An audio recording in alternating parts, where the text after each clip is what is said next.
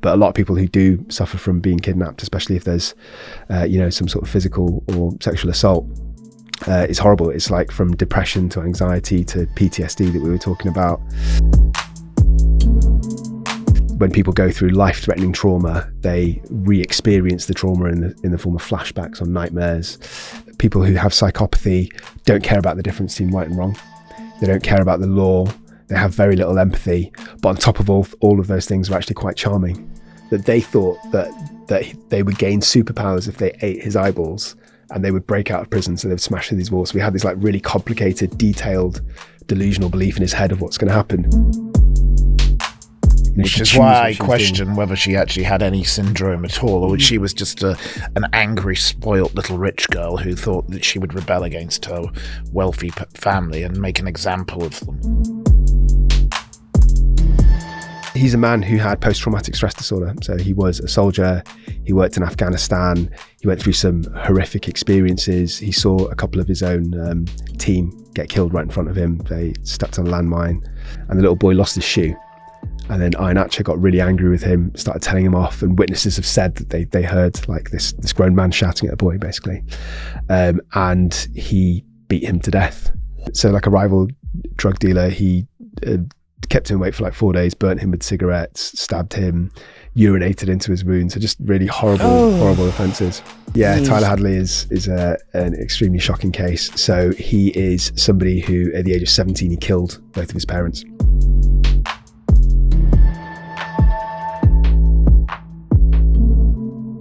So in the dining room, he attacked him, bashed his head repeatedly on the floor, and he said he was obviously stopped by the nurses and authorities. But he said, "If you hadn't have stopped me, I would have eaten his brain." That was his plan.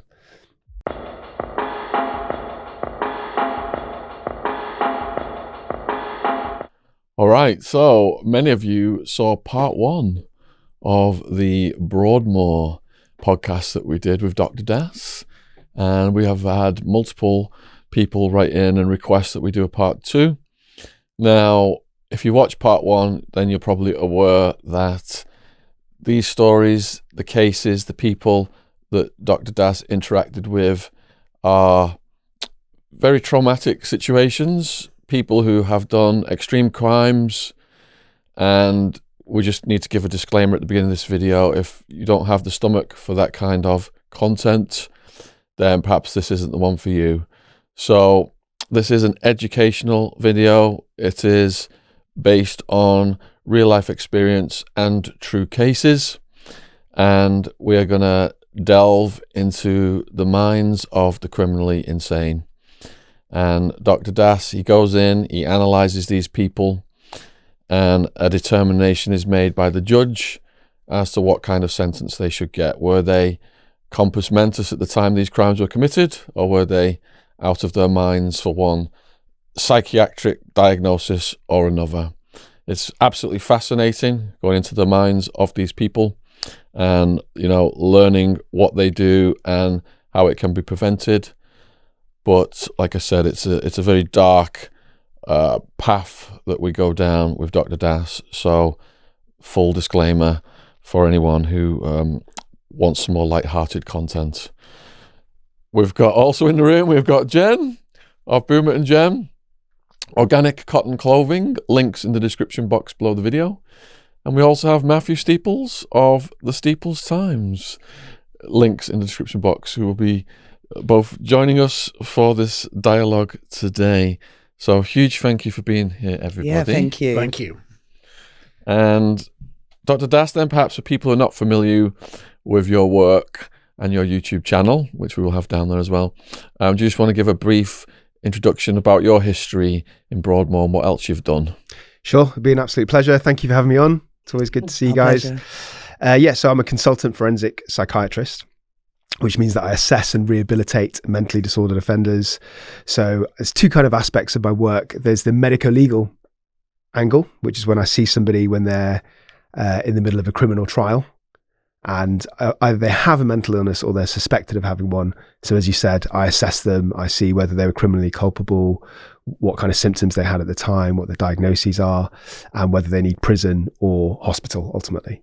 And then the second part is actually rehabilitating them. So once they go into hospital, then I work with these people and I try and make them as safe as possible over a long rehabilitation. It's often years to get them safe into the community, really. And then I've fairly recently, about a year ago, started a YouTube channel, A Psych for Sore Minds, where I discuss a lot of high profile cases which are out in the public domain, which are easier to talk about. And I also talk about my own cases, which obviously I have to anonymize. And I have to be a bit careful about what I say because of patient confidentiality. But I cover a whole range of topics related to criminality, diagnoses, etc. Yeah. So we will be changing the names of the cases that Dr. Das has handled himself. And the first one we're going to call Jake. Mr. Jake Gove, yeah. What happened with Jake? So Jake was quite an interesting case. He's a man who had post-traumatic stress disorder. So he was a soldier. He worked in Afghanistan. He went through some horrific experiences. He saw a couple of his own team get killed right in front of him. They stepped on a landmine, blew up, died in front of him. So he understandably was really freaked out by this. Develop full-blown PTSD. Just for your viewers, what that is when people go through life-threatening trauma, they re-experience the trauma in the form of flashbacks or nightmares. They have like problems with anxiety, and they have like depression, and they try and avoid those triggers wherever possible. So that was all what was happening for this man, Jake Gove. And then he unfortunately became an alcoholic. So I think he was self-medicating over the years.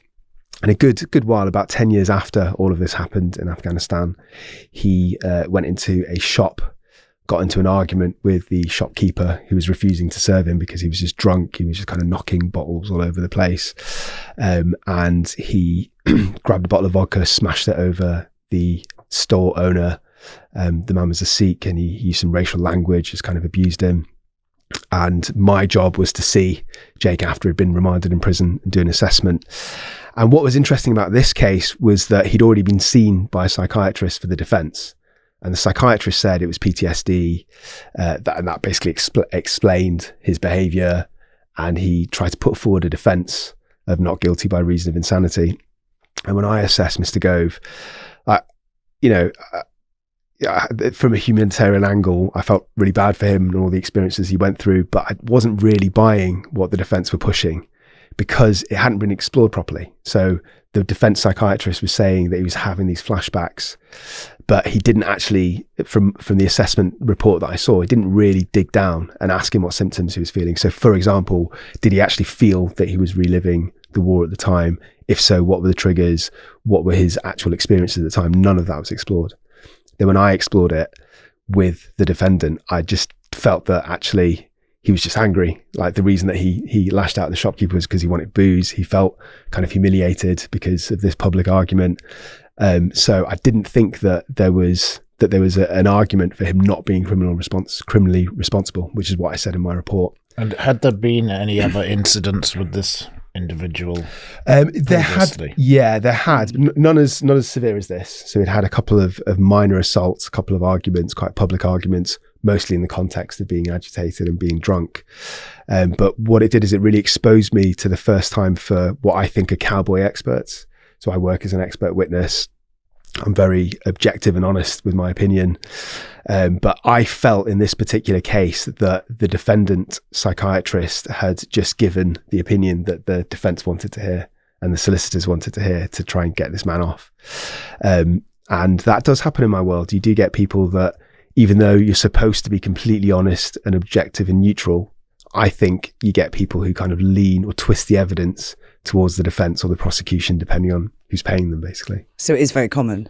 I wouldn't say it's very common, but it's common, even if it happens a few times, like once every, 5-10 cases, that's enough to kind of twist what is fair and what's justice for the victims. Yeah. Well, it's out of control in America, and it's so common there now, it's called testy lying. And if you look at big cases out there, you've got this expert for the defense, expert for the prosecution, both experts on the same thing, saying diametrically opposed conclusions. Yeah. So it's like pantomime. Yeah, it can be. And I suppose if you ask questions for the defendant in a certain way, you can potentially coach them, right? So you can say, instead of saying, what were your experiences at the time? You can say, were you suffering a flashback? Did it remind you of X, Y, Z? So it's actually not that hard to twist the evidence, but obviously it's completely dishonest. You got crime labs now in America. Prosecutor calls up and they say, what result do you want? Crime labs have been busted doing that in America. So DNA results. What DNA result do you want? If you pay more, you get the result you want. Money talks. Yes. Yeah, and there's an us versus them mentality. So the prosecutors, the crime lab, the state versus the criminal. Yeah. Oh dear. So honesty gets thrown out the window and I think sometimes these people, there's not enough evidence, and they've convinced themselves the person's guilty, so they think it's justified to fudge and get experts in. But often, years later, something comes out to prove that the person's completely innocent. Like, as we've seen, these people are getting off after decades, even on death row. It's staggering. I suppose what it boils down to is it's the defense's job to try and get the best outcome from their client. So their job is to try and get the client found either not guilty or to have mitigating circumstances. And it's the prosecution's job to do the opposite of that. But the expert, as I said before, should be neutral. So their job shouldn't be to sway justice. It should be just to tell the absolute truth. Yeah. But the truth is a grey kind of area. I think we've seen that before in the case of Jeremy Bamber with the various experts involved there. They've gradually been discredited over the years. What do you think about the Bamber case? I've got mixed feelings about this. When I first researched it, so I did a video on him, it seemed to me that there's quite a lot of evidence to suggest that he was guilty, and that he tried to set up his sister who had schizophrenia, and there were certainly aspects of the case, like for example her smoking cannabis recently and her not taking a medication, which would suggest that she could become symptomatic. But since then I've heard a whole other side of the argument, including some people that approached me at CrimeCon, and I'm sure you spoke to them as well. We interviewed them some time ago, and that case is currently with the Criminal Cases Review Commission, and there are still millions of pages of evidence that haven't been released. It's a very, very strange story, but I don't know whether he is innocent or guilty, but certainly that case was mishandled by the police authorities involved, and he definitely deserves a review of his situation. Do you two have any opinions on his potential innocence or guilt? I was definitely swayed by watching your interview because I was present, sat over there, wasn't I? Yes. And the interview with these. Well, there's just so much that doesn't make sense. It doesn't make sense, and the burying of evidence. You can't be in two places at the same time, and if somebody was inside that building, moving around, and he was standing outside with the police, then he cannot have been the killer. Yeah. So what the police are selling, I ain't buying. Yeah, the police conclusion was that he hadn't done it. The sister had done it, and then they destroyed everything, so there was no evidence. And then when the women went against him, who had this vested interest of inheriting all of his property, and his girlfriend who got 10,000 from the News of the World, and don't forget contingent on him being found guilty. And don't forget the police officer who ended up working as a security guard for the people who eventually inherited. It's an absolute shambles, isn't it? Most definitely. And the other police officer who happened to fall off a ladder before the trial and was dead. This is the thing, when there's no physical evidence, because in this case there was already a conclusion the physical evidence was destroyed. When there's no physical evidence, it then just becomes completely subjective, doesn't it? And the government always has the most money to put on the best theatre show, versus in America, you see it's mostly poor people, that get arrested for so going back to the case you mentioned, what was the outcome for Jake? So he off the back of my evidence, he got a community order as opposed to a prison sentence. So he had to address his alcohol problems. So he had to go to rehab. He had to meet with a mental health professional on a regular basis. But it's like a contract. So if he broke any of those things, then he would end up in prison. But the last I heard, which is a good few years ago, he was sticking to his order. So he did just about dodge prison. Yeah, that's good. Yeah. And what about the victim in this? Did he recover from his injuries? Yeah. I think he needed some stitches at hospital, and I'm sure the whole incident must have been quite traumatic for him for the future. But there was no long-standing damage that I'm aware of. Did you see all the stitches on Decker Heggy's head? Oh, from the fight the other night? Yeah. That was a bit of a bloodbath, wasn't it? Have you seen it? I saw the footage this morning. Did you see it? Yeah. No. One of our podcast guests had a bare knuckle fight with another guy. Oh gosh. Yeah. And they sledgehammered the hell out of each other. Both of their faces are just they've both got black eyes and stitches, and but they shook hands at the end of it, and they both put on a good show. Did they have some sort of beef before then? Yeah, there was a lot of beef before then. This has squashed it now, hopefully. Good way to squash it. Yeah. All right, so Jake's behaving himself. Victim has recovered. It looks like a good conclusion to that then. Yeah, I think so. Yeah. I think it's more just. I think had the CPS, that's who instructed me, had they not asked for my report, I think the judge would have just taken what the first psychiatrist said at face value, and I don't think that would have been justice for the victim. Yeah. And possibly even as importantly, Jake wouldn't have got rehabilitation. He wouldn't have got into the system. But it's a terrible thing, the situation with military people who what they suffer with. My friend, a lady called Alexa Jago, she made a film called Kajaki about a situation in Afghanistan where some British soldiers went into a valley and it was full of landmines and they were all blown up. And I met many of these people. The King of Jordan funded the film and she won a BAFTA for it. And their mental health is it can be utterly awful, the nightmares that these people suffer as a result. Yeah.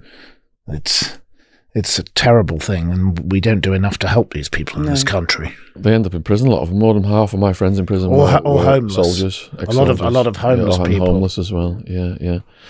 So, what is the story with Cleo Smith? So Cleo Smith, you viewers might know, she was the 4-year-old girl who was abducted quite recently. It was on the 16th of October. She was taken from a campsite in Western Australia. And she was taken for about 18 days altogether, and she was found, thankfully, unharmed. So I researched this a bit because I made a video on my channel, and what interests me, there's two aspects. First of all, the psychological consequences of being kidnapped. So I think for her, because she was so young, and because as far as we know, she wasn't mistreated, touch wood, it's not going to be too permanent or too serious. But a lot of people who do suffer from being kidnapped, especially if there's some sort of physical or sexual assault, it's horrible. It's like from depression to anxiety to PTSD that we were talking about. They often become quite withdrawn. They stop socializing, lack energy, and it takes months, if not years, for people to recover.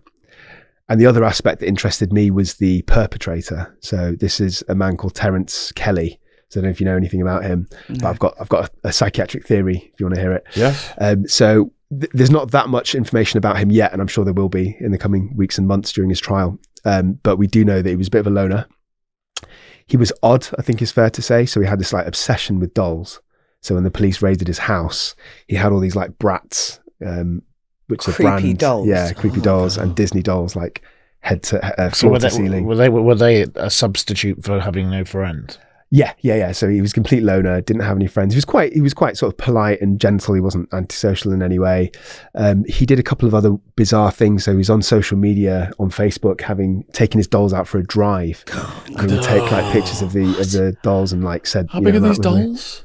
Bratz dolls, they're quite... Okay. Yeah. So my theory is this. I think that he's probably got undiagnosed schizoid personality disorder. So this is quite a rare diagnosis. Not that many people have it. And it's even rarer in the people I assess in the offender population because it generally doesn't lead to violence. And schizoid personality disorder is when somebody is completely disconnected from society. So they don't have friends. They don't care about other people's criticism or praise. So that they don't really want to be part of society. They tend to have this like internalized fantasy world. So I think he's probably got this fantasy world with these dolls where they're, live people and his friends. They lack kind of humor or drive. So all of these things from what I know describe Terence Kelly. And you have to wonder what his motivations were for taking this young girl, Cleo. And obviously for the majority of people that would take a child, it would be related to, sexual desires or to a lust for violence. But as far as we're aware, she was unharmed. And he had her for 18 days. So you'd think that if he was going to do something, he would have done it within that time. So I think my theory is that she was part of his fantasy world. So he saw her like a living doll that he could kind of own for own indefinitely, but luckily the authorities kind of intervened. Could you just repeat what your diagnosis on him was? A schizoid what? Schizoid personality disorder, yeah. So that's different from schizophrenia? Yeah. So it's a common misconception because they sound so similar. So schizophrenia is a tendency to become psychotic. Periods of psychosis is when you're outside of reality. So typically hearing voices or suffering like paranoid delusions where you think people are after you or trying to kill you. So that is a mental illness, whereas schizoid personality disorder is a personality disorder. So that's a character flaw that's permanent. It's always there. I see. So permanent character flaw. We would say there is no cure for him. There isn't really a cure for schizoid personality disorder. You can decrease some of the features over time with therapy, but you can do that with any personality disorder. But one of the problems with schizoid personality disorder is the sufferers, by definition, are very sort of withdrawn and isolated, and they don't like human contact. So that makes it really hard to get them to engage in therapy. So growing up, was he an only child? Did he? So he, from what I know, his mother was a drug addict, and she abandoned him at the age of 2. And then he was brought up, he's Aborigine, and he was brought up by another Aborigine lady who herself used to be a drug addict, but then she reformed and she started giving back to the community by fostering kids. So he definitely had a tough time with things growing up, absolutely. Common theme. Yeah. So for the kid then, in this case, what kind of therapy or help would she be given after a traumatic experience like that? That's a good question. I suppose the problem is when a child's so young, it's really hard to give them therapy, because they don't just have the psychological maturity to sit down and talk about their feelings and emotions. So I think it would have to be through play therapy. Well, the first thing you have to do is figure out whether she's permanently damaged or not. And I think arguably it might not be as bad as other kidnapped victims because, as far as you know, she wasn't mistreated, and it was a relatively short period of time. 18 days. I mean, it's a long time, but it's not weeks or months or years like some other victims. So the first thing, if I was in charge of her care, would be to observe her for several months to see if she's acting out, if she's becoming socially withdrawn. And then I suppose you just have to talk through with her what happened using play therapy. Yeah. And did she try to escape or anything? Or was there how did this end? I think it ended so that the police had a really big investigation, and they took lots of information from lots of different sources. I think they've been quite closed about it, actually. There's been newspaper articles that said that the police didn't want to disclose how they found her. That might change in the weeks leading up to the trial. But she was found in this man, Terence Kelly's house, which was good sort of 50 miles away. I think because the neighbours heard crying, or not crying, they heard like the laugh of a child or just noises from a child, knowing that he didn't have any kids. And it's quite a small, tight-knit community, so everyone knew each other. So I think that was one of the reasons. Who have we got next? So, you asshole. Sorry, timestamp. You've done that one on purpose because the name. So, how do I pronounce his surname? Marvin in Hinshan. Sorry? Marvin Iannacho? Is that what you mean? Iannacho, thank you. I knew why you did that. I would have just said the first name. Oh, yeah, I'm sorry.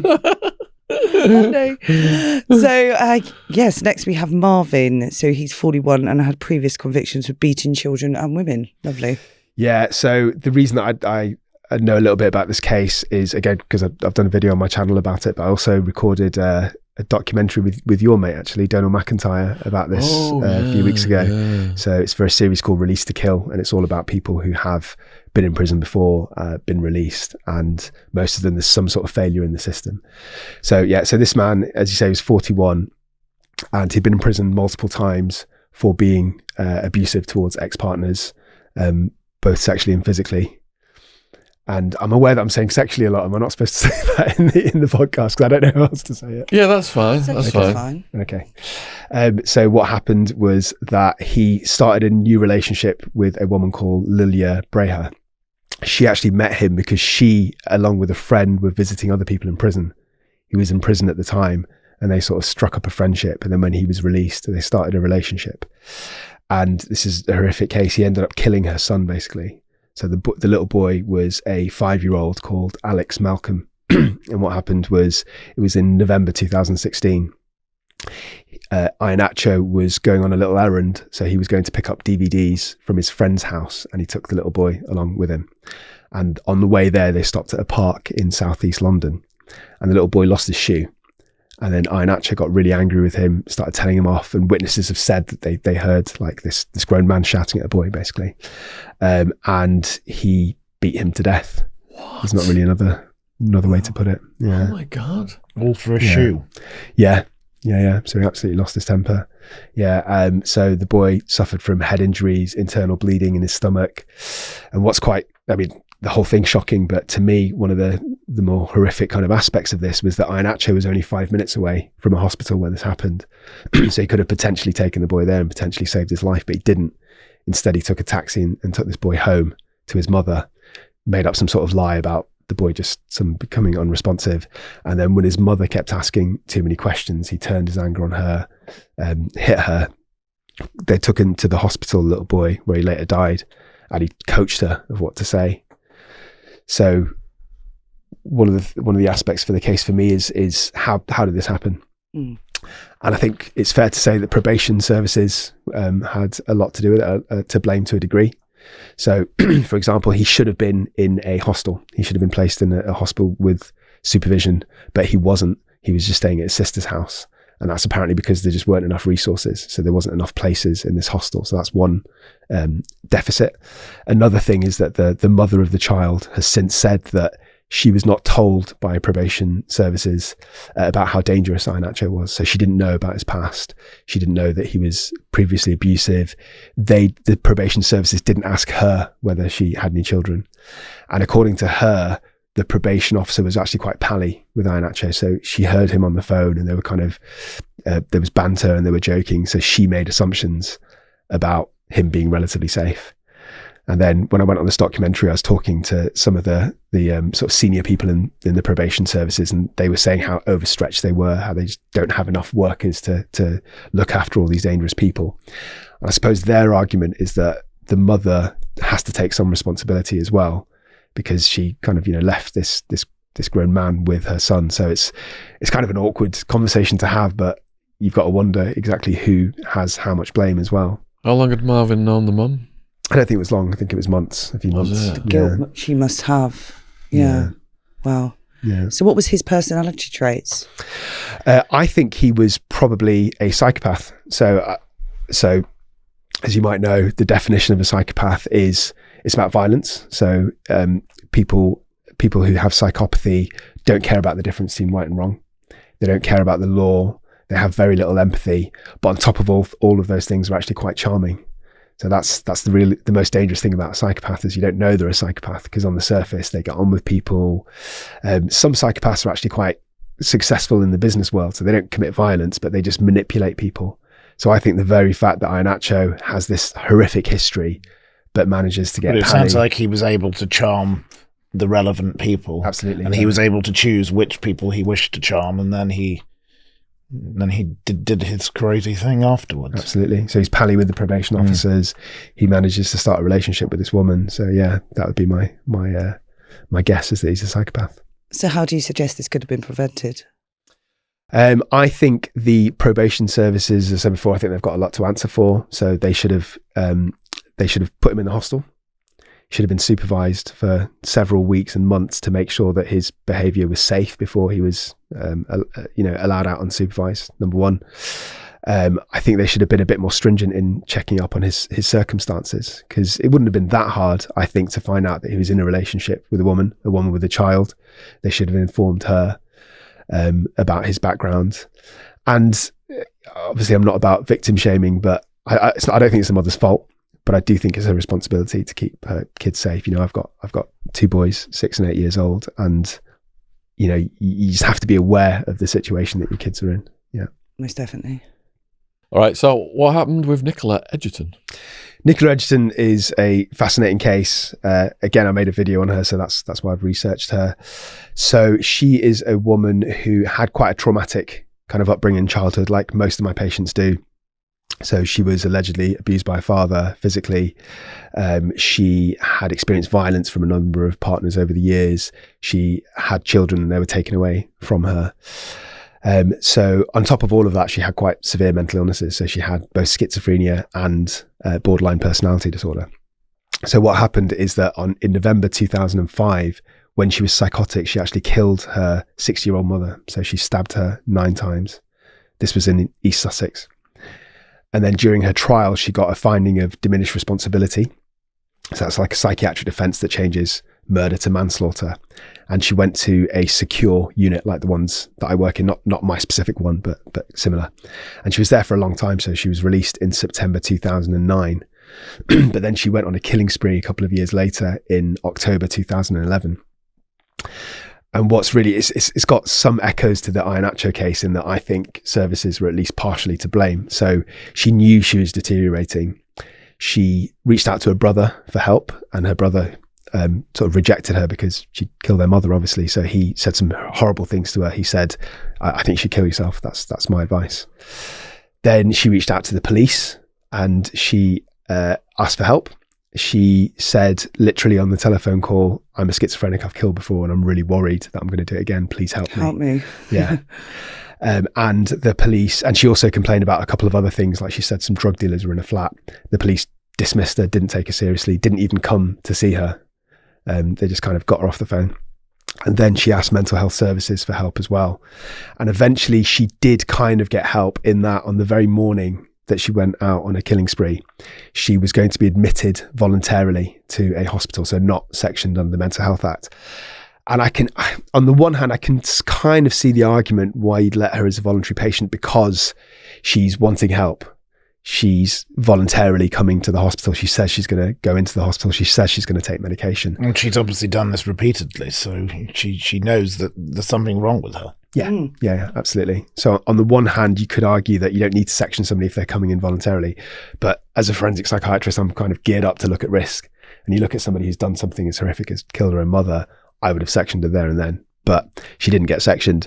And while they were waiting to do all the paperwork and changing the staff shift in the morning, she just left. So she walked out of the unit. So had she been sectioned, she would have been kept in a locked room until the transfer was possible. But because she was voluntary, she could just literally walk out. Took 2 buses, went to Bexley Heath, and then I think she bought one knife from Asda, randomly stabbed a complete stranger, was on a charge for attempted murder for that. And then she almost decapitated this woman in her 50s, just a random stranger on the streets. Holy shit. Yeah. So there was 2 people? Yeah. They were completely unconnected. Completely unconnected, yeah, just random strangers. So so it was attempted murder, and the second one was a murder charge, yeah. And the thing from my perspective, I'm always kind of thinking about it with my expert witness hat on, is that she was clearly suffering from psychosis at the time. So she was hearing voices.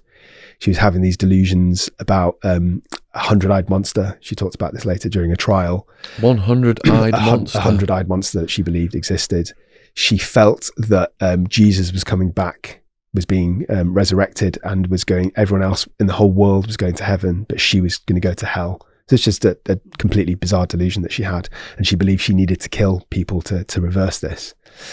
And to me, I see people that, fake or exaggerate mental illness, but that doesn't strike me this doesn't strike me to be false at all, because she was saying these things for weeks and she was asking for help.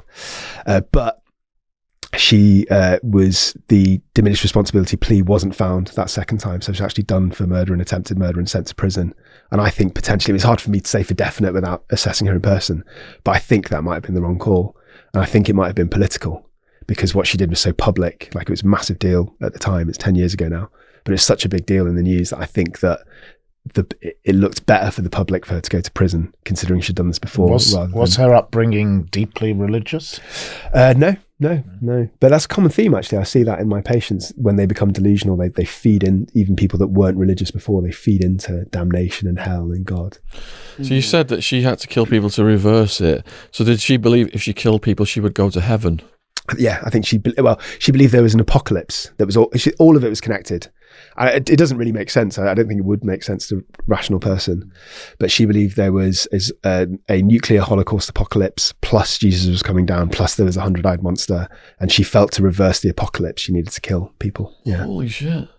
This is intense. Yeah. But at the same time, she was prepared to make a call for help. Yeah, well, I think she had these beliefs were building up over a space of weeks, and she didn't want to act on them. So she really wanted help. I have a friend who who he was sectioned a couple of years ago, and he eventually stole a car, a Range Rover, and drove it down the motorway, and that was his way of saying, please come and get me. Right. What, the wrong way or something? No, he just stole the car. Oh. And off he went down the motorway, and he said, I had to do that because no one would listen to me. And I think that sounds, this is a more extreme version of the same thing. So what's in store for her the rest of her life? So she was sentenced to prison. Let me just find the actual details around. So yeah, so she had she was sentenced for a life sentence with a minimum tariff of 37 years. Minimum of 37 before she can get like a parole application in. Exactly. Yeah. And how old was she when she went in? I believe she was. I'm not exactly sure, to be honest, Sean. I think she was maybe in the mid-30s, something like that. Okay. Yeah. So the judge, even though she was diagnosed with schizophrenia, the judge felt that it wasn't her schizophrenia that drove her actions. It was her personality disorder, because she also had borderline personality disorder.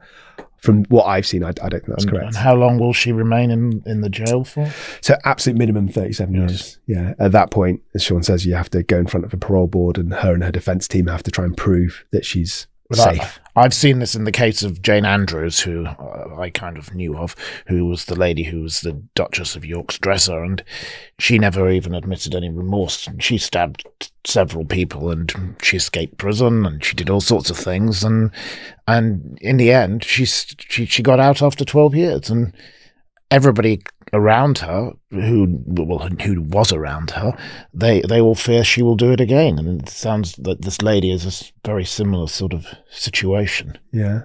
What's interesting is in part one, you describe some crimes so heinous that some people will say these people should never be freed again. Yeah. But because they were temporarily under whatever diagnosis, they got out. But then this person, it's clear she was in the throes of some madness. But now she's never going to get out because her crimes are so heinous. Mm. So is that because some people, like, the condition is such that it's not going to come back, but hers is reoccurring, so she's always going to be a threat to the public? Is that how the differentiation is made? Well, so the first differentiation is whether they go to prison or hospital, and that's such a big decision on the outcome of the cases. So if she goes to hospital, if she went to hospital, then at least theoretically she could have been treated, and she could have been taken to a place where she was safe. And presumably that would have happened the first time round. So she was, after killing her mother in 2005, she was released about 4 years later. So that's roughly about the expected time frame for something like this, for a psychosis as serious as this.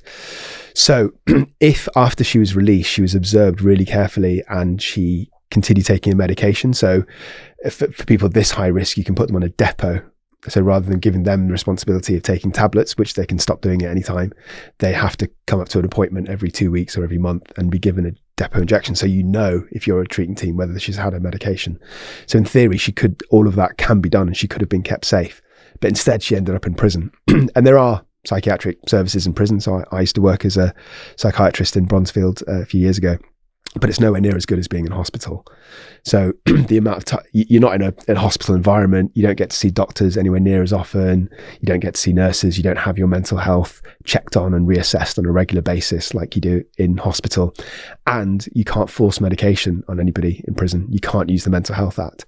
So if she doesn't have insight and she doesn't want to take the medication, then there's no way of forcing her. So she could theoretically spend the entire sentence being completely floridly psychotic. Do you think she's classified as so dangerous she would be in a cell on her own and not allowed other inmates?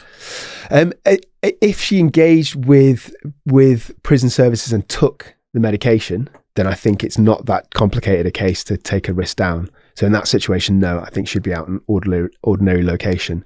But if she refused to take her medication, and if these delusions persisted, and if she voiced them, so I think she's quite unique in that she's being very open and honest, saying, I've got these thoughts, somebody help me. If she did that, then absolutely she'd be too dangerous to be out in ordinary location. I'd be fascinated to know how her behaviour's been in prison since this. Yeah, I don't know, I'm afraid. I think there's been very little kind of said about her in recent years.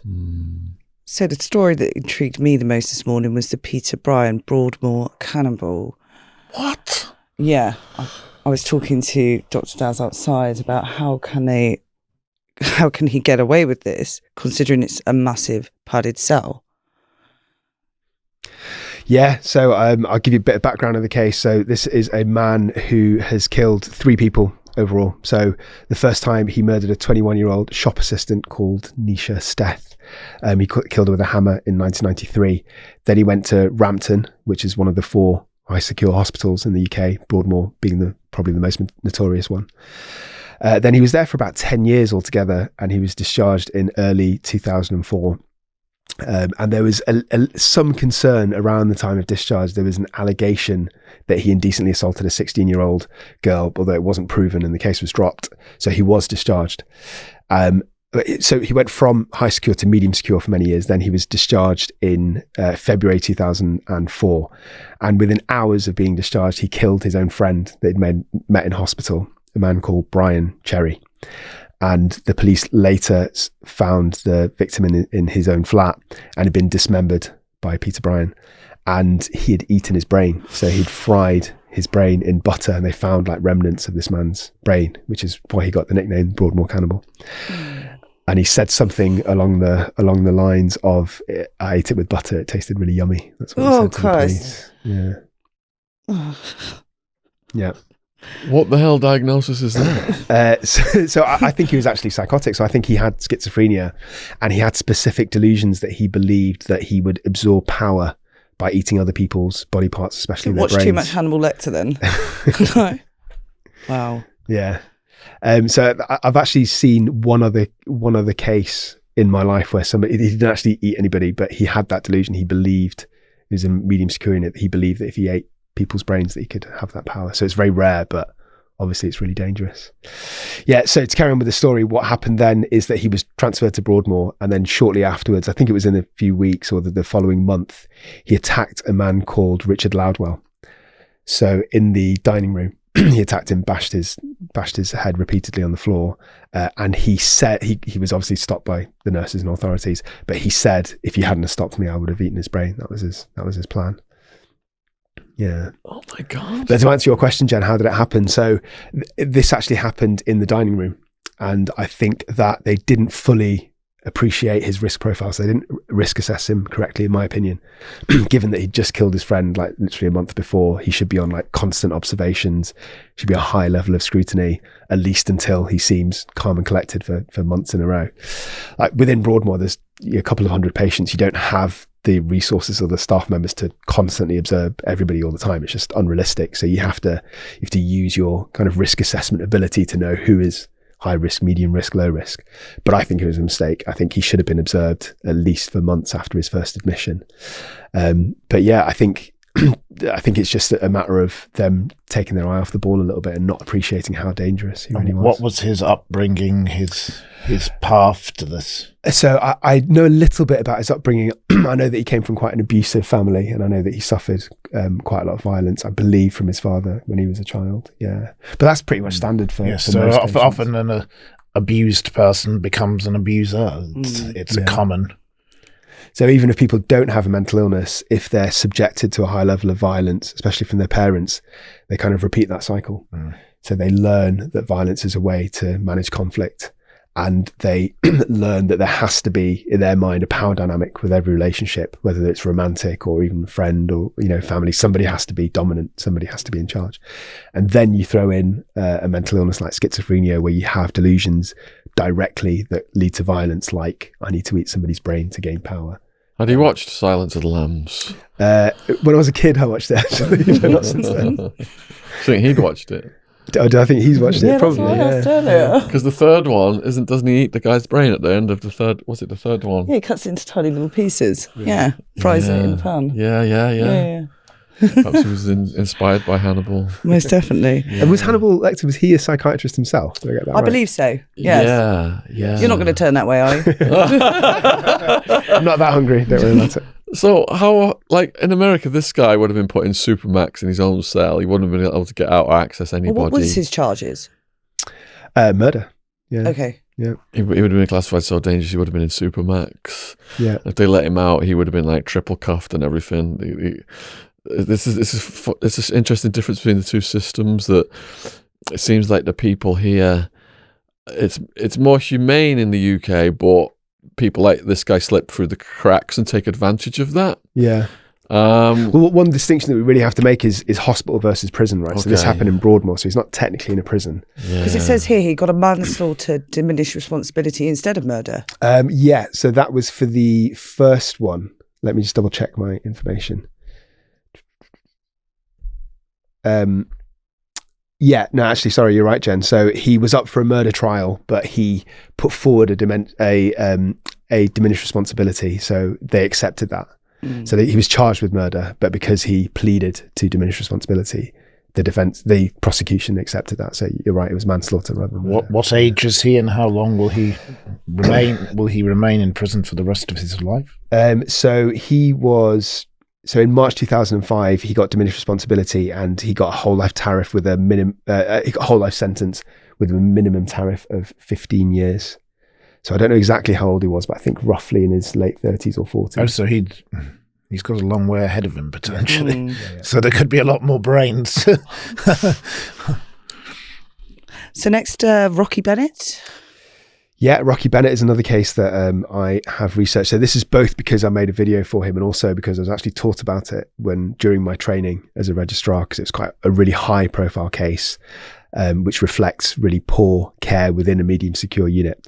So Rocky Bennett is a man who was of Jamaican origin, and he had a long history of violence and offending. He had previously assaulted patients and nurses on various secure units. So he's a dangerous man. And what had happened is that during one of his admissions, it was in October 1998, he had an argument with one of the other patients. So he was a black man in a almost exclusively white secure unit, and he was the victim of some racial abuse from some of the other patients. And he had an argument with a white man over using the phone, and this white man used racial language against him. They got into a bit of a scuffle. Both men hit each other, but Rocky was punished, even though the other man started the problem and the argument. He was punished, and he was moved ward. He was moved to another ward, and he quite reasonably felt this was completely unjust because he hadn't started the fight. And he went to another ward, and then he punched another nurse, and then he was restrained and he was put on the floor. But it was a really prolonged restraint. So the nurses, I think because he was, quite a dangerous big man, lots of nurses sort of piled on him and kept him down on the floor in a prone position. On top of all that, it was found out later that he'd been given a much higher dose than is usual of medication to calm him down, like a sedative, which might have affected his breathing. And basically he died during this restraint. So the restraint went for over an hour. And I think they didn't even know that he was dead for some of that time. So they were still lying on top of him, minutes after he'd died, several minutes afterwards. And they didn't even realize until they suddenly realized he wasn't moving. Like the Floyd case. Yeah, absolutely. And then it gets even darker because I think the hospital tried to cover it up to a degree. So after this had happened, they didn't phone his family that evening. They waited till the following morning. There's absolutely no reason to do that. You should obviously inform next of kin immediately. And they initially said that he died from a breathing problem. So they didn't tell the family the context, but that only lasted for a short period of time. I think probably it was the decisions of the people that were there on shift as opposed to, the hospital. But yeah, so there was an inquest into his death, and it uncovered institutionalized racism within the mental health system. So for example, Rocky had asked the managers on a few occasions in the past that he wanted his kind of cultural, his cultural context to be taken into account. He tried to arrange like Jamaican themed kind of events, but he was just kind of dismissed by the hospital managers, so nobody took him seriously. And then this led to an inquiry about the racial injustices in the mental health system in general. And it kind of revealed that black men in particular were at much higher risk of being brought into the mental health system via the police or via the criminal justice system. So during court trials, as opposed to, through A&E or through GPs like most people are. And also they're much more likely to be medicated rather than given psychological therapy. I think the problem with that is it causes deep distrust, I think, in some ethnic communities. So a lot of patients that I see they have this fear of the mental health system and of psychiatrists because they don't see it as going for help. They see it as, if we tell them that there's something wrong with me, then they're going to section me and they're going to medicate me and lock me up. One flew over the cuckoo's nest. Yeah. There you go. Tyler Hadley? Yeah, this is quite a story, this Oh one. dear. Killed both of his parents. Yeah. Tyler Hadley is an extremely shocking case. So he is somebody who, at the age of 17, he killed both of his parents. And he had a house party. So this is all in. It's mad. Yeah. So this was in a city called Port St. Lucie, which is in Florida. So he killed both of his parents, and then he threw a house party with his parents' dead body in the house. And he wasn't actually that popular at school, and he invited. Surprise! No, before all of this, yeah. So he invited loads of people to his party, and his house kind of got trashed. Lots of older kids came to the party, trashed his house. He didn't seem to care at all. And nobody found the bodies. They did eventually. This is where we're going. Yeah. So he didn't seem to care about his house being trashed, which everyone thought was a bit odd. He told everyone his parents were away for the weekend. And then his one room was locked, his parents' bedroom, and his best friend was at the party. And he told his best friend, the party gone on all night, in the early hours of the next morning. He took his best friend to the side and told him what he'd done. The best friend didn't believe him. So he showed him some blood stains in the garage. Best friend still didn't believe him. And then he took him to his parents' bedroom, unlocked the door, and the two dead bodies were there. Yeah. Imagine being the friend. Yeah, well, the friend told the police. Yes, the friend. How had he killed them? So he told his friend in detail what he did, and what he did was he beat them to death with a hammer, but it was quite pre-planned. So he'd actually hidden their phones so that they couldn't ask for help. Then he told his friend that he stood behind his mother while she was at the family computer. He beat her repeatedly with a hammer, and then his father, who was asleep at the time, this is in the afternoon, his father, who's asleep, came over, heard the commotion, and then he sort of turned on his father as well. But the reason that I sort of researched this case and made a video about it was because I think there's a lot about Tyler's background and the way he was treated by his parents that it doesn't excuse his behavior in any ways, but it kind of explains it. So I'll break it down for you. So his mother had depression, and he apparently started showing symptoms of depression at the age of 6. And I would argue that you can't really be depressed when you're that young. You can certainly have moods, and I've got kids, and they can be moody and they can be sad, but I don't think you can be clinically depressed because your personality and your presentation hasn't matured yet. But he was put on antidepressants by the time he was 10. Wow. So he was on Lexapro, which is escitalopram, an antidepressant, when he was 10. By the time he was 15 or 16, he'd already changed antidepressants another 2 times. He was on 3 different antidepressants. This is the problem of America. They get you onto these things, and then you're addicted to them. And he was also, if I remember from what I read about him, he wasn't liked very much by other children. Yeah. So he's already an outcast, already an outsider. Bit of a loner, given 3 antidepressants. And then on top of that, he was given, he had a thyroid problem. So I think that's actually reasonable to give him medication for that. But on top of that, he was given an antihistamine for anxiety. He was short for his age. And as you say, he was kind of bullied. And his mother's solution to that was for him to inject growth hormone. What? So yeah, to make himself taller. And he also had bulimia. So my theory is that even though his parents potentially had his best interests at heart, I think they medicalized him from a young age, and they inadvertently gave him a message, which is, you are defective, you are different, there's something wrong with you. So I think he carried this for most of his life, and he started becoming sort of separate from his parents, started arguing with them a lot. He'd had an argument with his mum shortly before because she banned him from his phone for whatever reason. So I think it's all about a massive inferiority complex, feeling medicalized, feeling marginalized, being bullied at school, having an older brother who was good looking, athletic, who was really popular at school. So all of these things, I think, in combination, again, don't explain his actions. Well, they don't excuse his actions, but they certainly explain it to a degree. Well, sport child syndrome. Is that a real syndrome? No, I don't think so. But we can make it one. We can call it. Yeah, make it work. Do you know anything more about his older brother and his his relationship with him, or what happened? Where was he when this went down? I do know. I think his older brother was at university at the time, and I think his older brother was completely away. shocked. Yeah, he was away, but his older brother was completely shocked. Had no idea, had no inkling that his younger brother Tyler would do anything like this. Yeah. Wow. And was he on his meds when he committed these crimes? So he'd actually taken 3 ecstasy tablets before he did it. Ecstasy. Yeah. And he would have been drinking at this party as well, I assume. Yeah. So the he's got combination of everything. cocktail of things. But it is, as you'll know from being an ecstasy kingpin once yourself, ecstasy doesn't cause you to be aggressive or violent, right? No, it's lovey-dovey, isn't it? Yeah, exactly. Perhaps it was something that had something else in it that wasn't ecstasy that might have triggered him. Yeah, or maybe it was interacting with his other multiple medications. Yeah. So many things in like his the worst system. party. Growth hormone, triple meds and pills. Yeah, anything. That's so sad, isn't it? Yeah. So all those kids then, was he like bullied or anything? Was he? Yeah, I think he was bullied when he was younger, but I also think he was kind of desperate to be popular. So there were reports of him just being sort of really silly and crazy at school. And I think there's a fine line between kids laughing with you and laughing at you. Yes. And I think kids were probably more laughing at him, but he wanted them to laugh with him. And even the party itself, like he invited as many people as he could on Facebook. His house got trashed. It's kind of, to me, it reeks of desperation of wanting to be liked. Was he tried as an adult? Yeah. What did he get? He got a life sentence as well without.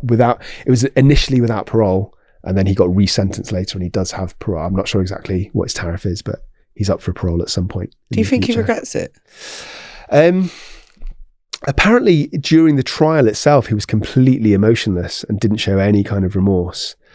But that was a long time ago. This is 10 years ago, so I'm sure he's had time to reflect upon it now. So he must do to a degree now. Yeah. Mm. So I found the Stockholm Syndrome quite interesting. Yeah. That I read this morning.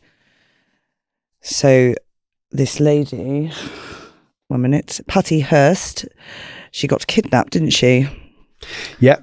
So once again, another case that a very high profile case, and a lady I've actually had dinner with. Oh, really? Yes, an interesting character. Patty Hearst. Yes, I had dinner with her in San Francisco when a film was made about her, and she ended up marrying her bodyguard. What year was this? This would have been probably around about 2006. The film Bodyguard isn't based on it, is it? not her specifically, but everybody, yes, the Hearsts are a very interesting family because there's Hearst Castle, and you look at the megalomaniacs of that family. And where's the Hearst Castle at? That's just near San Francisco. Oh, okay. Wow. And how did you find her then? What was she like? I think that she is somebody who doesn't take responsibilities for what she actually did. The story is, you probably can tell more of the rationale behind her, but this was a woman who was from a very, very wealthy family. They were billionaires. They owned a media giant. They still do. And she was at university, and she wanted to get attention for herself, so she got involved with these people, the Symbionese Liberation Army. It's a left-wing urban guerrilla group. She got involved with people like this, which were quite the antithesis of her wealthy family, and they allegedly kidnapped her. Whether she was kidnapped or not is debatable. And at the beginning, they made videos, and there weren't televised cases of this type at this time. This was the very first real one of that standing, and the first videos was "Mummy, Daddy, please help me, come and get me. You'll have to do what they want." Did she ask for a ransom? They asked for something like 200 million or something. It was something. It was a crazy sum, and then they demanded that they feed all the homeless of California. There were all sorts of crazy demands that were, the things that would not be able to be done. And then it became, "Mummy, Daddy, I hate you, and I'm changing my name to whatever Tanya." And then they went. These people. They got her more and more involved, and then they ended up robbing banks. And she shot at people, and people died, and I think one person died. And eventually, she's convicted, and then ultimately she's pardoned by Bill Clinton in the end. She even defended her captors during their criminal trial. Yes. Yeah. And those the Liberation Army, who were they? They were a left-wing pressure group. They were, sort of the typical sort of, it was the hippie days of What was California. the first word of the liberation group? Symbionese. So what does that mean? I'm not sure what I don't know what their meaning was, but they were far left, and they were, sort of communist. I don't know what other views they had, but the parents ultimately ignored the police, and they did try and feed all the homeless people, and there were riots, and it all became completely crazy, this story. But in the end, the justice authorities didn't do much to her. They took it out on these other people, and they all got very harsh sentences, and she didn't. Can we Google Symbionese Liberation Army and see what that means? So can I ask you, Matthew, do you think this is like Stockholm Syndrome, or do you think she identified with them? I think that she wanted to make a protest against her very wealthy family, and that was the excuse. But she is the most famous person in that syndrome. Yeah. She is the poster child, I would say. But what would you say of whether she had that or not? Yeah. I, as someone who has met her, would say this is a lady who was very spoilt, and she just didn't get what she wanted, so she sort of thought she would annoy her family by doing something completely the opposite of their way of life. Well, I generally thought she had Stockholm Syndrome, but I don't have the inside story. I've never met her. So Shall we read it? Oh, you could go ahead. Got it in your hand. Symbionese Liberation Army. The United Federated Forces of the Symbionese Liberation Army was an American left-wing organisation active between 1973 to 75 that considered itself a vanguard army. What's a vanguard army? You can click on it. Hold on. In the context of the Could be on theory of Wiki all day. Leninist revolutionary struggle, Yes, it is. vanguardism involves a strategy whereby the most class-conscious and politically advanced sections of the proletariat or working class, described as the revolutionary vanguard, form organizations in order to draw large sections of the working class towards revolutionary politics and serve as manifestations of proletarian political power opposed to the bourgeois. I would say that they were more. I would say that they were more like a cult. Do you want to read it? They were a cult who sucked in people like her, because people like her were useful to them, because she was a high-profile person and she got them the media attention they wanted. The SLA. If they recruited just an ordinary middle class or working class student, they wouldn't have got the press attention they got. But by having her and her antics, where she frankly committed some terrible crimes. She robbed banks, she terrorized people, and people died. And just because of who she was, she ended up with a pardon. So what was she like at dinner? What did you have? I was fascinated that she'd married her bodyguard, it was a film. There was a film which had been shown earlier in the evening, which was about her life, and I can't remember the title of it, but I shall send you the link later. And Most definitely. yes, So had she seen this film? she was that watching day? I was watching the film because the person I worked for at the time funded a film festival, which is the oldest film festival in America. It's over 30 days, and it's 300 independent films, and many big films that have started out. People like Eli Roth, who makes a lot of the horror films. That was one of the first places he showed his film. In fact, he was at that screening, I think. No, this lady was, she's an arrogant person.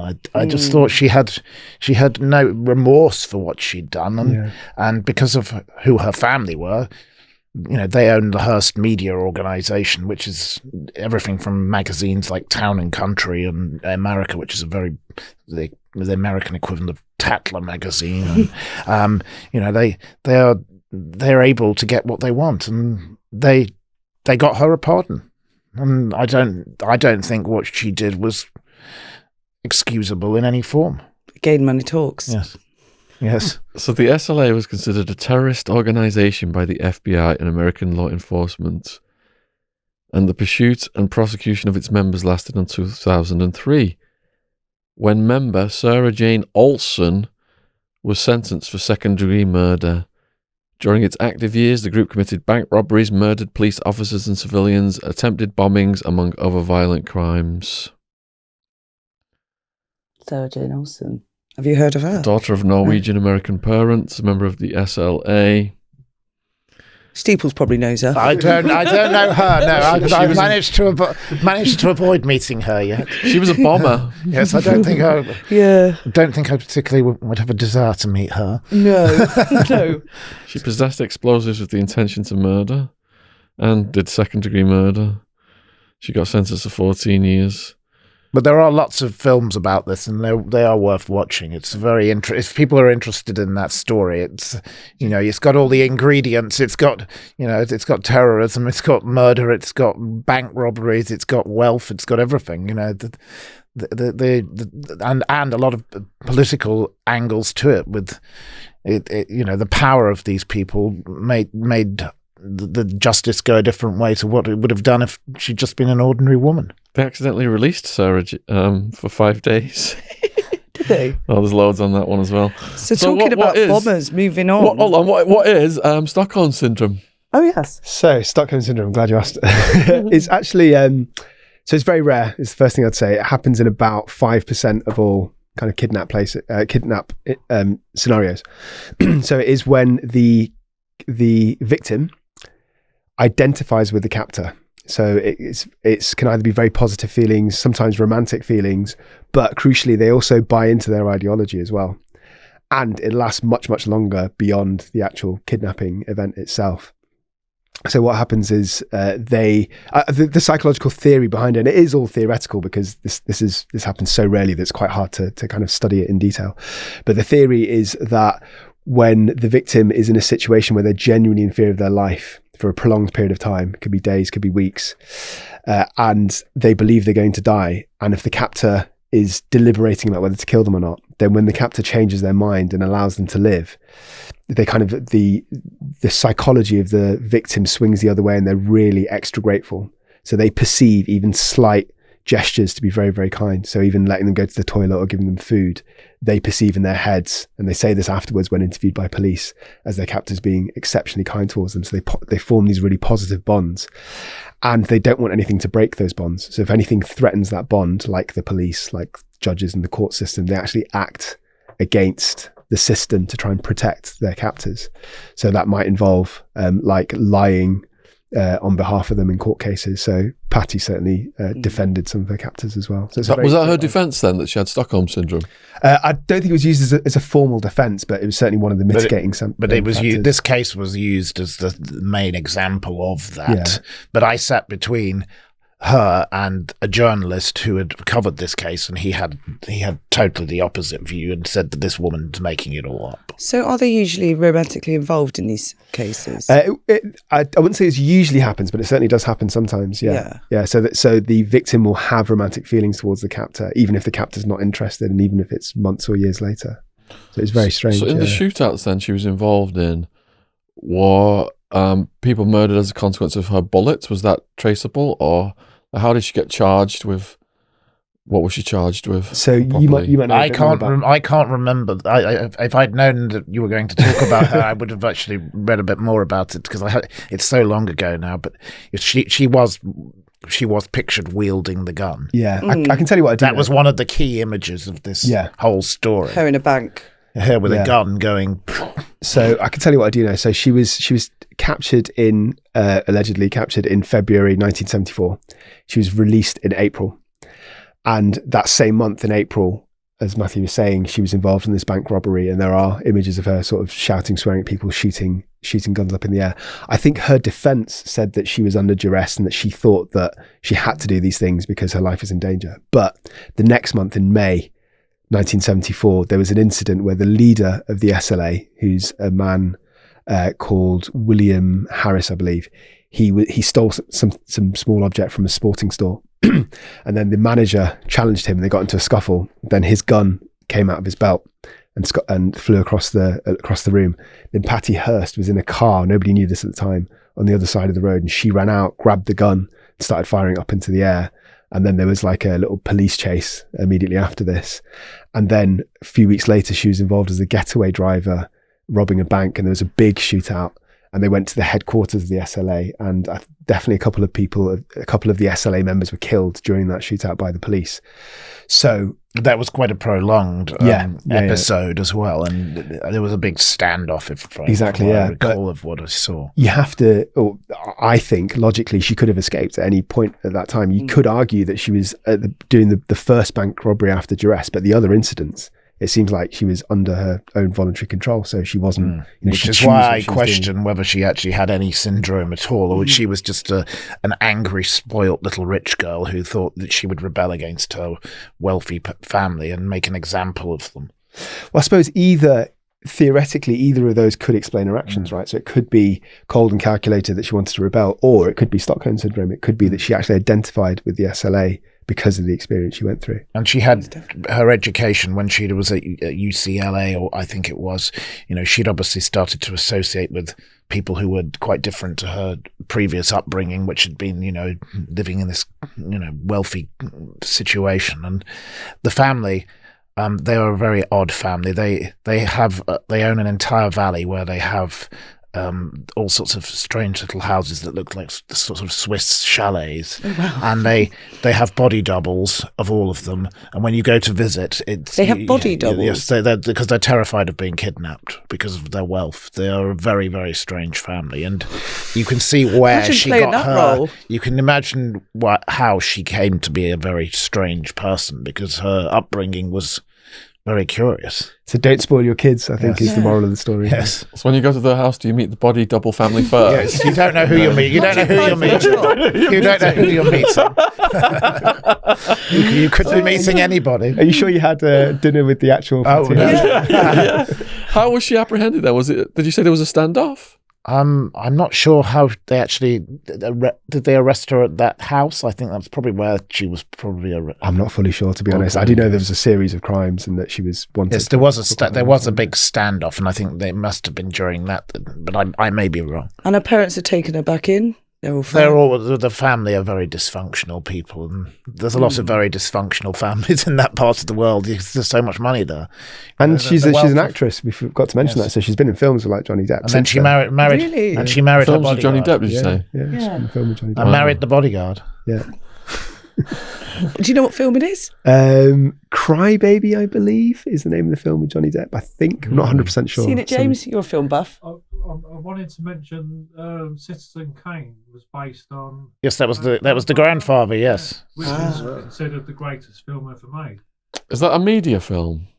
About newspapers, is it? Orson Welles is about a megalomaniac, and it's based upon that family. Is he running like a newspaper or something? Yes, he's a newspaper. They're newspaper tycoons. They're an American equivalent of the Murdochs, basically.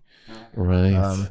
And they own all sorts. It's the Hearst Media is the name of the company, but they own Town and Country magazine is one of their big titles. They have TV, they have radio, they have everything really. They don't own Get Surrey. And I don't know if that's quite on their agenda yet. Could be. Right. Yes, London nail bomber being our last one today. Okay, London nail bomber, is another interesting case. So I did a series of high-profile ex-patients of Broadmoor, and he's one of them. Although, as I'll come to, I don't think his time in Broadmoor was actually really that significant to the whole thing. So he's called David Copeland, and what he did is on 3 successive weekends in April 1999, he set off nail bombs in London. You probably heard of it at the time. It's huge news back then. Very popular. Yeah. So he set off, the first one was in Brixton in a trader's market. And I believe that was found by some traders. They didn't know what it was, and they moved it to in front of an Iceland supermarket, and exploded. Didn't kill anybody, but it injured quite a few people. The second one was the following weekend, and that was in Brick Lane, which was a big sort of Bangladeshi community, and that's relevant. I'll come back to that. So first one was sort of ethnic black communities. The second one was around Bangladeshi communities, and the third bomb, which was another week later, was in the Admiral Duncan pub, which was a gay bar in the West End. And he killed, I believe, 3 people. All 3 of that were during that third bombing, and injured 140 over the 3 bombings. So the reason I was mentioning the kind of backgrounds is I think it's all to do with his deep homophobia and his deep racism. So this man, David Copeland, he struggled with his own sexuality, which I think is very relevant. I think he had like this internalized kind of hatred towards himself, which he sort of projected onto other people. And he was a massive racist, so he was a member of the BNP. And he actually told police afterwards, after he was caught, that what he'd hoped is that he would spark a race war. So he wanted the immigrants to sort of have a backlash, and he wanted white people to vote BNP and BNP to come into power. Did he get some of this from Charles Manson? Did he get the idea from Charles Manson? Yeah, it sounds very Manson-esque. Yeah, I don't know, quite possibly. But so there's a few things that were wrong with his mental health. So he had masochistic dreams from when he was a young kid. He saw his GP for depression when he was about 21. So I think there's so many things that are kind of brought into the mix. I don't think his upbringing was actually that bad. There weren't any particular issues, but his inferiority complex, his uncertainty about his sexuality, he struggled to get a job, which he blamed on immigrants, which sparked off his sort of racism. As I said, he identified with, and I think was a member of the BNP. Throw into all of that, you get some depression. He was also using drugs and alcohol. So he did what he did. And then he went to Broadmoor, where he was diagnosed with schizophrenia. But crucially, even though he went to Broadmoor, it was like pre-remand. So he wasn't there for long-term treatment. He wasn't on like a long-term hospital order. He was just there for a remand section. And he was overheard saying to one of his mates on the phone that he's going to fool the system. They'll think that I'm crazy. I'm pretending to be crazy, and I'll get let off with like a short term in Broadmoor, and I'll be released on the streets. But nobody believed that. So even though he got diagnosed with schizophrenia, he wasn't found to have any sort of psychiatric defense. So he was thought to be criminally culpable. So he ended up in prison. Just a very hateful person. Yeah. And because of his own failings, he blamed other people. Yeah. And then absolutely. That was why he took out his anger, I guess. Yeah. And he got a life sentence with a minimum tariff for 50 years. So that's a really significant sentence. And it actually got extended. So he attacked another inmate in June 2019, I believe, with a shiv in prison. And so he got 3 years added on to his sentence. So do you have to see this then, where people are fearful of their sexual orientation and they commit crimes against that group? Yeah. Like, didn't Nielsen have elements of this, Dennis Nielsen? Yeah, I believe so. Yeah. I do see it sometimes in my patient groups, but not that often, because it's usually driven by some sort of psychotic. There was the killer in Earl's Court, the one who went to the pubs, and he was killed gay men. Because Wasn't that Nielsen? No, this was another one. This was more recently. This was in the 1990s, and it was on a program the other evening I was watching. I can't remember his name, but he killed at least 6 people, and one of them, he was so angry with them, he killed the cat and placed the cat in a very sexually graphic pose, and it was very, very much about how he program on. Yes, it was that newsreader, I can't remember his name. It's Not Piers. it was an ITV. You've watched it, haven't you? Is it Colin Island? Colin Island was Yes. the name of the killer. Yes, you're correct there. Yeah. Island. Yes, That was a good program. He killed 6 people, and one of them was an American. They were all completely random. I mean, he would go and do whatever he did with them, and then he would strangle them, and they would be tied up so they couldn't defend themselves. And it was all from the same pub. And nobody seemed to, the police didn't seem to catch on to this till far too late.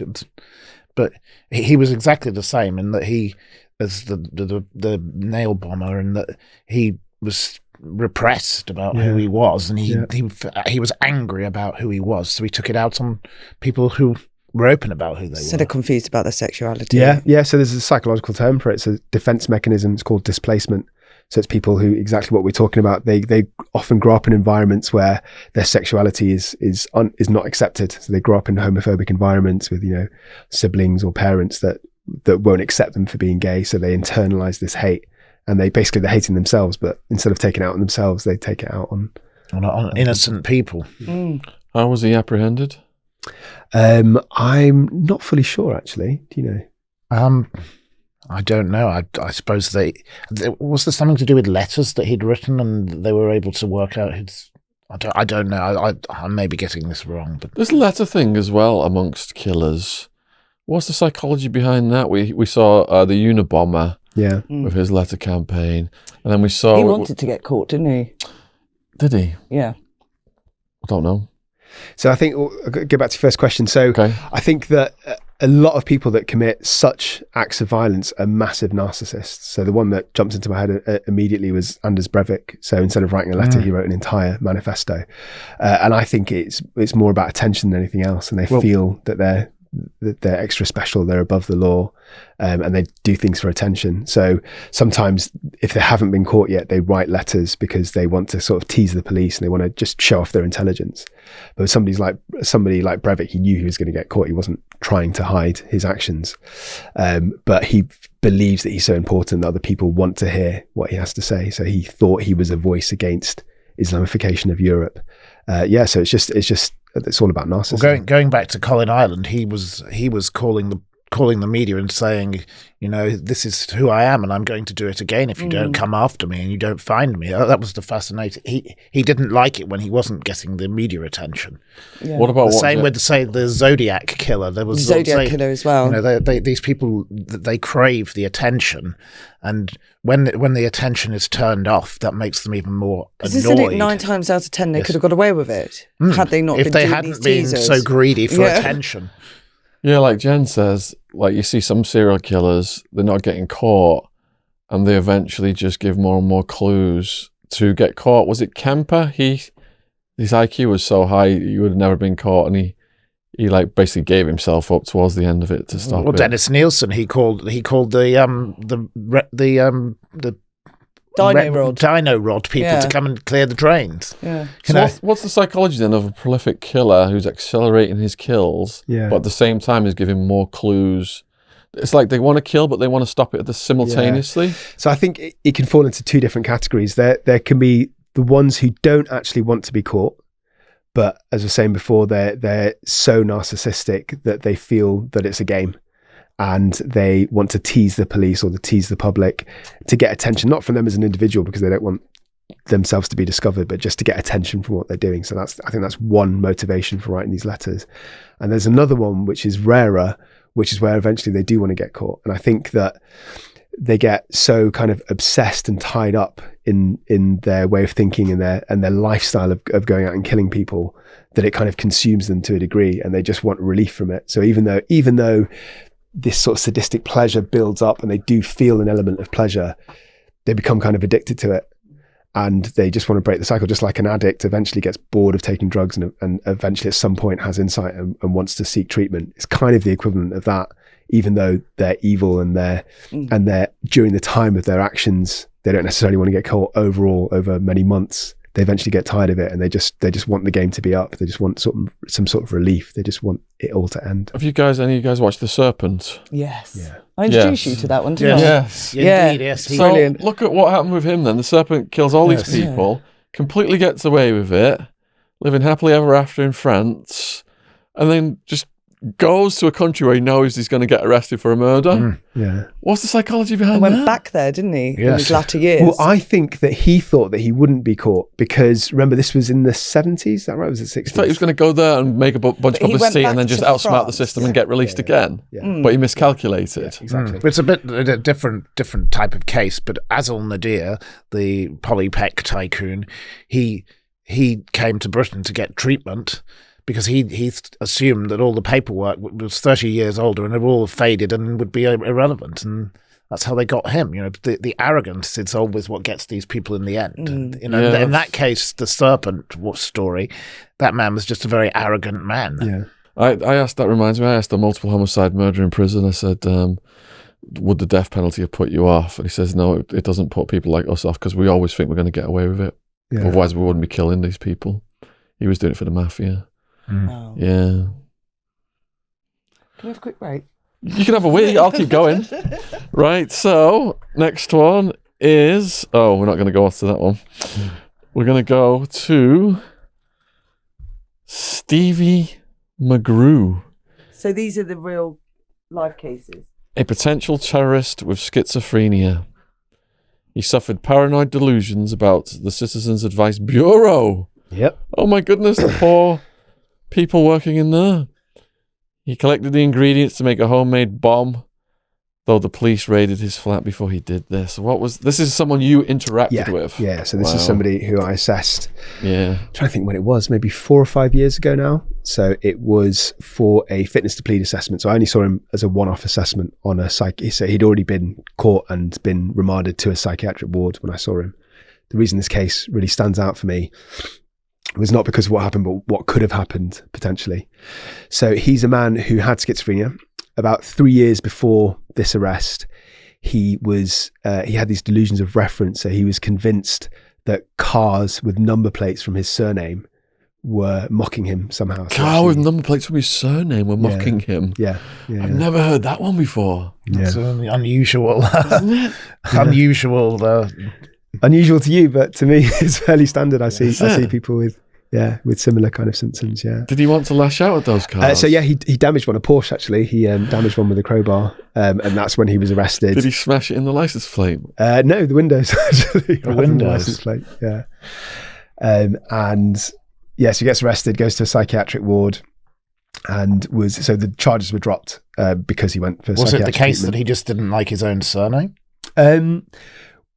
I think that was just a trigger point for him, actually. So when it came back to the Citizens Advice Bureau, which I'll get into, that was one of the trigger points when they got his surname wrong. So I don't think it's that he didn't like it. He just seemed to be really fixated. The name was obviously something either very much he loved or hated.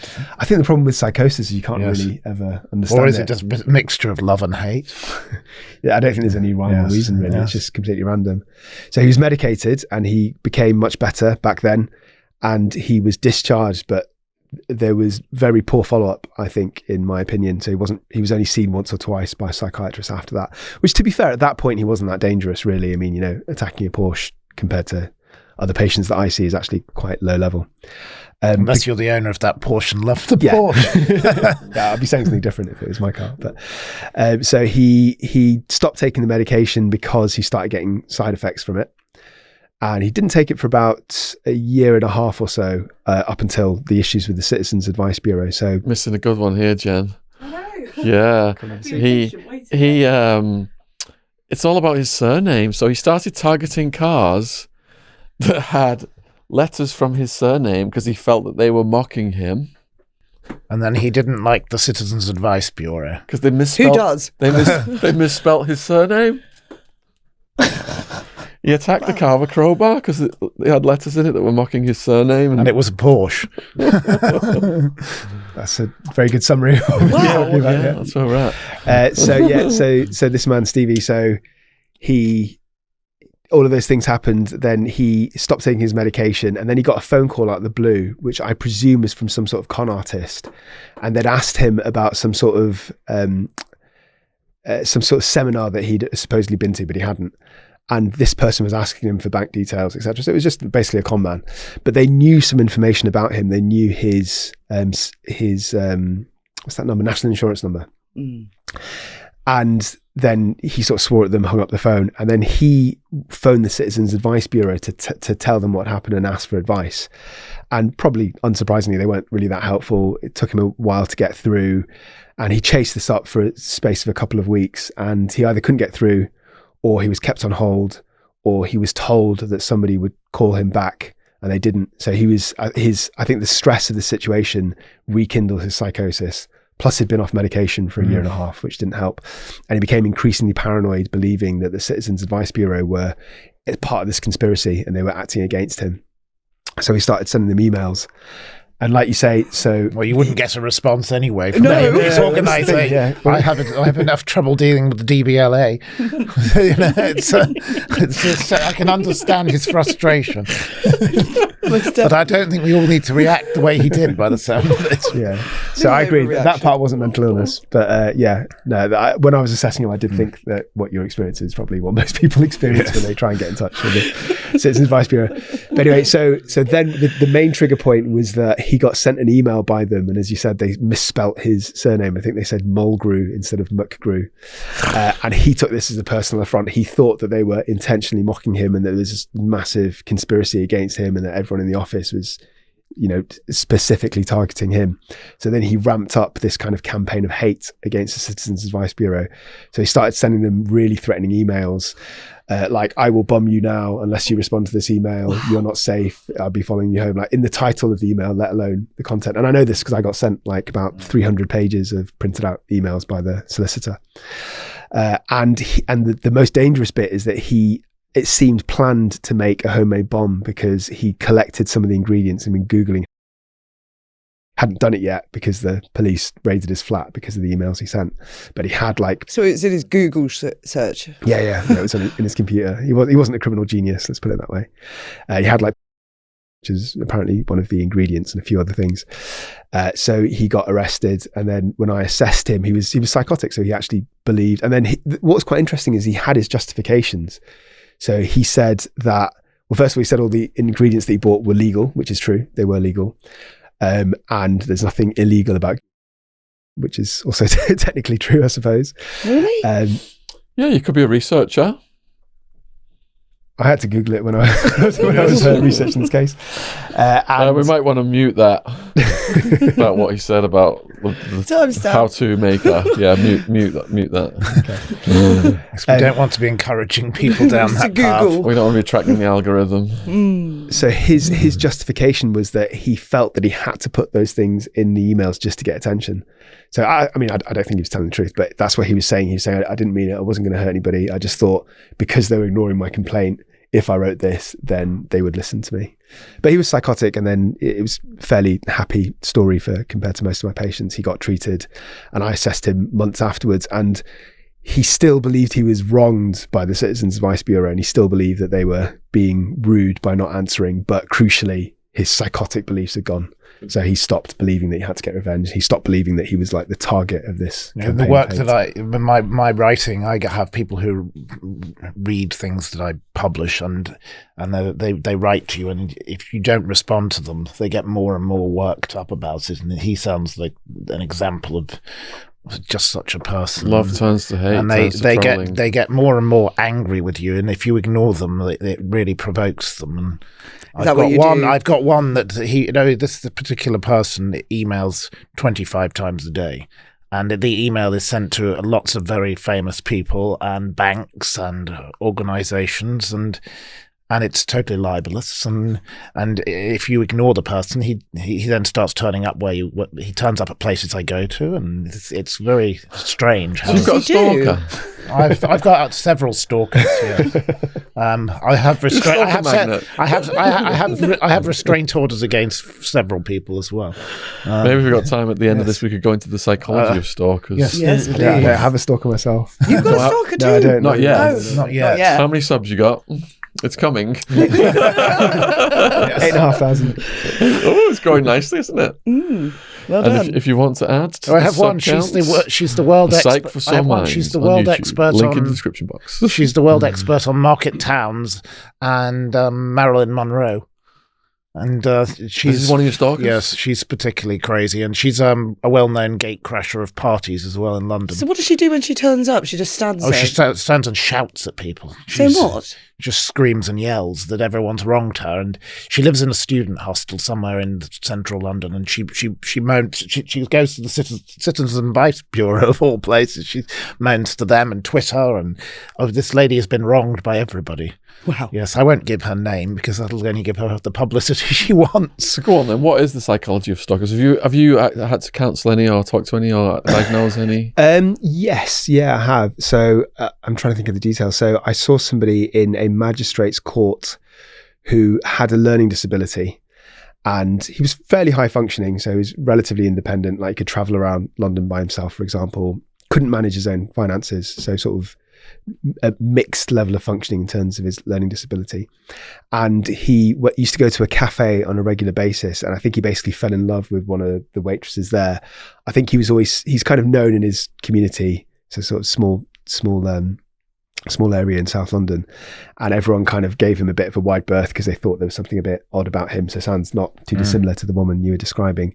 But this woman who worked as a waitress in the cafe, I think just showed him some kindness. So she was nice to him, But his behavior, so he lived around the corner and he used to start coming in all the time, more and more regularly.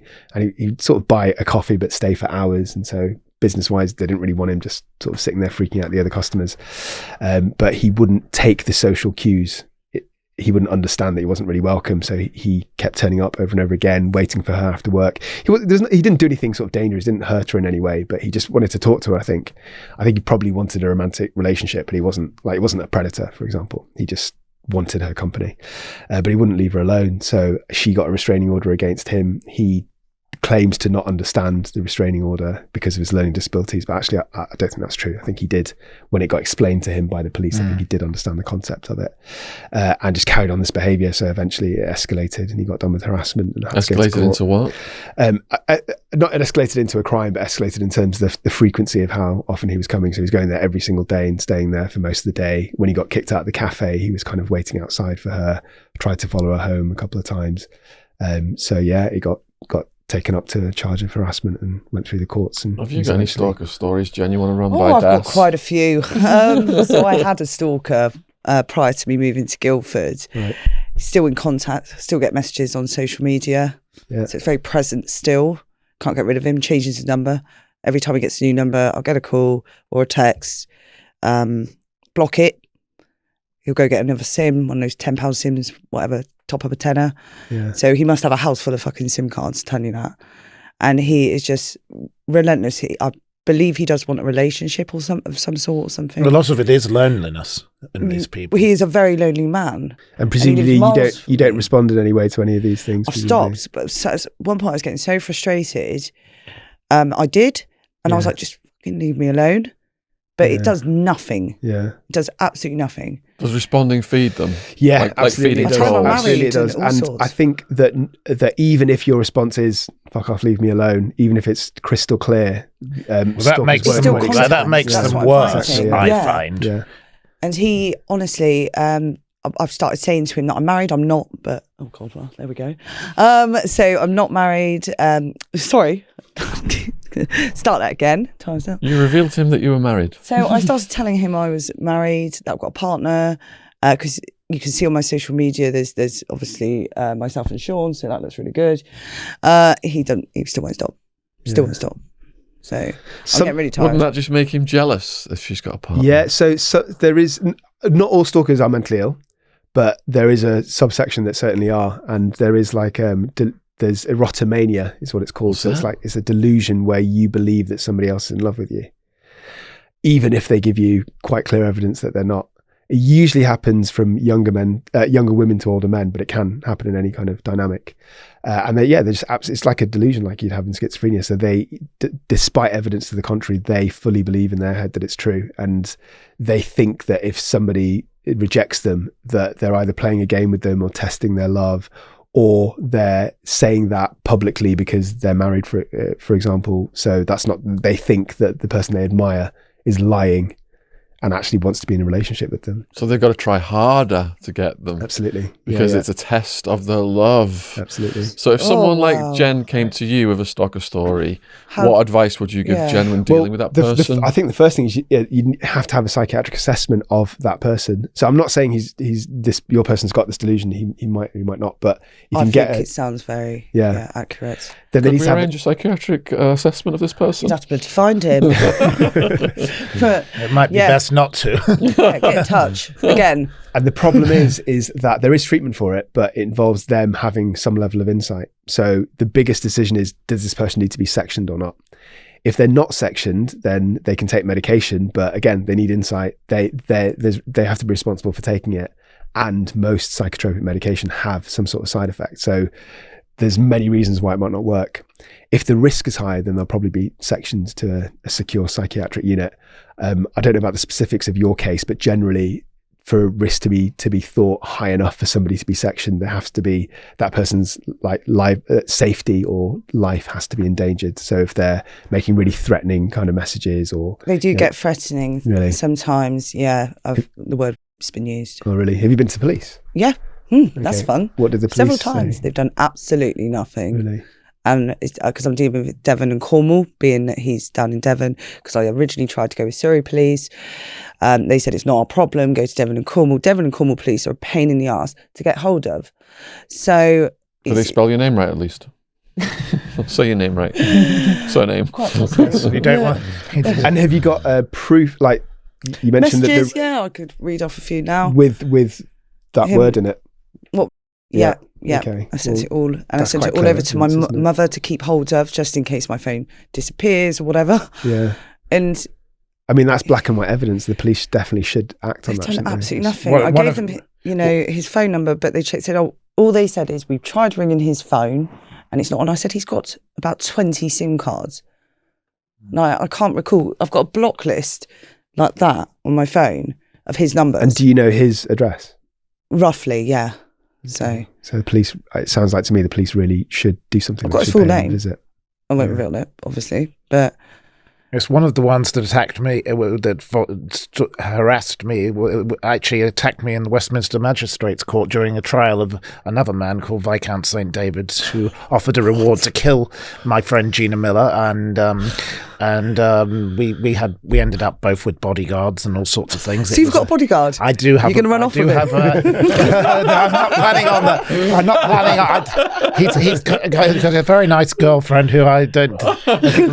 He's quite a happily partnered person. But no, this man attacked me physically. He kicked me with a police officer standing next to me in the courtroom. Did he just know you had to be at that public location at that time? Is that how No, that because person... it was in the middle of a trial of a man who was this man, Viscount St. David's, was sentenced for harassing myself and Gina Miller.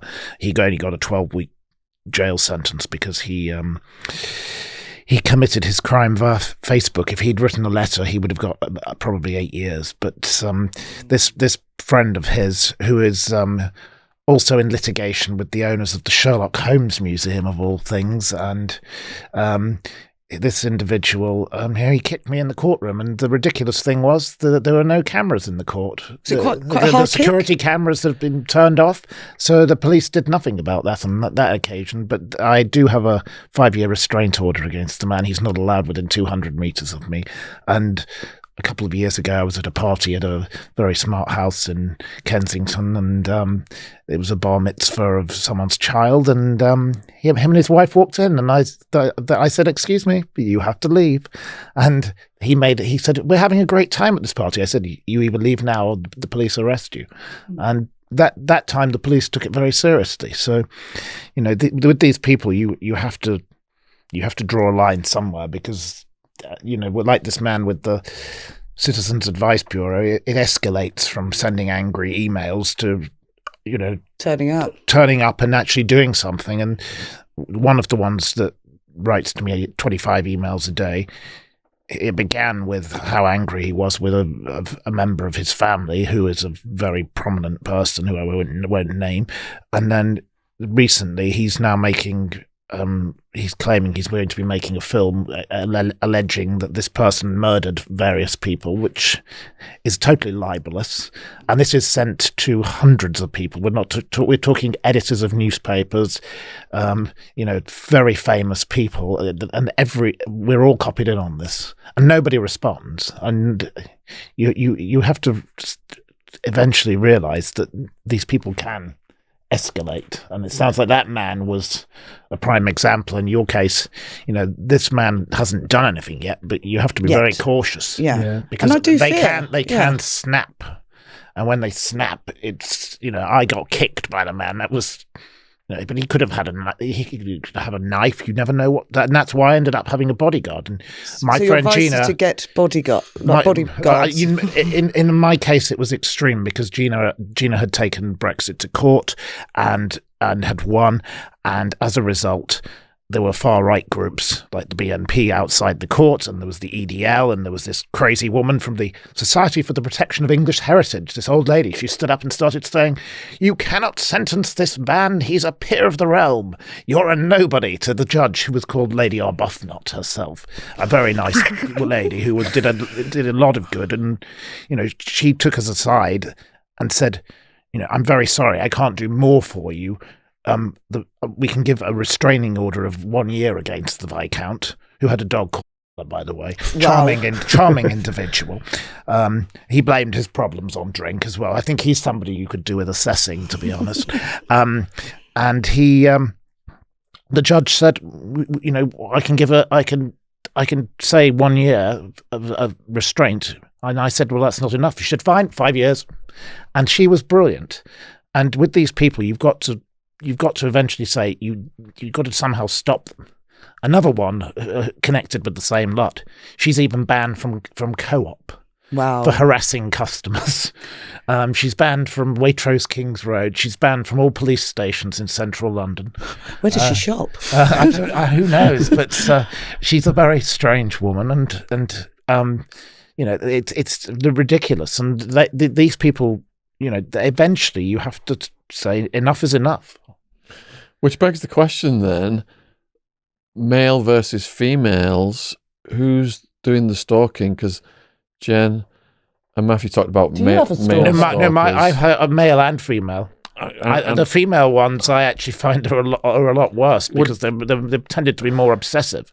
Would Jen typically get male stalkers, but someone like Robbie Williams would get female stalkers? Yeah, Is that how it absolutely. I works? think overall, more men would be. There are more male stalkers than there are female stalkers. There's more male than female. Yeah. Because, I think men are more insecure overall, so they take rejection personally. They feel more entitled to relationships than women do in general. So yeah, absolutely.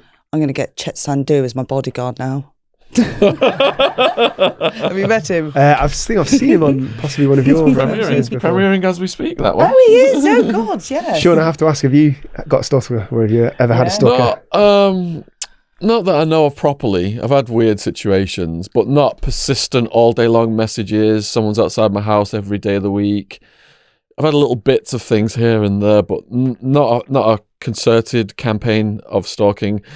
Like trolling, yes, Yeah. but not like in your face stalking like these guys have got, like showing up at places I had and- one. She's an American lady, obsessed with Brexit, very pro-Brexit, the opposite of me, and loves Nigel Farage, and I'm not particularly a fan of him. And she decided to take it upon herself to stalk myself and a Daily Mail journalist. And she would turn up at restaurants. My friend made the mistake of saying she was going to a party because she writes about such things, and she turned up at all these places. And this lady she doesn't stop, and you can't get rid of them. They just carry on, and the common theme I think with them is they're mostly lonely. So how do you get rid of them? I mean, I don't think there's much you can do outside of the psychiatric system or the police system. So in your case, it sounds like the police are not doing their job. The problem So with I just keep persisting trying problem to get with hold the of them. the problem with the police- Crime reference number from Yes. when I lived in Devon. I reported it then. And yeah, so the problem with the police is they're report. under-resourced, and they don't take something seriously until something Bad happens. happens, yeah. Because if you go to the police and say, "Oh, this man's sending me messages," and they'll just say, "Well, block the It number." got so extreme Stop. where he contacted Yes. my ex-boyfriend at one point. Yeah, and orange paint thrown at my front door. We installed that Ring doorbell. This is back when I lived in Devon, so it was face-to-face interactions. But then obviously when I moved to Surrey, it was, it was just telephone and messages and social media. So I'm So you just think trying to... if it's a logical person, you think after time, if you get nothing back, then you just stop. Just because what's the point of putting in so much effort? It does go But quiet it for a goes little beyond while, logic, but then it will doesn't just be like bang, bang, bang. Like, I think the longest it's gone quiet for is probably only about 3 months in the last 2 years. Comes in waves. Yeah. And it would be like a happy Christmas, and then it would be like a message after message. Why, Jen, are you not speaking to me? Please speak to me, Jen. And yeah, I'll just read through it and don't reply. So best thing I can do. Yes, they do go from being, very friendly, and then when You stop, it then goes, there's what the have I ever anger. done to you? You're a fucking slag. Like, yeah, it gets very nasty It does sound sometimes. nasty. With this particular Viscount, he the abusive message he said was about, £5,000 to the person who kills as he referred to her, or when she was actually from South America, and it was all that kind of thing. And in court, his excuse was, I was drunk when I did it, and the judge said, you sent that message at 5:49 a.m. You can't have been drunk at that hour unless you're a serious alcoholic, and in that case you need help for that. And then it was, I found God. Every excuse possible. And, it was he'd been let down by the system, and, he'd been bankrupted and it wasn't his fault. And they always find some justification for this. But I think generally they're very lonely people who have I don't know what you diagnose it as, but they have the ability to snap. And that's when it gets dangerous. Because I think the victims do feel sometimes that it is their fault. I think that's quite often the case. Are Matthew and Jen giving off vibes? Am I giving off? I do get a lot of people approach me on the train who are very odd. Every time I'm on the train, stop it. There's always someone who will come and sit next to me, usually a male, and he'll just start chatting. And there was a guy, he was only about 21 the other week when I went back to see my parents, just came and sat by me, started chatting and asking if I was single. And I was like, no. Was that when there was other seats available? Like? Yes. And I tracked weirdos. Maybe you should try and look less approachable. Yes, less like maybe a siren. A facial more, tattoo. Should I wear that mask like that? What is it? Your fave demon wears. Mask. Wear a demon mask. Yeah. Yeah. Really. Well, that might attract more mask. of them.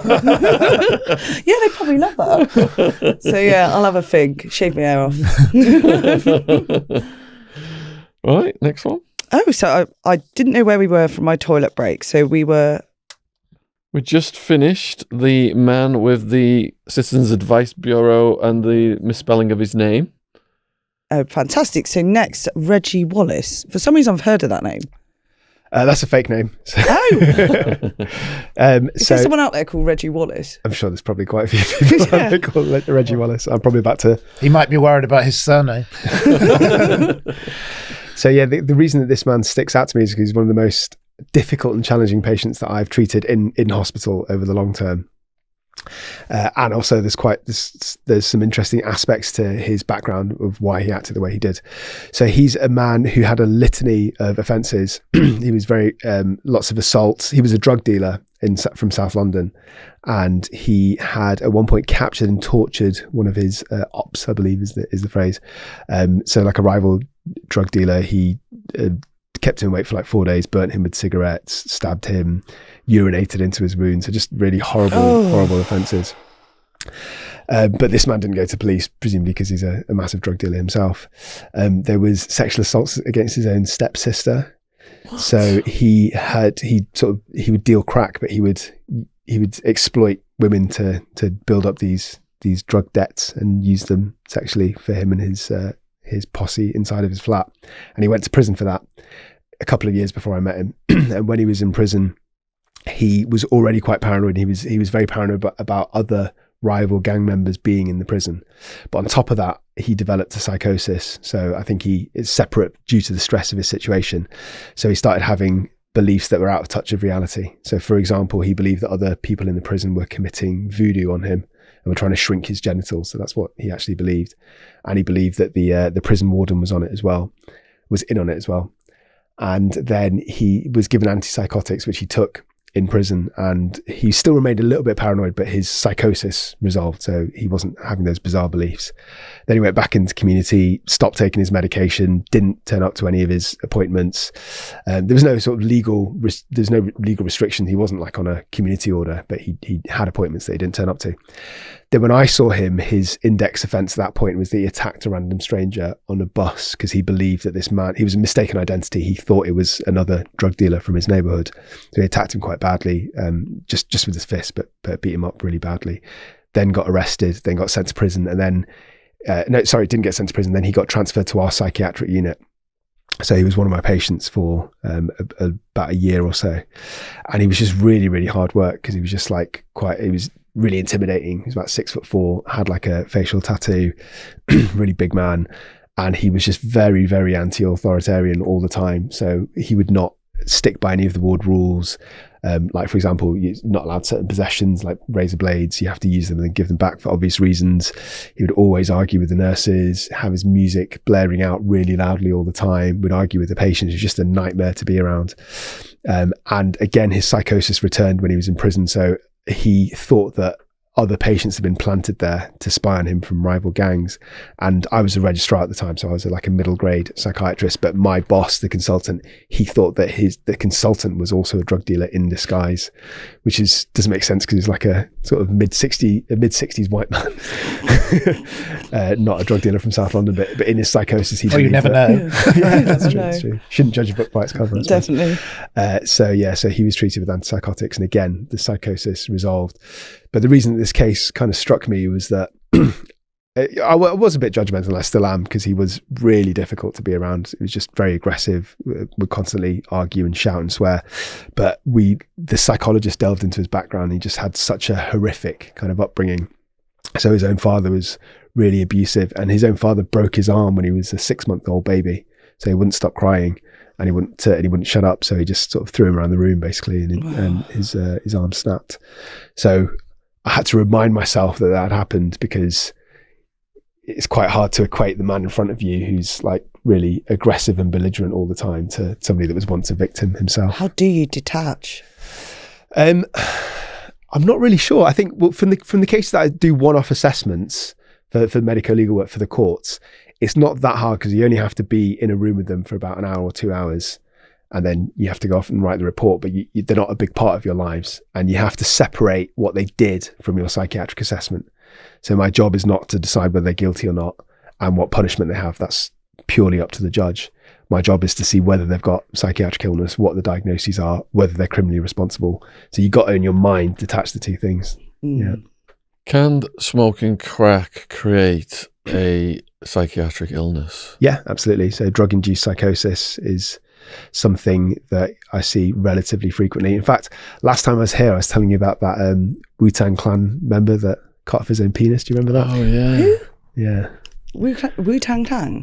Yeah. You know, the rap group. The Yeah, Wu-Tang of course. Clan. Oh. Gravel pit. Yeah. Gravel pit, yeah. I also met them. cut it off, didn't he? I also met them never in knew. San Francisco. Oh, yeah? Yes, He's met it off, didn't he? He's met the Wu-Tang Clan. I've heard. Oh, here we go. They taught. Was this on the same tour of Yes, Hearst? this was at the You same know what I mean? time. Yes,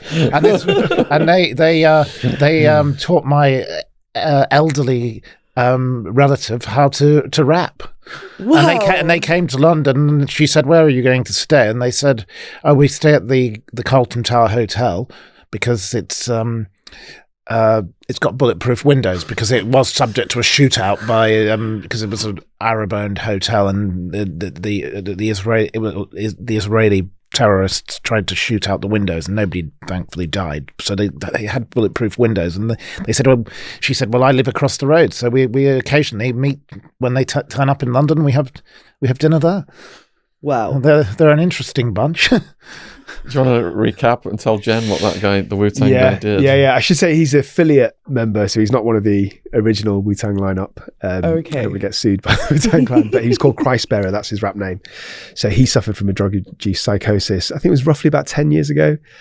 He was having a hard time in his life anyway. Like he'd had a custody battle with his kids against his ex-partner, and he had just been smoking, I think it was crystal meth rather than crack. I think it might have been crack as well, for like 3 or 4 days straight. He was at a party, got a bit drunk, didn't really know anybody at the party.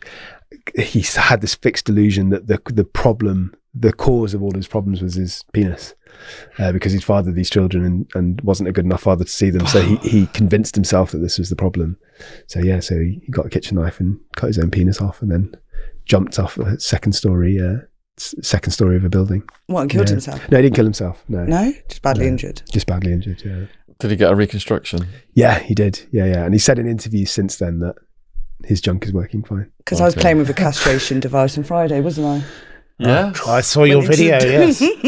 And would you say, what percentage of the people you see have been abused themselves? Good question. So it's definitely a large majority have either been physically, sexually abused or have some sort of serious social problem like homelessness or grown up in poverty. I'd say definitely over 80%, probably closer to 90%. So abuse produces abuse. Yeah. Okay. Absolutely. So if you're on a drug-induced psychosis and you commit a crime, that's no defense, is it? Because you chose to take those drugs and you put yourself in that state of mind. So it's quite a sticky grey area. So as you say, if it's voluntary intoxication, then that's not a psychiatric defence because you ingested it voluntarily. And also, if that was a defence, then anybody who did anything when they were, slightly intoxicated or drunk would try and use it as a defence. But there is an exception, and the exception is if that has actually flipped you into a psychosis, and if you're acting directly on that psychosis, then it can be, the insanity defence still can be used. So if you're just intoxicated, then that's not a defence if you're just a bit high. But you have to be delusional and you have to be reacting directly to that delusion. Does that make sense? So you could be, if you're just hearing voices or just have paranoid beliefs and then you attack somebody, that wouldn't be a defence. But if you believed that they were going to kill you because you were delusional, then that could potentially be a defence. It's not automatic. You need evidence from somebody like myself. And the Crown Prosecution Service gets to instruct their own psychiatric expert who can argue against it. But it can certainly be put forward potentially. So you started what you said there. You said if you voluntarily take drugs. What if you're spiked and you commit a crime? Yeah. So if you're spiked and you commit a crime, then that doesn't count as voluntary intoxication. So that can be a psychiatric defence. But the onus is on you to prove it. And I think that's the difficult rather bit. like what we were talking about last week with the RFK case, where the assassin, or who may or may not have been the assassin, went and had some coffee because he'd been intoxicated, and he doesn't remember anything after what happened after having. And you don't believe it? Yeah, I do believe he was set up. Well, he couldn't have actually fired the fatal shot because the bullet came from the rear and he was in front. There was two shooters. The ballistics showed there was two shooters. I missed it last week.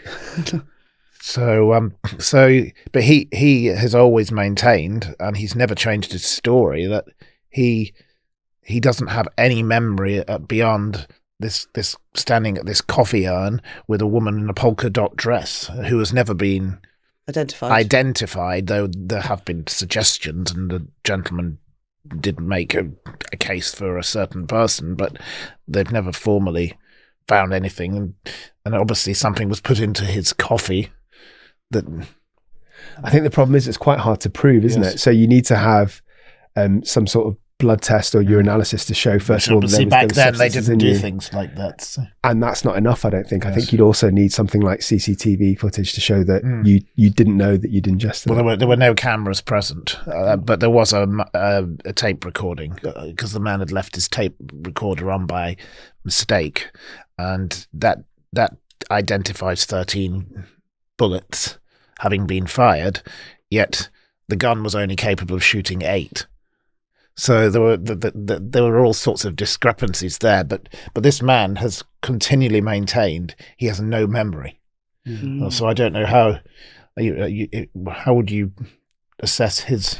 Well, the thing is not having a memory of an offence is never a defence for it, because it's so easy to fake, and also it doesn't really affect your criminal responsibility. So if I was to assess him, if he could remember it or not would be irrelevant. So sometimes I do fitness to plead assessments and the person says they don't remember what happened. But if they can still understand the charges against them, if they can still understand the evidence, then they still have to go through a trial process. But he did actually shoot other people, so he committed a crime for sure. But it's whether he committed the murder is another matter. I think it'd be very hard to argue a psychiatric offence. It's not impossible, and it depends on the evidence. But he admits to holding the gun and shooting it. And he had it in his hand, and there was a smoking gun. It's there, but that doesn't mean he was actually the killer. But the interesting thing I found was that he literally claims to have no memory of actually having carried this out and how he got to that room. And he didn't work there, so how was he in this pantry? It's very odd that he ends up in this room when he wasn't a political person. He was an ex-jockey. He was not. It wasn't like Patty Hearst who wanted to make a statement. This man just sort of ended up there. So what would happen, Dr. Das, if all of those cakes were laced with LSD that we didn't know about, and we all participated in a cake, and then we all go to the pub for our meal break, and we all start tripping.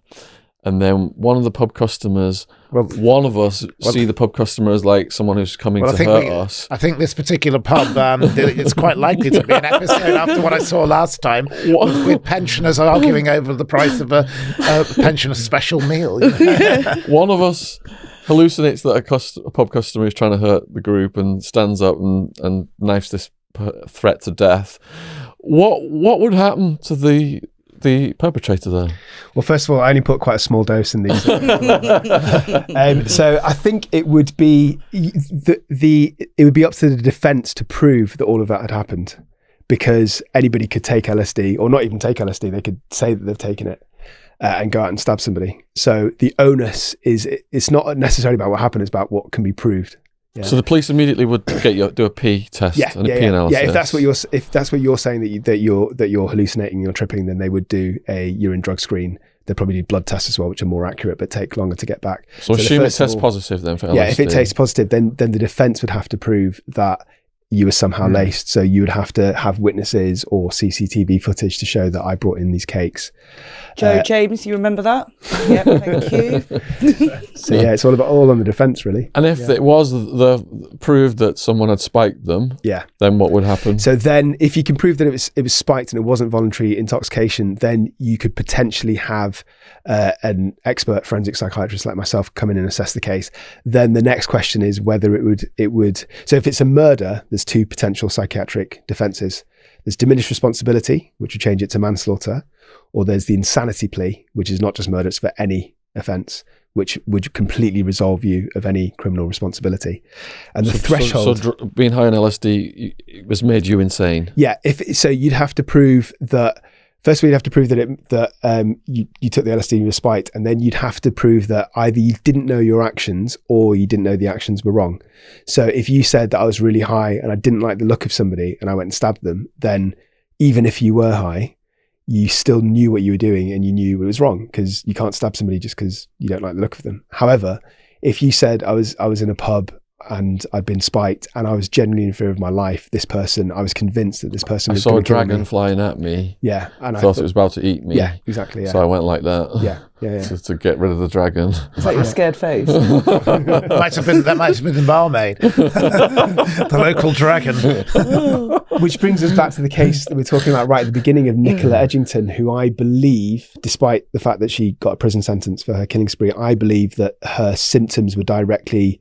I think she did what she did because she thought this apocalypse was coming. So she felt she had to kill somebody. So I think she should have had the insanity plea. Well, going back to pub killings, and my friend actually owns the pub where it occurred, and the street I live was where she was actually living at the time. Ruth Ellis, who, committed a crime of passion.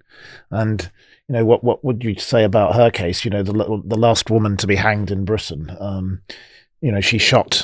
She shot her lover because he didn't want her anymore, and what defense would you say she should have been able to use? Because a lot of people believe her case she was treated very badly. I don't.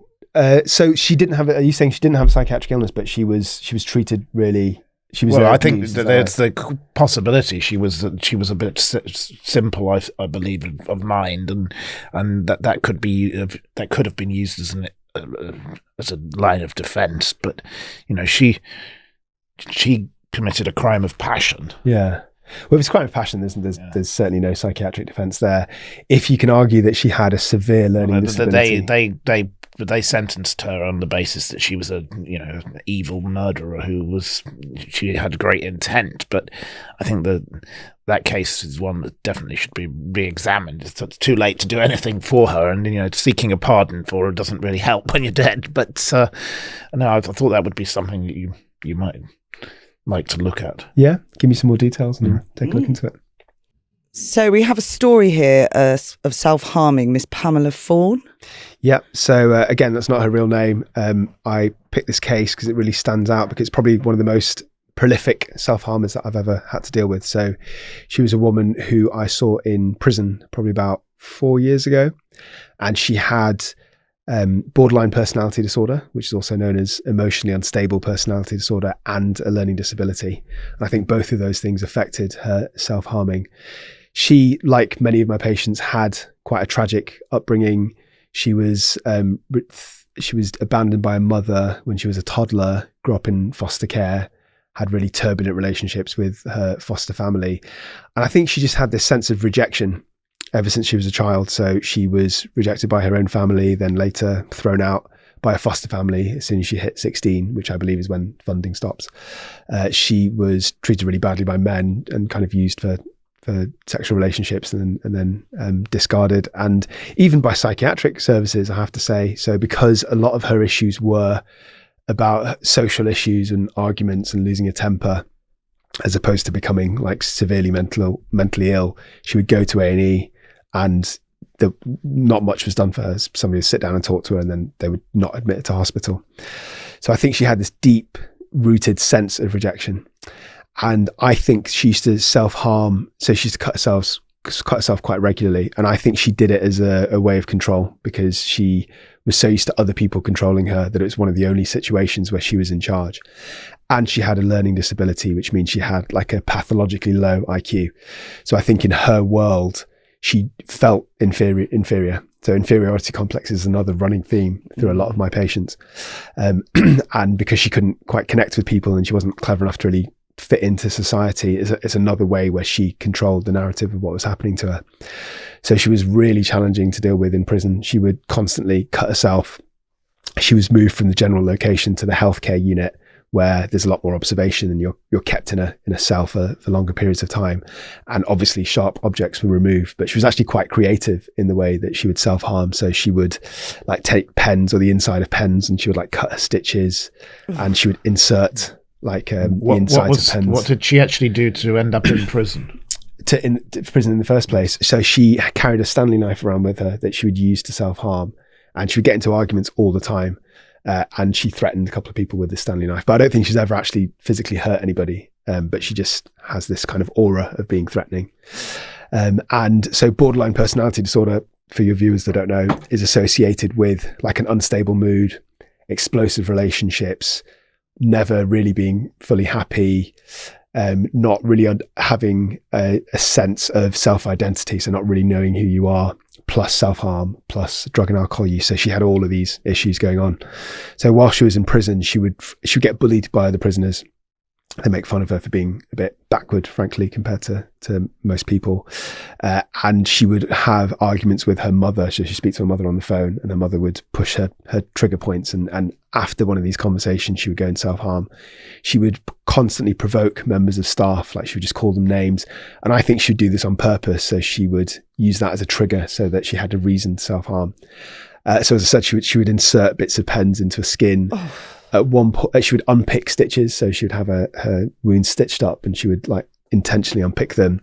And at one point she put like dirty toilet water onto her wounds intentionally so they would become infected. So she was really hard, really resource heavy. And I have to give credit to the psychologists on the team. So they came up with a plan. I was really stretched in my time because I had so many other prisoners to deal with, and I didn't have the patience or the resources to sit down with her, but our team psychologist did. We basically made this really detailed management plan of how to assess her behavior. So what we would do is instead of seeing her like once or twice a week, which is what the psychologist usually did, she'd see her every single day, sometimes even twice a day, to give her, Pamela, an opportunity to vent out all her frustrations and kind of act a little bit as a punching bag. So she would let her scream and shout and get this anger out. So that's one thing that she did. Another thing is that she would her phone calls to her mother would be supervised and they would be limited. So before she could have like half-hour calls, they were limited to like 5 or 6 minutes every few days. So it would stop her getting agitated. And the other thing that they would do is she used to get bullied when she went to her arts and craft sessions within the prison. So from the new plan was that she had to be supervised and escorted by one of the nurses from the healthcare unit so she wouldn't be bullied. So we had all these little plans in place, and it actually worked, I have to say, to my surprise. Her self-harm increased from almost daily to about once every kind of month. The worst self-harm she ever did while she was in there, I didn't actually physically see it myself because I was in a meeting at the time, but I saw the aftermath. She just somehow managed to get hold of a plastic knife, and instead of returning it with a meal, she secreted it. And a few hours later, she just kind of opened up these stitches, and she was like, the blood was splurting all over the floor. She got physically restrained and taken to hospital, and I got called. But by the time I got there, because I was on the other side of the prison, she was already in an ambulance. But I just remember that we went to a cell, and it was just like the entire floor was like, there was like a blood about that thick. Did she have to have transfusions then? She did, yeah. She had to have transfusions and plastic surgery as well. I've seen someone do that to their arm. Like this guy, the Scottish bloke I knew, was going out with one of my friends, and he got a massive knife and went straight down there, and I remember the blood just hitting the ceiling. From you? Yeah, in front of my friend, me and my friend. Yeah, it was awful. He had to have stitches, but was he on intoxicated? he was always, he's very highly into drugs, drinking. So yeah, he was under the influence when he did it. But they'd had another row, and it was a very turbulent relationship. And yeah, after another row, just went. Jeez, it was horrendous. Had she managed to have a normal life before all of this began, or was she always like this? I think she was always like this since adolescence. Yeah, and I remember it because even though I didn't see it happen, thank God. Afterwards, all the prison staff were in these like massive hazmat suits. So when I came into the healthcare unit, it looked like I'd stepped into like a Beastie Boys video, because there's all these people with like literally with mops, like mopping up this pool of blood on the floor. Yeah. One of my memories from prison. And what became of her ultimately? So I think we did, given the situation, given her presentation, I think she was really challenging. So I think we did a very good job, and credit goes to the psychologist more than me, of containing her self-harm. But the problem is that I don't know what happened to her after she got released. She'd already burnt so many bridges because she'd basically annoyed so many different hostels she'd been kicked out of, family members that she started arguments with. The police wanted nothing to do with her because she was just so much drama. Even she was banned from a couple of the A&Es because she would kick up so much of a fuss. So I have to admit, I have always been worried that at some point in the future, she will take it too far and she'll self-harm in intention to manipulate other people, but she'll actually kill herself. So I'm always sort of, I scour the newspaper sometimes looking for her name, because I think that I'm almost certain that will happen. Are some people just on the path where they're going to do that to themselves and they're going to die, and there's just nothing can stop it? I think so, yeah. I wouldn't say nothing can stop it, but I think they need to want to change. They need to have the insight, and they need to go through intensive therapy. You could argue that some medication might help a little bit. Some antidepressants might take the edge off, but I don't think it's going to reverse. The first part of wanting to get better is admitting you've got a problem, isn't it? Really, I suppose. And that goes with all psychiatric illnesses. Goes with addiction. Everything. I have a problem. I knew somebody who hasn't left their bedroom in 4 years, and they don't seem to think they have any problem, and everybody around them has tried to help them, but they've lost utterly everything, but they still won't admit they've got a problem, and you know where that will eventually end. And I wake up in the morning and think what will happen, and it's very bad for the people around these people. Yeah, and that's why I ask if what became of this lady, because it sounds like she's ultimately on the path to destruction. Yeah, there's different categories of people that are different types of risk when it comes to self-harm. So generally speaking, women will self-harm more frequently but less severely, whereas men don't do it as often, but when they do it, it's usually a lot more dramatic. So for example, when men try to commit suicide, they more often use more lethal methods like hanging themselves, whereas women are more likely to take overdoses. So I think some people will form into the category of Pamela. Did she have a drug problem? She used drugs in the community, but I don't think it was her biggest problem by any means, no. So if someone's got a death wish, then it's not going to be easy to snap them out of it. No. It's going to take a lot of work. It's going to take a lot of work. And the problem is, from a psychiatric point of view, is it's possible to contain that person, put them in hospital and observe them, but at some point you have to release them. Either stay in hospital for the rest of their lives, which is impractical because it blocks up a bed and you're not actually actively treating them, or at some point you have to take the risk and discharge them. And they might seem okay at the point of discharge, and maybe they are, but life has a way of coming back to you, doesn't it? So all their problems, whether it's alcohol or drugs, relationships, eventually going to come back to them. So there are certainly people out in the community who are very high risk, who most psychiatrists have a fear that one of their patients is going to kill themselves. What proportion of people with a death wish want to go solo versus want to take people out with them? The proportion that go on like a murder suicide is very small. It's like a couple of percent maybe of all people that are suicidal. So it is very rare, but obviously it garners so much more attention because it usually goes out in a massive sort of killing spree. Yeah. So the next one is a huge story. A man who tore out his own eyeballs in prison. Yeah. So this is probably one of the most shocking cases. I talk about it in my book. So his I call him Rex Peterson in my book. That's not his real name. But yeah, that's one of the most intense cases that I've seen. So this wasn't a criminal case, which is most of the medico-legal expert work that I do. It's actually a civil case. So he was about 2 years after he removed his eyeballs, he was suing the prison for not keeping him safe. So what had happened was this man was in his early 50s, I believe, maybe late 40s, early 50s.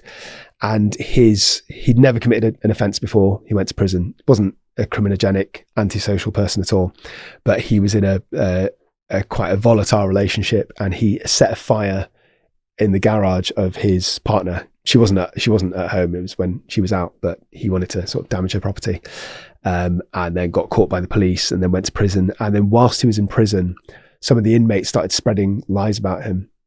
They started saying he was, which wasn't true. And sorry, I'm not supposed to use that word. They started saying that he was a child sex offender. Yeah, he was a child predator, which wasn't true. And they also said that he had killed his girlfriend in the fire, which also wasn't true. I think they were just bored and just didn't like the look of this man and just wanted to make his life difficult. But this rumour started spreading across the whole prison. So the other prisoners started targeting him, as you know. Child sex offenders KOS, yeah. So they're targeted.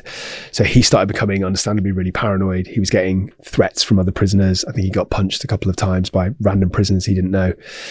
He got moved to the vulnerable prisoners wing, but the threats continued.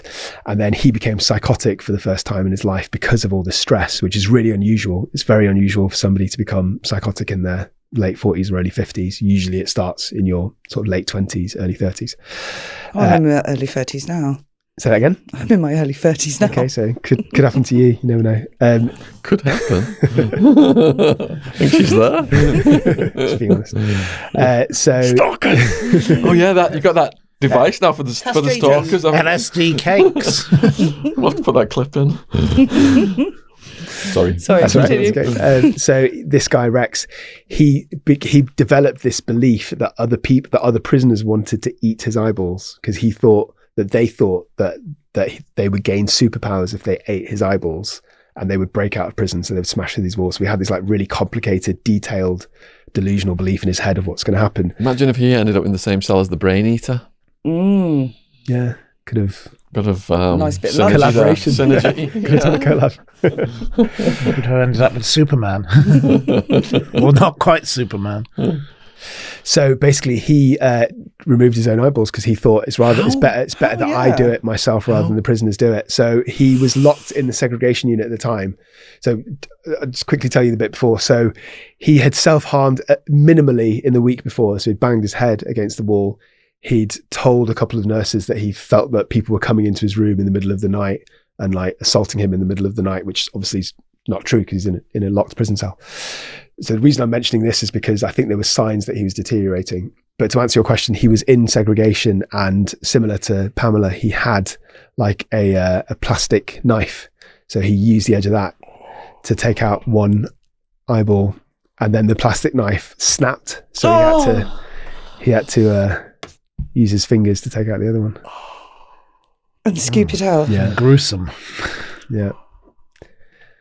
And all meanwhile, while this was happening, one of the prison officers saw it, called like their colleagues, but they didn't want to go into the cell because at the beginning he was armed and because he was obviously really, really, really agitated. So they called up for people with backup with all the, the riot gear. But by the time they came, like the whole thing only lasted like 3 or 4 minutes. That's how long it took him. But by the time they came, he'd already sort of done the deed. They teach you how to do it in karate. Bird beak strike, it's called. Sorry. Seriously? Bird beak strike? Don't know where I find him. But I think your eyes are quite soft. I don't think it takes that But much. There's an optic nerve. It just dangles out on an optic nerve. Yeah. Yeah. It must take a hell of a lot to do that. Yeah. Yeah. You got to be pretty unwell, I think. Yeah. But so when I assessed him, this was like 2 years after the event, and he was in a care home because he was blind and he was wearing shades the entire time. But his solicitors were arguing that the mental health team didn't protect his safety because they didn't do a proper assessment, number one, and that the prison officers didn't come in to stop him quick enough, number two. And I actually have to say that even though the outcome was pretty horrendous, I don't think it could have been predicted because his self-harm before it escalated so quickly. There was no signs that he was going to do what he did. And even though he expressed some paranoia, he didn't tell anybody about his specific delusion that they're trying to eat my eyeballs. If he said that, it would have been a different scenario. Could have been prevented. Yeah. See, in America, if you call someone that, you say they got those charges, you have to produce the paperwork on that person to prove it. And then if you can't prove it, you get it. So that would have been avoided. But sometimes they just run wild and say things and people believe it. And that's because I can't imagine the stress he must have been under to not have those charges, but to be, the whole population think you do. Yeah. You're just a dead man walking. What really stood out for me about Rex, he just wasn't built for prison. Like, I know you spent time in prisons. I've worked there. There's a certain way that people carry themselves, and he was just like a timid, kind of slightly older, placid sort of man. And I think they just saw him as easy prey. They probably thought he fit the profile of someone who'd done that. Yeah, absolutely. I can see that happening. Because instead of being a hardened criminal, he was like a bit of a no swagger, awkward, no swagger. Yeah. So how does mental illness lead to violence?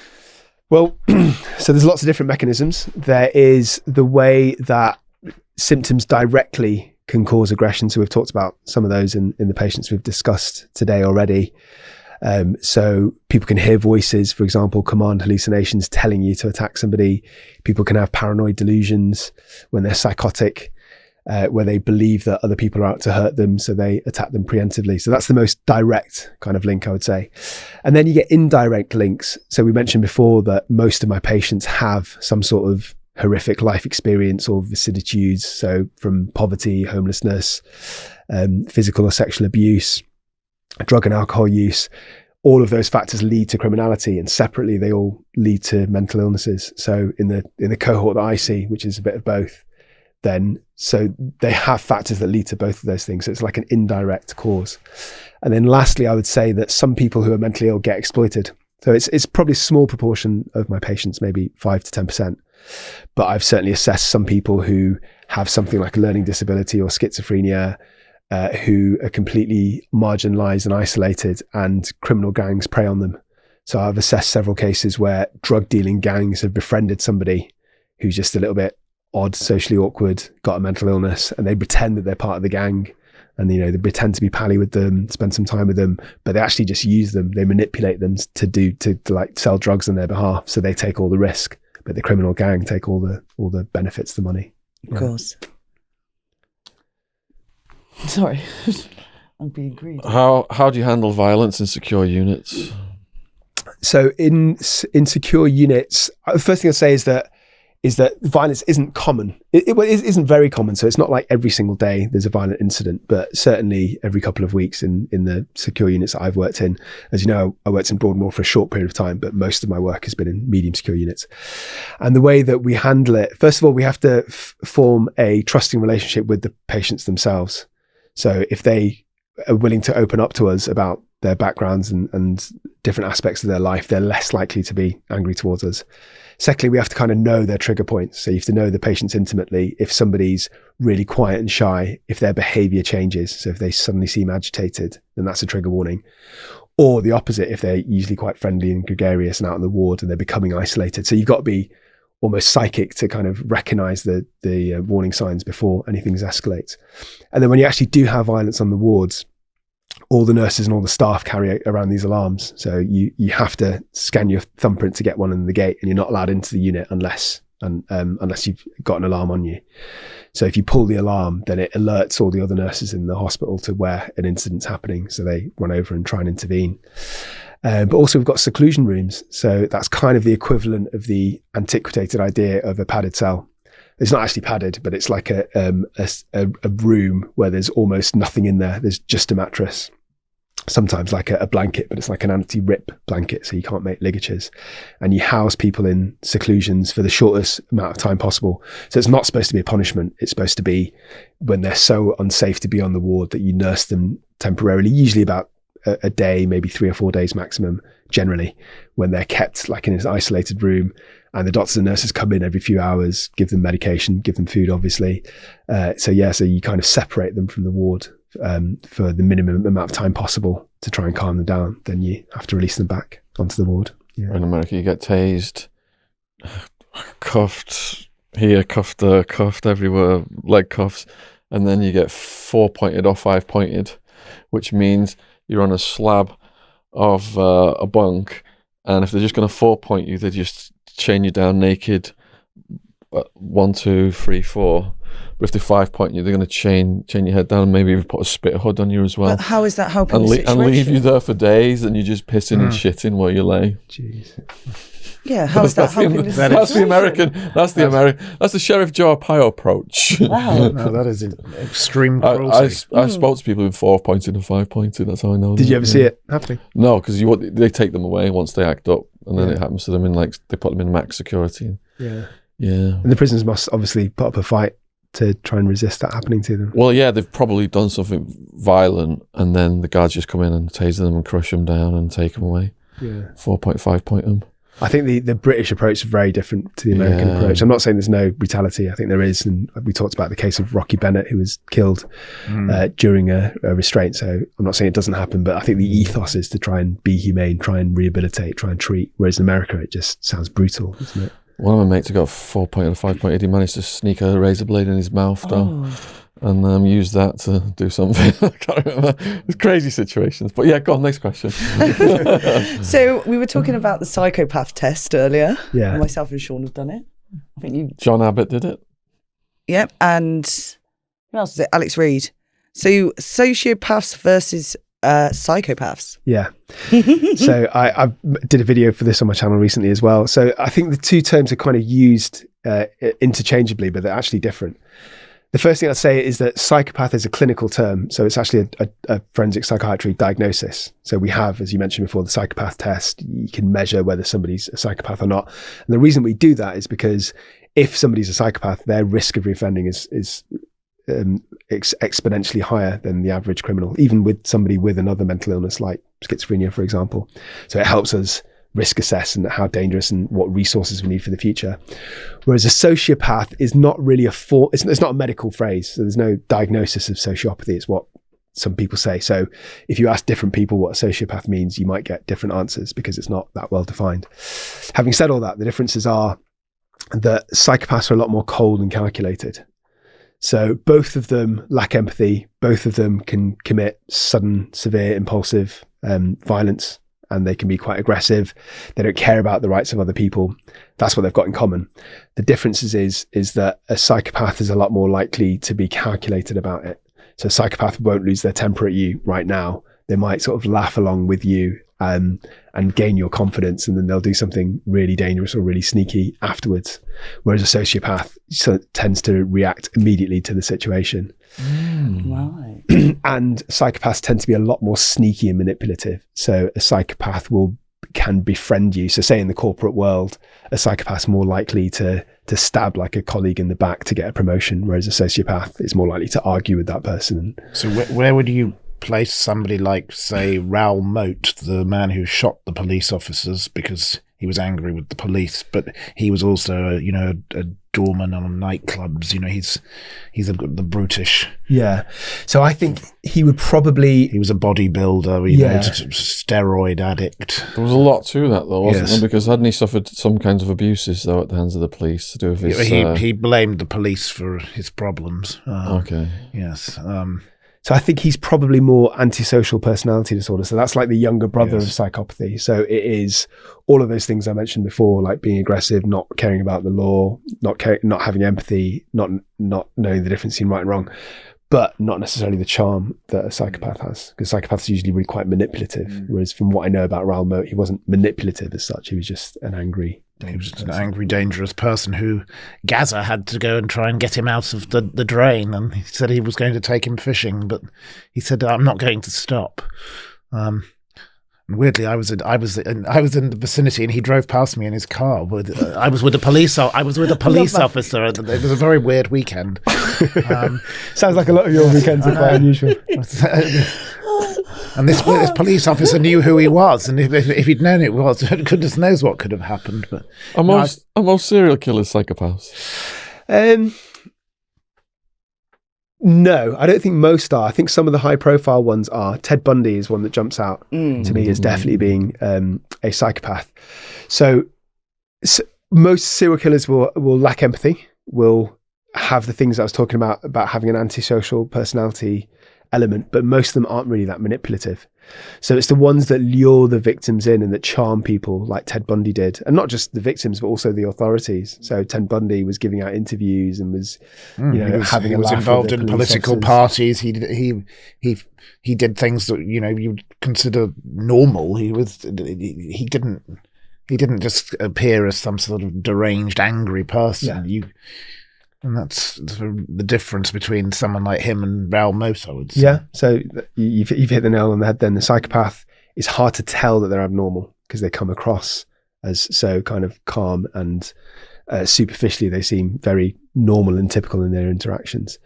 So I think all serial killers will have antisocial tendencies, absolutely, but only a small proportion of them will actually be true psychopaths. Because everyone has psychopath tendencies, don't they? So what takes it to the point where they kill? That depends on lots of different factors. So it could be that they have some sort of really bad trauma themselves in their upbringing. So it could be they've either witnessed lots of violence or they've been a victim of violence themselves, or it could be that they just have a low sort of threshold or tolerance for anger. So it could be because they've been humiliated either as a one-off event or more often frequently when they were young. So they've just got a very distorted kind of moral compass. So there's all of those things. Well, Robert Durst kind of fits that profile in that he witnessed his mother fall off a roof, or did he push the mother? And that's what he blames where he went wrong. But would you say he was a psychopath? I don't know that much about his ability to charm or manipulate. I don't think he was that charming as far as I know. He certainly wasn't charming. I think he's more antisocial. I think people misuse the term psychopath. They assume it's anything to do with violence, whereas actually a true psychopath's all about manipulation and charm, probably more than violence, actually. So what about Dennis Nielsen? Yeah. Psychopath. Dennis Nielsen, was he? I suppose he was charming to a degree, actually. He charmed the men back, didn't he?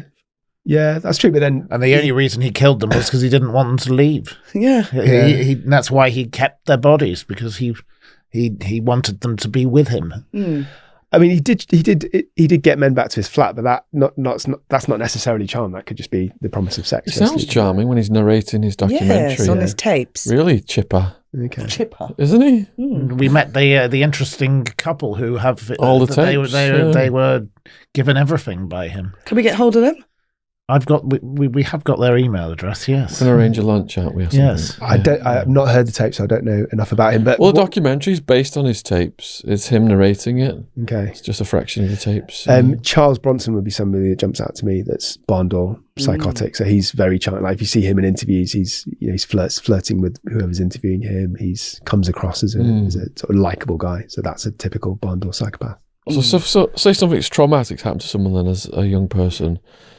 Is that just waiting to express itself at some later date? It's like you've got people who've completely normal lives, it seems, then they murder someone. Is it always in there waiting to come out? It's always in there waiting to come out. I think the problem answering that question is that people who actually, the number of people that commit murders is very low. And within those people, there's so many different kind of presentations and backgrounds. So to give you a specific example, some people will take pleasure in the act of killing. They will think about it, they'll fantasize about it. Sometimes there's sort of sexual connotations attached to that, and they will take a perverse pleasure, so they plan it.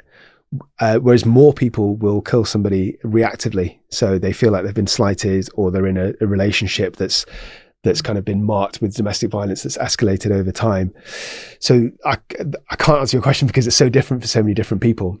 And a lot of people suffer trauma, but only a very small proportion of them will go on to commit a serious crime. And even within them, an even smaller proportion will go on to kill somebody. And I think the way that people react to trauma, it depends on so many factors. It depends on your natural resilience and your personality. It depends on being reminded and triggered by those traumas.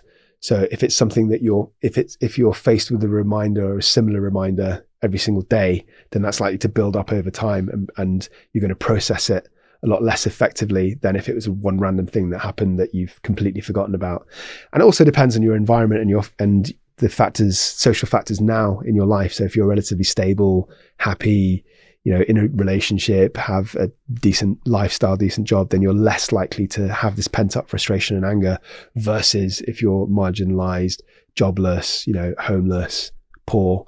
So there's just so many different factors that it's really hard to predict how one person ends up becoming a killer. Do you think the capacity to kill is in everyone then, because it's a survival mechanism? For example, say a woman is at home, her baby's there, someone breaks in, goes for the baby, she snatches the bread knife, he's a goner. Do you think everyone's just got that in them, whether they've been traumatized or not? I think everybody potentially has got that in them, yeah. But whether it comes out or not is a very different question. And in the scenario you're describing, things move so fast that people don't have the luxury of deciding what they're going to do. It's all on instinct, and that's more about flight or flight, I think, than about a murderous rage. Some people will freeze. Some people will just react immediately in an aggressive manner. So who in this room do you think is most likely to kill? Oh, gosh. I don't know enough about these two. John. Or is the biggest psychopath? I don't think any of us are psychopaths.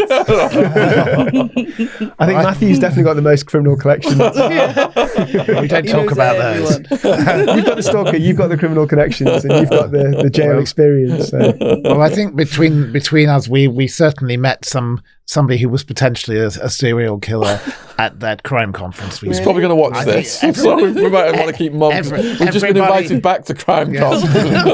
Everybody who I met afterwards, friends of mine, and they all said, you do realise you probably were in a room with such a person.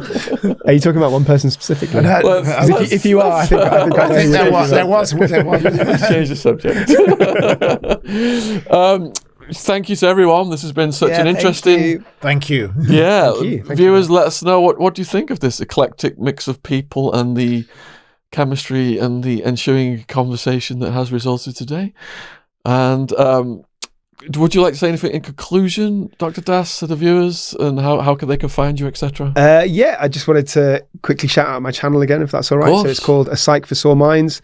So I do everything that is related to mental health and offending and the crossover between the two.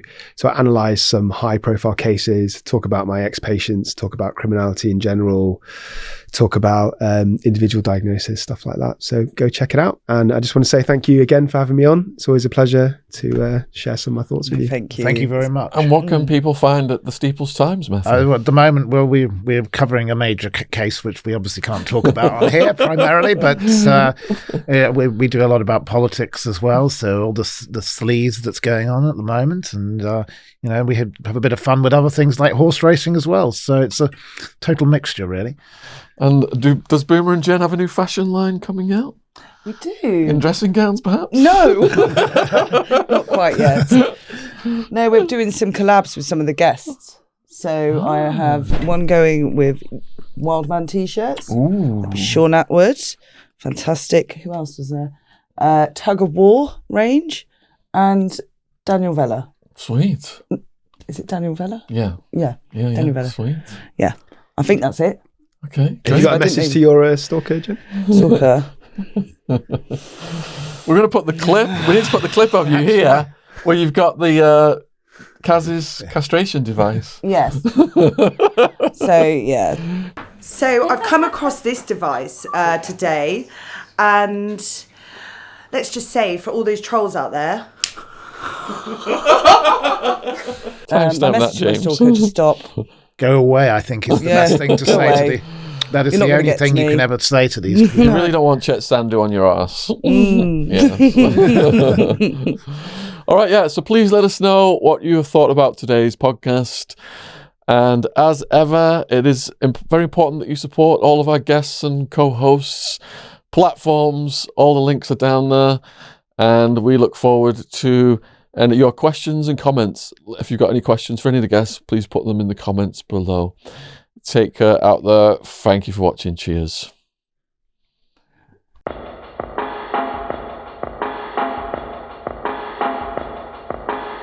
Here at Boomer and Jen, we offer a wide range of organic or recycled clothing.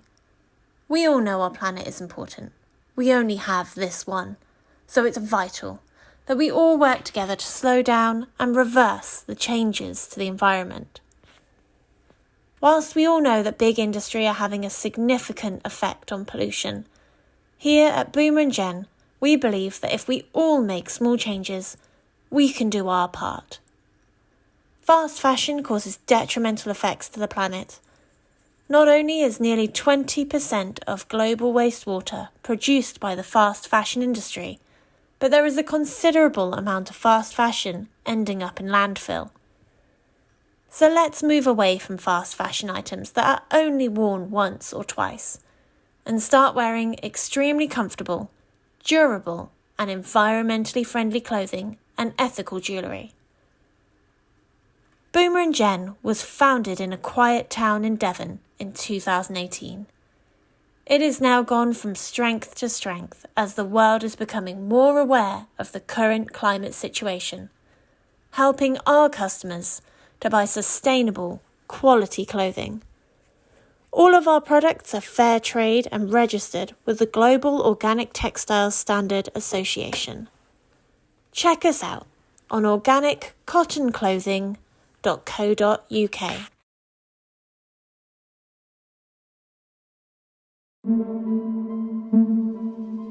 So in my career, I've worked in prisons, I've worked in courts, and I've worked in these secure units at different times. As a doctor, you have to separate yourself from that, and you have to give everyone the best chance of being reintegrating into society. And I just connected to mentally ill people. I think the delusions and the thoughts and the stories they have, some of which are not based in reality, are just fascinating. But further down the line, months after medication, she kind of came back alive, basically. She came out of the psychosis, and she reported retrospectively all these things that she was experiencing. So she told me that she was seeing like shapes of gods and angels in the clouds. She was seeing like shapes in the walls when she was in prison, and she was seeing shapes in the curtains while she was in the psychiatric unit. I want to have to word this carefully, but perversely that actually helps with his risk management, because it means that if he ever does get released in the future, he's far less risky, because you can't kill people with no harms, basically. Good grief. Especially back in the 60s, I think he was hypersensitive to being publicly insulted. Plus, you throw in paranoid schizophrenia, which is what he was diagnosed with, which suggests to me that he was psychotic and he was unwell the whole time, because you don't have these psychotic symptoms, then they disappear and then they come back 2 years later. It's very unlikely. But I can understand why people, members of the public, just want to see this man punished. So I think that's why he was sent to prison, but he should have actually gone to hospital, in my view, from the beginning. He basically found his wife and this man in a pub. She went home and he followed her home, got a shotgun, and he shot her dead in front of their teenage son. He had another argument. He ended up strangling and killing this woman, then immediately tried to kill himself. So he ran out, like literally immediately afterwards, and jumped in front of a bus.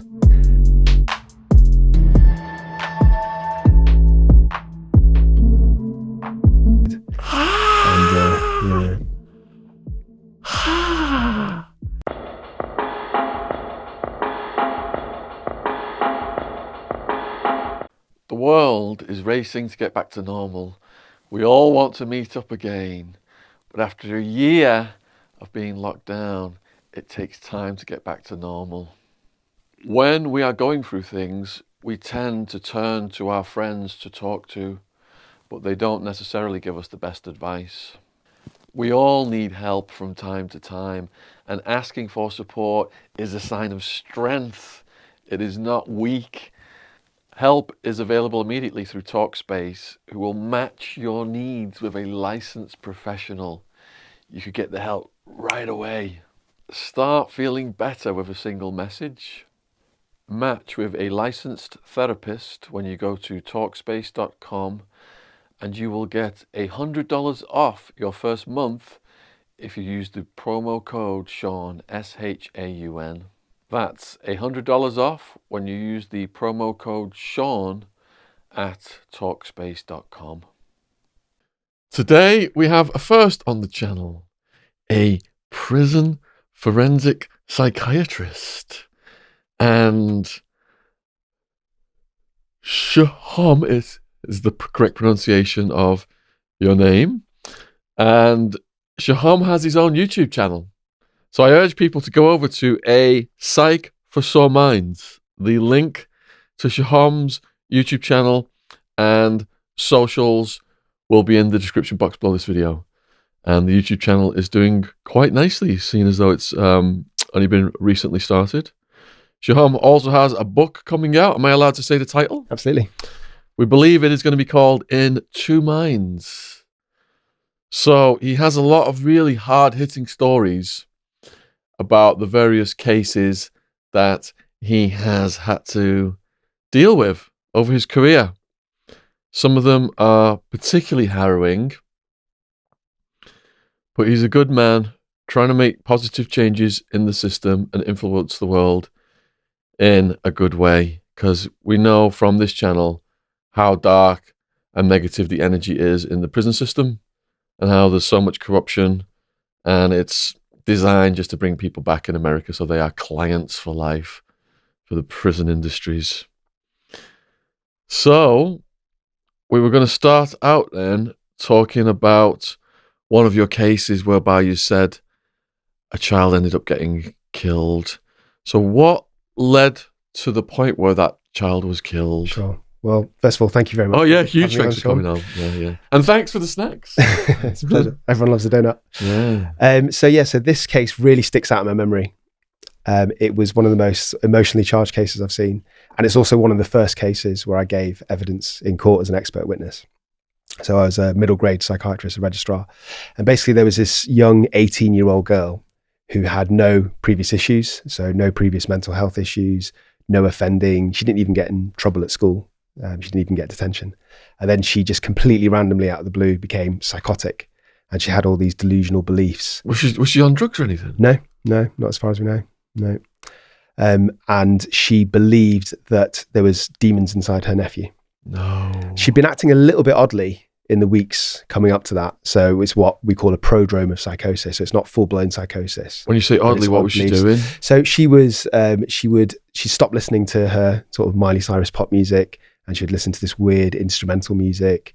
She would stare out the window for long periods of time. She would kind of chastise her own family for doing really weird stuff. So for example, she said that this sitcom that they used to sit down and watch together was smut, and used to turn the TV off in front of them. So her family were obviously concerned, and they tried to seek psychiatric Who was help. she living with at that point? So she came from quite a tight-knit family of immigrants. So it was her parents, her two brothers, I believe, and the son, her nephew, who she ended up killing.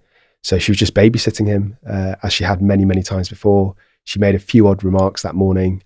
Everyone else left the house, and then basically she smothered and killed this child. Oh my God, what did she use to smother? A pillow, yeah. And then when the police... How old was the child, you said? I think she's coming on to 3.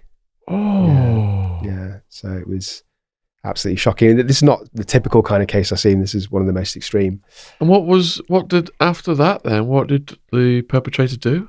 So she just went about her day, and then her mother came back, so the child's grandmother, and thought she the went child about was a day as if sleeping. nothing had happened. Yeah. Well, I think she was in her own little psychotic mind. Yeah. And then her mother thought that the child was asleep. Oh my God. Didn't realise for about half an hour when she tried to raise the child that he was actually dead. And then she was making comments about how she was going to reincarnate him, and you just have to believe. Then the police got called. She was saying the same kind of things. She obviously got arrested. Then she was remanded into prison, and it was actually quite hard to assess her because, so I then got the referral. Yeah. So I was working in a medium secure forensic female unit at the time, went to see her in prison, and she was really difficult to assess because she was so paranoid and psychotic that she wouldn't really let me into her psyche. So she was sort of superficially polite, but very dismissive. She would say things like, I can't remember when I asked her about what happened, and she would say, I've already told you that, doctor, or I don't see how that's relevant. So there was no way in to try and assess her. So what was your approach then when you've got those barriers in front of you? So when I have patients like that, you've got to be as non-threatening and as empathetic as you can be. So you don't ask them about what happened until the very end when you can slip it in. You just try and start a conversation with them. And more often than not, they kind of let you in eventually. But that didn't happen in this particular case. She just wouldn't really engage me in any way. So I was convinced that she was psychotic. And luckily, the judge, I think, agreed. I think had it been a different set of circumstances, had she possibly been male or had she been antisocial with a history of offending, I think it would have been a harder sell. But the judge agreed to let me move her onto a remand section of the Mental Health Act. Was the prosecutor pushing for something else? Yeah. So that comes a bit further down the line. So we had her for a couple of months, and treating her in hospital was also a challenge because, again, she wouldn't engage with people. She wouldn't take medication. So then we had this dilemma. Do we force medication on her, like physically hold her down and inject her, which you can do under the Mental Health Act, or do you try and build a relationship? But because the remand section was relatively short, I think it was only 3 months, which is not a long time in psychiatric terms, we had to bite the bullet and inject her. And she started getting better within the first few weeks. I mean, she didn't fully resolve her psychosis until months later down the line after the court case. But as you say, so when it came to actually giving evidence in a trial, so that was the first time I'd given evidence, and it was at the Old Bailey, and it was a murder trial as well. So it was, I was really been thrown into the deep water. The prosecution were trying to get her in prison for life imprisonment. And I thought that was completely the wrong thing for this young woman. So I had to just extract all the psychiatric symptoms that I could. She made a few odd comments on the ward. So she would ask me about reincarnation. And then when I asked further questions about why she was asking, she would try and retract it all. So there were little glimpses of psychosis, but nothing overt and barn door. But we convinced the judge to put her on a hospital order, which means she goes to long-term rehabilitation. Yeah, so that's one of the reasons that it was so emotionally impactful, was the actual offence itself and the innocence of the perpetrator. But the other thing was that part of the therapy was with her trying to reconnect with her family. So I'd be sitting in a room with this young woman, her brother, who is the father of the murdered child, and trying to sort of piece together this sort of fractured relationship. Oh my God. Yeah. So the brother then and the mum of the kid, what were their attitude towards the sister? So I'd never actually met the mum. She was too upset to ever come in and visit. Yeah. I don't think she visited the entire time. I met the father of the child, that's her brother, and also her father, the perpetrator's father.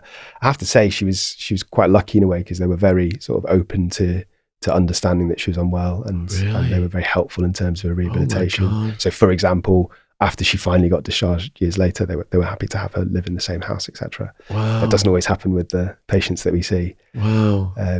So that one really sticks in my mind, definitely. When she got on the medicine, then you said she started to come out of the psychosis.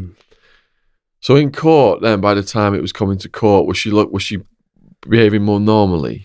No. At that point, she mentioned a few things that were quite bizarre. So I talked about reincarnation before. She would also be quite preoccupied with religion. So she asked me a question like something like, if a Muslim eats pork by accident, will they still go to hell? Just completely randomly in the middle of a conversation. So she had these weird beliefs, but she wasn't. She was a bit reserved about it all. But to answer your question, no, in court, she didn't interact with anybody, didn't say anything. So we were quite lucky, I think, that the judge believed that she was psychotic. But further down the line, months after medication, she kind of came back alive, basically. She came out of the psychosis, and she reported retrospectively all these things that she was experiencing. So she told me that she was seeing like shapes of gods and angels in the clouds before the offence. She was seeing like shapes in the walls when she was in prison, and she was seeing shapes in the curtains while she was in the psychiatric unit. And then after all of that, she obviously, once the psychosis went, what she actually did and the consequence of her actions started seeping into her psyche. So another part of her treatment was just to help her get over this depression when she'd realised what she'd done. Yeah. My goodness. When she realised what she had done, was she horrified then and showing remorse? Absolutely. Yeah. But it was really difficult because she was so upset and she was just burst into tears that it's quite hard to, discuss and break down the mental processes behind her thoughts when she was so upset. Yeah, so it took a long time. How long ago was this? Did the crime occur? I think it was 2015, I think, yeah. And has she been okay since then? Unfortunately, I don't know that much because as a registrar, we move on every 6 months. So I was only involved with her care. It's different now that I'm a consultant. Yeah. So, but I happen to be quite pally with the team, so I do get updates on her every once in a while because obviously it's a case that I'm interested in.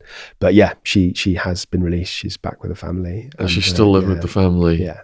What was the parents' attitude? Her own parents' attitude? I think I never really got a handle of what her mum thought about it because she was just too upset to engage with us at all. I think the father and her brother were quite forgiving, actually.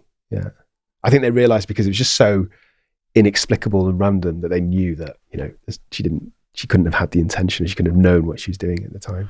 Yeah. How long before the crime were the symptoms manifesting? So I think this prodrome happened for about 3-4 weeks. What is a prodrome? The prodrome is these weird. It's like the harbinger to psychosis. Yeah. So it wasn't full on overt psychosis, but it was just these odd comments and odd behaviour. So for a few weeks. But I should also say that her case is very unusual. When for the vast majority of people, when psychosis comes on, it's a lot more obvious, a lot more overt. She was just quite an unusual case. So people can live a completely normal life, and then the brain chemicals can change to the extent where this can happen. Yeah. Usually, for most patients, there are risk factors.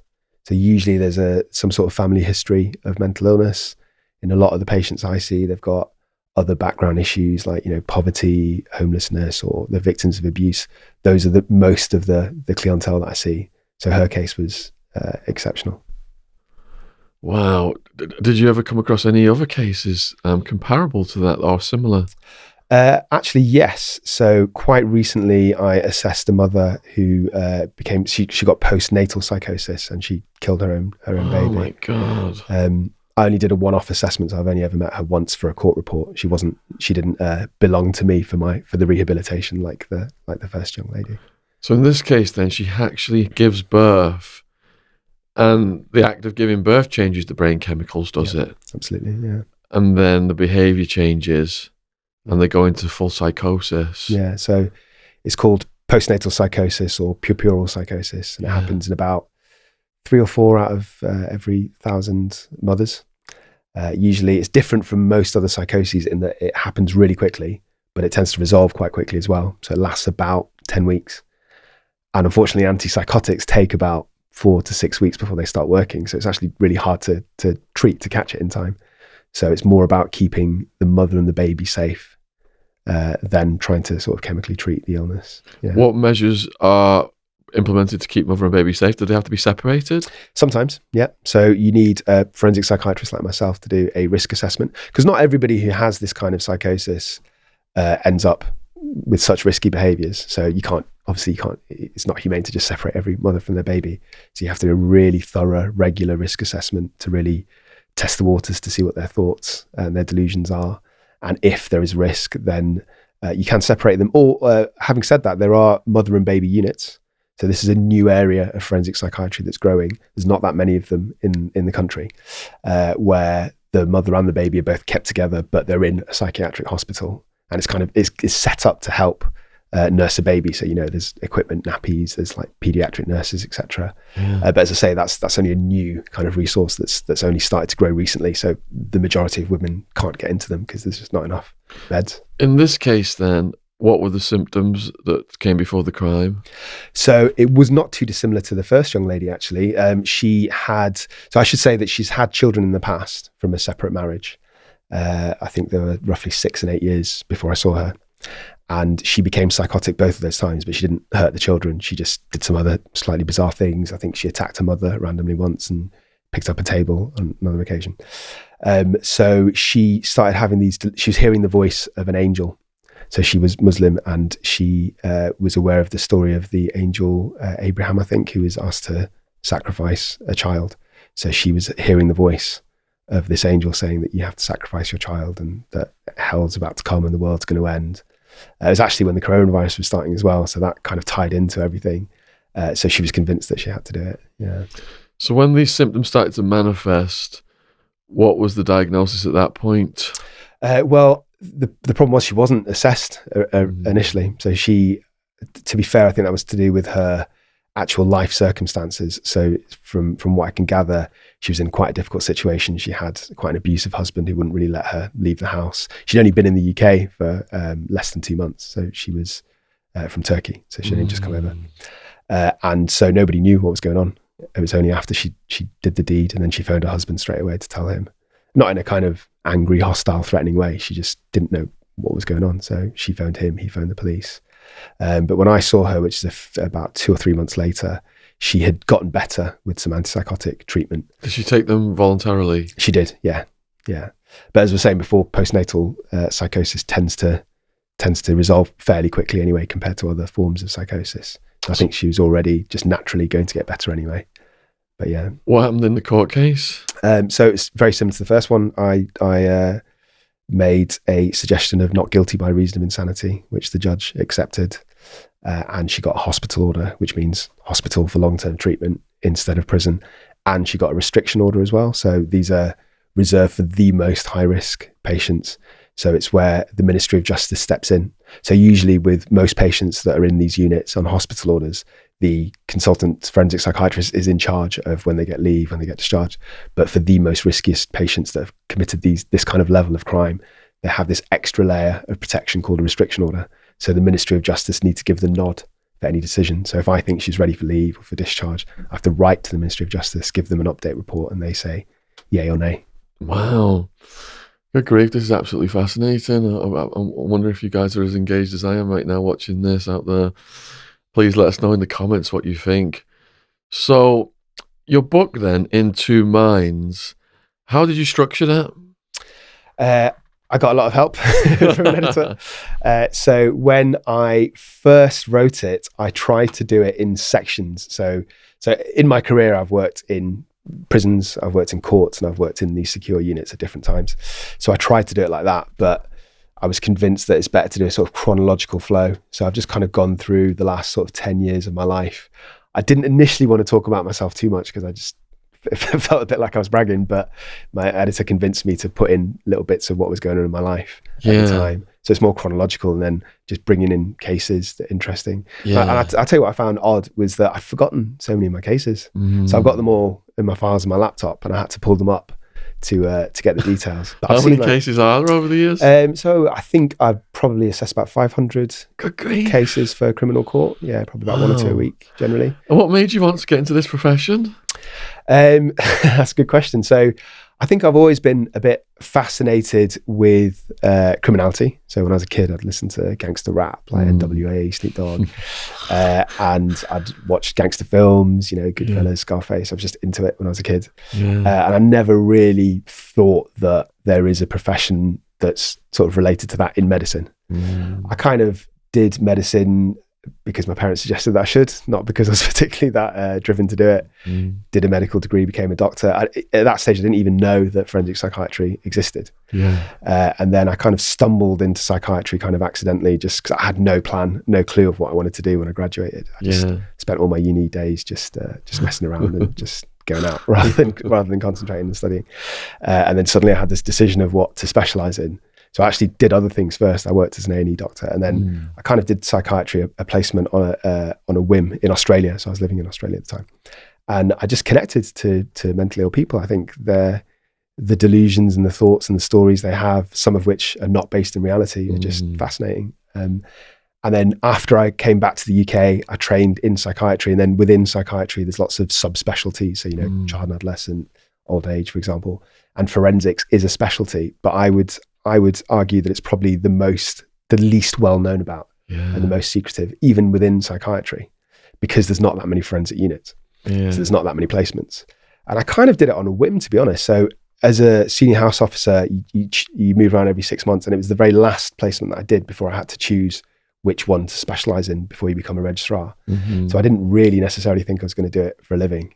But then, like just from my first day on a forensic ward, I was just hooked, because you get to know, as well as the horrific nature of the crimes, you get to know the patients really intimately because they're there for a long period of time.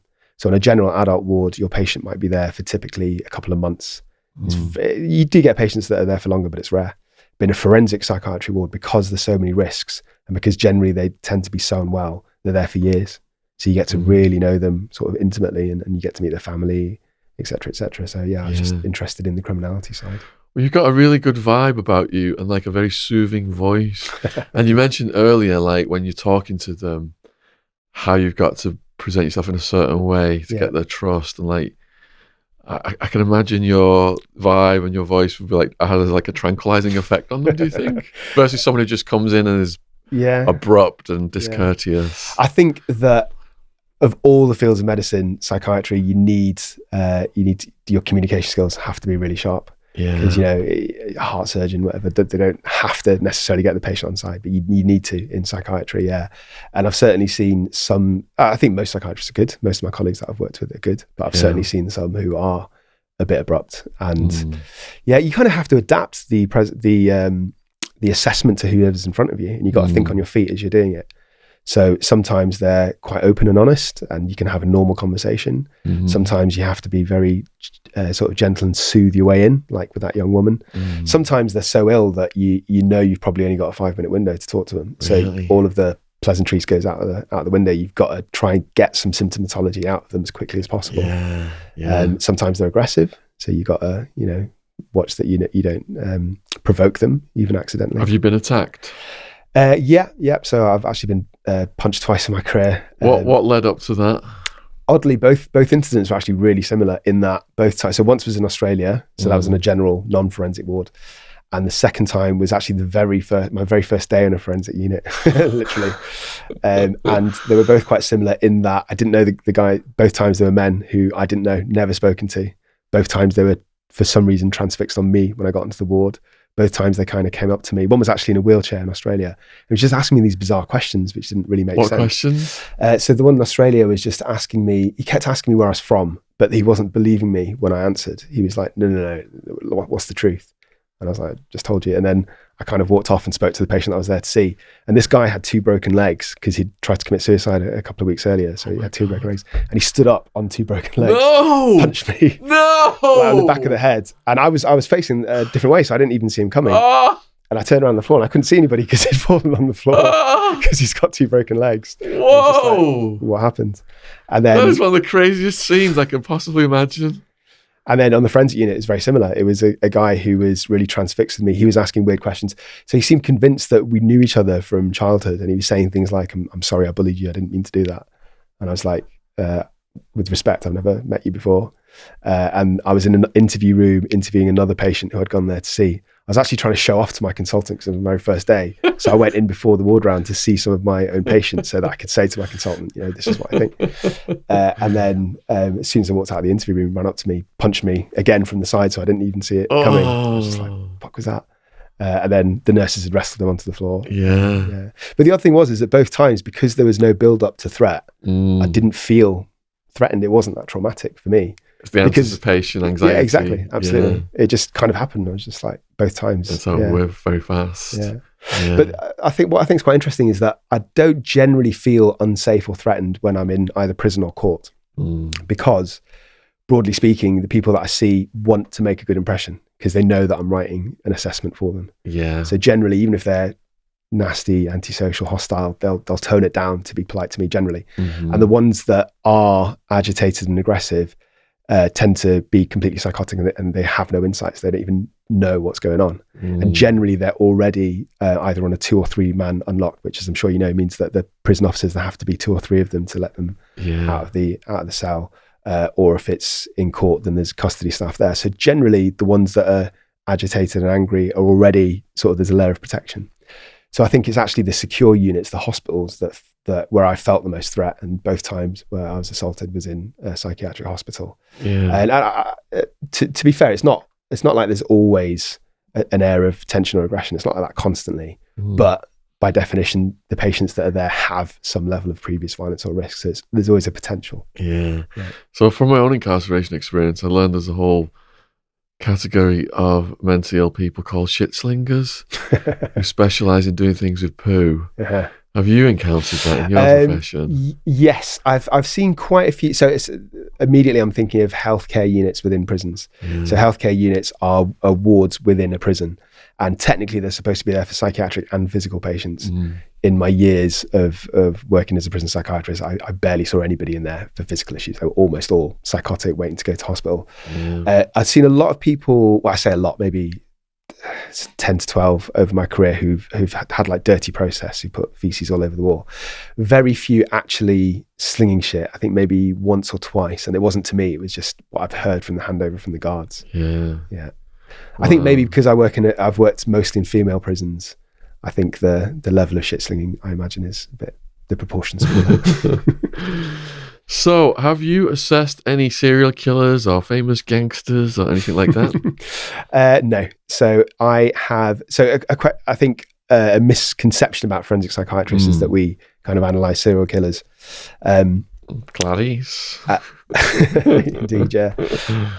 And I've only came across one case of a man who's killed multiple times, 3 times. But all 3 times they were ex-partners, so that's not technically a serial killer because it's not. Like whoa, slow down. So you had to diagnose a man who'd killed 3 times. Yeah.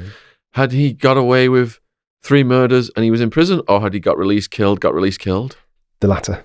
Yeah. Go on, give us the whole story, please. So this is a one-off assessment, so he wasn't my patient on an inpatient ward. So you didn't send him back out into the world to kill again. It's not my fault. But what happened was, so everything that I know is from the notes. Yeah. So he was in his 60s, I think, when I saw him. It's probably 5 or 6 years ago, a while ago. And the first time it was with an ex-partner. I think they'd had an argument on a balcony and he pushed her off. And he got a finding or a mitigation of self-defense because they were actually physically having a fight. So I think he served something like 3 or 4 years. That was the first one, was it? That was the first one, yeah. That was back in the 80s, yeah. Okay. At that point, there was no concerns about this man's mental health at all. Yeah. Second time, I think, was mid-90s. And there was no indication that mental illness drove the offence, but it was, again, a domestic abuse kind of situation. He again had an argument with a partner, and I think he hit her over the head repeatedly with an ashtray, and killed her, and had quite a long prison sentence for that one. Really? And it was while he was in prison that his mental health deteriorated quite significantly. So he developed quite a severe depression to the point he wasn't eating, wasn't sleeping, wasn't eating for weeks. So he got transferred to a psychiatric unit, and then he got sort of tied in with the forensic psychiatry services. And he, to all intents and purposes, from what I can tell, seemed rehabilitated. So you can't keep your patients in there indefinitely forever. I mean, there's humanitarian reasons, but also practical reasons, because you need the beds to open up. You need a flow of patients. You have to discharge patients at some point so that new patients can come in. Otherwise, you'll just have psychotic people in prison that need mental health treatment. So to all intents and purposes, he seemed rehabilitated. He'd been using his lever well. He had not caused any problems on the wards pretty much for the entire time he was there. No arguments, no pushing boundaries with nurses, etc. So he got released, and he was under supervision by both the Ministry of Justice and Forensic Services as well. The one thing that was a bit dodgy is that he was supposed to inform his social worker or his psychiatrist every time he was in a new romantic relationship, or if he moves into a house with like a minor in it. And he started a new romantic relationship that ended up being his 3rd victim. And he didn't tell anybody about that. So that was arguably one sort of risk factor. But then when the team spoke to this woman, she seemed indifferent, frankly, to his history. She kind of loved him anyway, and just wanted to be in this relationship despite what she was told. And then sort of maybe 2 years after that first contact with the team, he had another argument. He ended up strangling and killing this woman, then immediately tried to kill himself. So he ran out, like literally immediately afterwards, and jumped in front of a bus. And then when I saw him in prison, he was like in a wheelchair. So he was in a wheelchair. He had like both of his arms amputated. And which oddly, I don't want to have to word this carefully, but perversely, that actually helps with his risk management, because it means that if he ever does get released in the future, he's far less risky, because you can't kill people with no arms, basically. Good grief! I'm stunned. The second murder victim, did she know about the first? Do you know? I don't know. I don't know, because unfortunately, I've only got the notes to go by, because he wasn't really telling me anything, and I think things were far less well documented in the 80s and 90s. There weren't all the reports and everything, all the admin stuff that we have to do now. So you just basically can only go on what the doctor decided to write. Third murder victim. Do you know what started the argument, what it's about? Yes, I do actually, because I've got his version of it. Obviously, that was it. So she was supposed to help him with some sort of paperwork, like getting his driving license, I think. And they didn't live together, but she lived around the corner, and apparently she didn't turn up. He got really angry, and then she came around the next morning to go with him to do the paperwork. And according to him, she attacked him first. But obviously, we don't know that to be true. So for this to happen 3 times, like he got a pass on the first one, self-defense, do you think he was playing the system? Good question, Sean. I mean, I don't think he was intending to kill another person or to kill another partner in the future. I don't think he thought, right, as soon as I'm getting out of here, I'm going to start another relationship and I'm going to kill her too. I don't think. I can't know for definite. But I think obviously, clearly, he's a dangerous man who's got a pattern. But at the risk of trying to sound too defensive about my profession, you can only go on what you see. You can't predict if anybody's going to be dangerous in the future, and you can't keep somebody in indefinitely. You know, particularly in prison, there's a sentence, and when you get to the end of the sentence, unless there's good reason, you get released. In forensic psychiatric units, there is no sentence. It's up to the consultant to decide when you discharge somebody, but you can't keep people in indefinitely. Again, because it just clogs up the system. So you can only go with what's in front of you, and what's in front of you is whether they've engaged in treatment, whether they're taking their medications, whether they're listening to boundaries on the ward, whether they're starting problems with other people on the ward. So it's not too dissimilar to prison in that people have a history of violence. There's a lot of young, angry men. So as you'd imagine, there's beefs and there's arguments. So there's a lot of opportunity for people to fall out. And he, like many other patients, at least on the surface, seemed absolutely fine. There was no violence or aggression. Given leave, used his leave appropriately, came back on time, passed his drug tests and his breathalyzers, etc., etc. So it's quite hard to justify keeping somebody in indefinitely, when most of your patients have this kind of background. I mean, killing a number of times is unusual, but everyone has some sort of history of violence to be there in the first place. So you've got to make a decision to discharge people at some point. What kind of a sentence did he get on the third one? On the third one, so I think his lawyers were trying to push me to suggest that he had, he did have mental illness, he had depression, but to suggest that he was not criminally culpable. But I didn't believe that at all. I think he perfectly knew what he was doing. So I took away the suggestion of a psychiatric defense. So he ended up with a prison sentence. Off the top of my head, I think it was 9 or 10 years altogether. 9 or 10 years, that's it? Yeah, I think so. 3 people dead. Yeah. Whoa. Wow, I'm just absolutely mind blown by that. I suppose I don't know this for a fact, but this is just speculation. But I suppose because of the injuries, he was not seen as high risk as an able-bodied person. Yeah. Good grief! Well, these are absolutely fascinating. So, what other killer cases then have you assessed? Like, you've done 500 cases. How many of them are killers? Probably not that many, actually. Probably less than 10. Less than 10? Yeah. So the vast majority are attempted murder, assault, arson, sometimes sexual assaults. Yeah. Let's continue down the list of the killers then. What's the next one that you found particularly harrowing or challenging? I'm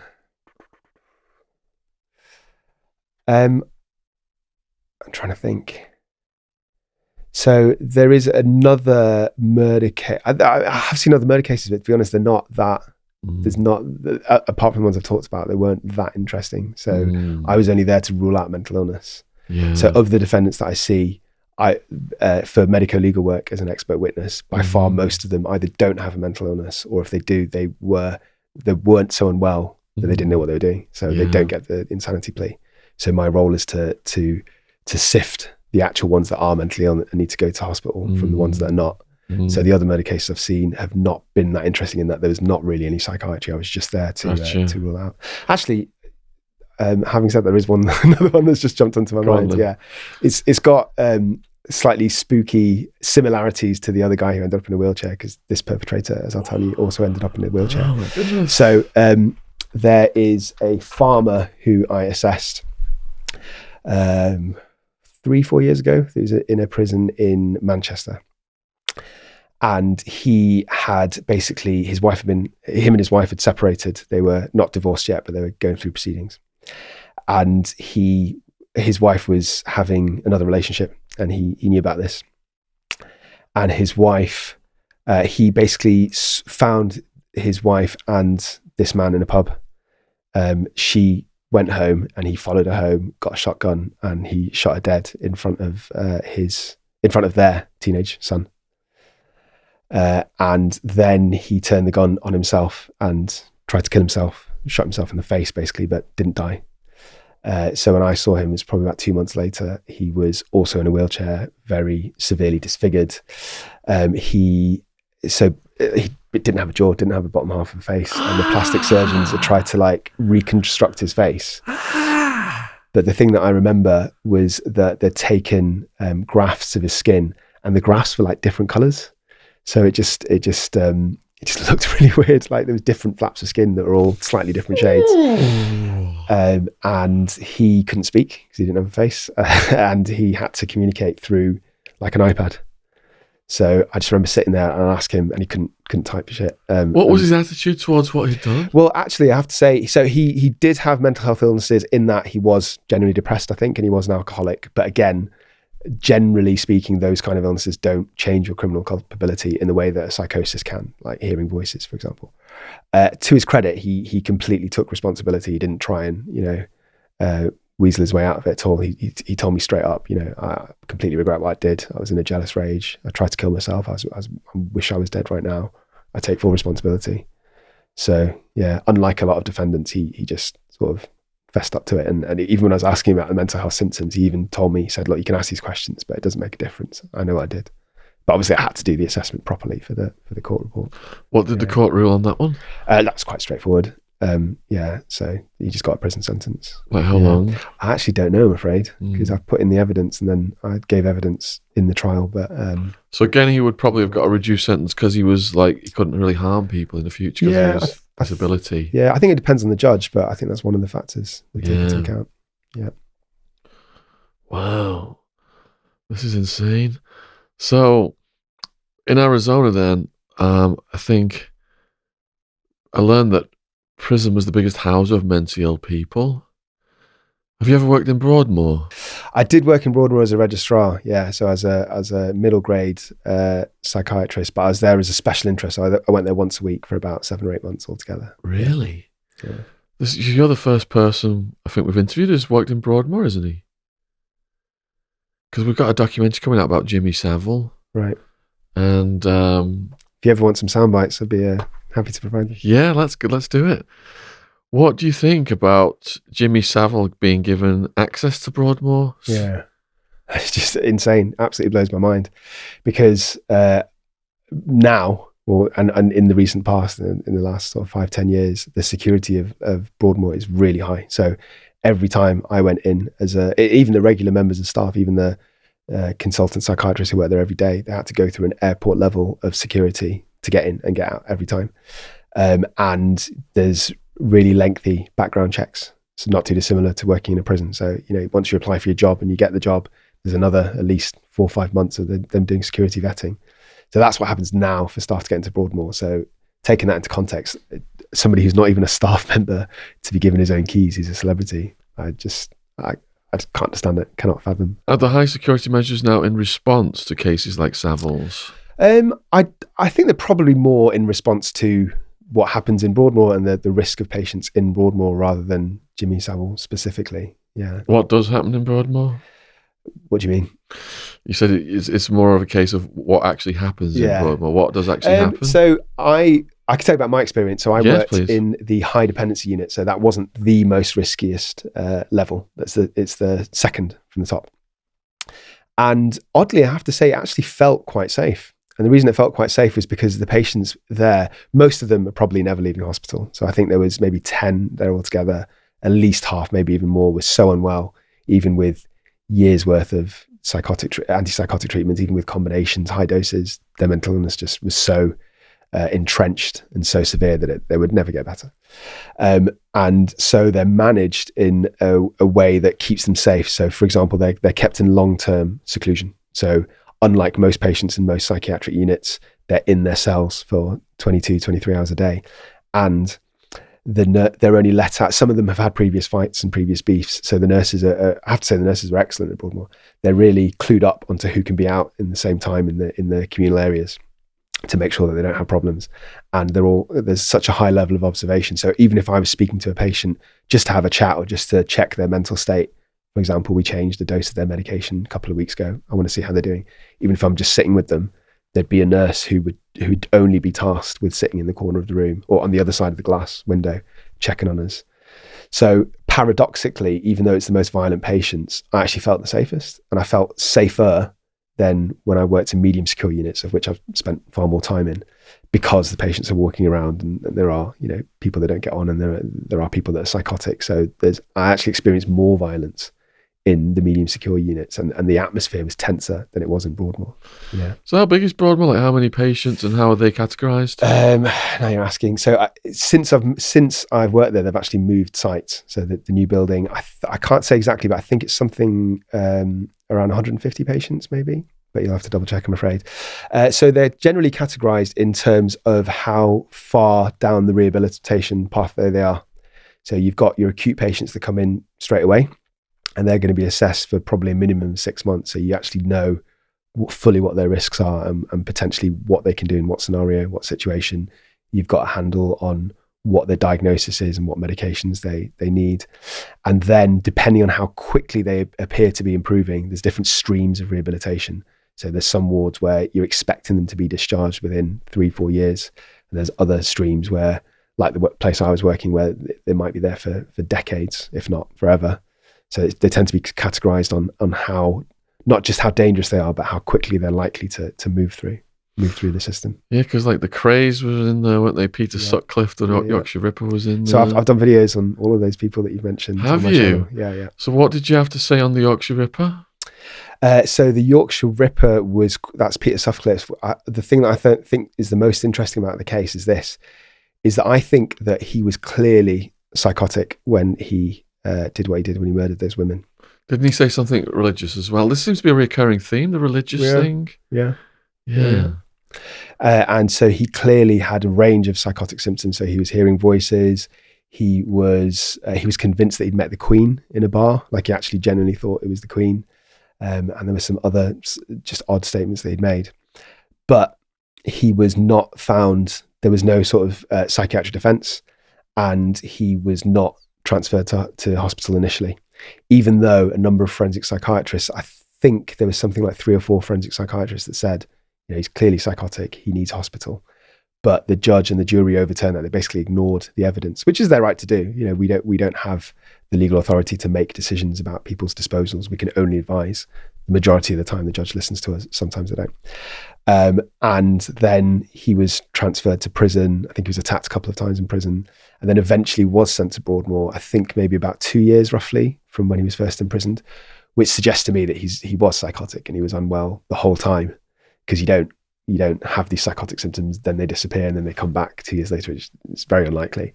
So I think that the nature of his offences were so extreme that the public just wanted to bay for blood, which I can understand that sentiment. I'm a doctor, I'm a psychiatrist, so my perspective is that if somebody needs treatment, they need treatment. I try and take the ethical issues out of it and the moral justifications. Not to say I don't have thoughts, I keep them separate. But I can understand why members of the public, just want to see this man punished. So I think that's why he was sent to prison, but he should have actually gone to hospital, in my view, from the beginning. So did he have a family at the time of these murders? I honestly don't know. I don't know. Do you know anything about his relationship with Jimmy Savile? Because there's theories that they had a relationship before the murders. No, I don't know, I'm afraid. Okay. So you said you did a video on the Crays? Yep. What did you have to say on them? On Ronnie Cray. So what I think is quite interesting about the craze is, I think there's a number of explanations of why they turned out to be antisocial. So I think the fact that they didn't really have much of a father figure. I think the fact that they run around in quite a tight circle. So I think because they're in this little gang, they almost gave each other permission to break the law. I think they were quite diverse in their criminal activities. And I think because they became such celebrities, and because they ruled with intimidation, they almost had to keep up this image of being really violent and really notorious. And Ronnie in particular, as you know, he was bisexual. Some people say he was gay, and I think that was less accepted back in the time. So that was the 60s or 70s? 60s, isn't it? We just did the craze tour, didn't we, this week? 60s. What was the era of the craze? 60s. Yeah. Especially back in the 60s, I think he was hypersensitive to being publicly insulted. Plus, you throw in paranoid schizophrenia, which is what he was diagnosed with. On top of that, you got an extra level of paranoia. So I think all of those things in combined, made him lash out, act out, kill the person that he killed. The other thing that I think is quite unique about the craze is that, there's always questions of nature versus nurture, like why people become violent, why people offend. What you've got is an extremely unusual situation, because you've got two genetically identical people, one of whom has schizophrenia and one of whom doesn't, right? So schizophrenia tends to run in families, and if one twin has it, there's something like a 70 or 80% chance that the other one will have it as well. Because it's not one inherited gene, it's just like a cluster of genes. But you've got the situation where you've got one with it and one without it. And interestingly, both of them turned out quite antisocial. Both of them were violent, both of them offended. You could argue that maybe Ronnie was a bit more violent because he actually got done for murder, whereas Reggie didn't. Did I get that correct? Or did they both get done for the murder of their associate? Both of them. But then Ronnie got an extra murder on top of that. So you can see that they were both destined to be antisocial because they're genetically identical. Then you add in a layer of paranoid schizophrenia and he becomes slightly more violent. So yeah. Any other high-profile criminals you've done videos on? Yes. One that really stands out in my mind is Andrea Yates. Who's Andrea Yates? So she's got big similarities to the other two women that I was mentioning earlier. So Andrea Yates is a nurse who in 2001 in Houston, she drowned and killed her own five children. Oh, in Houston? In Houston, yeah. Oh. And what was your analysis of her? So there's a couple of interesting aspects of this case. So I think that she had this postnatal psychosis that I was talking about. So she had 5 kids, and after each one, she would get unwell. And during one of her hospital treatments, she was discharged early from hospital because the insurance companies wouldn't pay for a whole stay. So she was slightly better than when she first came in, but she was still not eating, not drinking, and they still discharged her because they refused to pay for her. And then months after that is when the killings happened. And she methodically drowned all of her all of her children individually. And the oldest one was a 7-year-old boy, and he figured out what was going on. So he tried to run away, and she chased him and dragged him back and killed him. Oh my God. Yeah. And I've got an 8-year-old son, so particularly kind of rings to me emotionally. Was she hearing voices and stuff? Yeah. So it's immediately afterwards she phones her husband who's working. So it's actually very similar to the other case talking about her husband was working at NASA. Phones him and tells him what he's done. Then she calls the police herself. And she was convinced that there was something wrong with the children. They'd been marked by Satan. And she was seeing like demonic images. Even in prison, she was seeing like cartoon characters, like devil cartoon characters in the walls. She was hearing a voice. She was hearing a voice that was telling her to go and grab a weapon.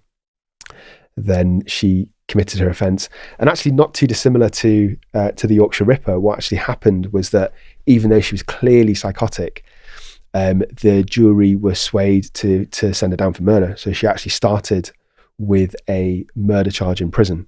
And that was very heavily influenced by the evidence of a forensic psychiatrist like myself called Dr. Dietz. And Dr. Dietz was, I think fair to say, a little bit dodgy. So for a start, he wasn't an expert in postnatal psychosis. I think you could argue, because it's quite a rare disorder, that you don't have to be an expert to give evidence in that one specific illness if you understand psychosis in general. So I would feel comfortable giving evidence in postnatal psychosis, even though I've only seen a few cases, because I understand I've seen hundreds of cases of psychosis. But he'd not practiced, he'd been doing his private medico-legal work, but he'd not seen a patient in 20 years. So that's a little bit dodgy, right? You can't really say that you've kept your psychiatric skills up to date and sharp if you've not done that. Plus he was quite, he worked in high profile shows like Law and Order.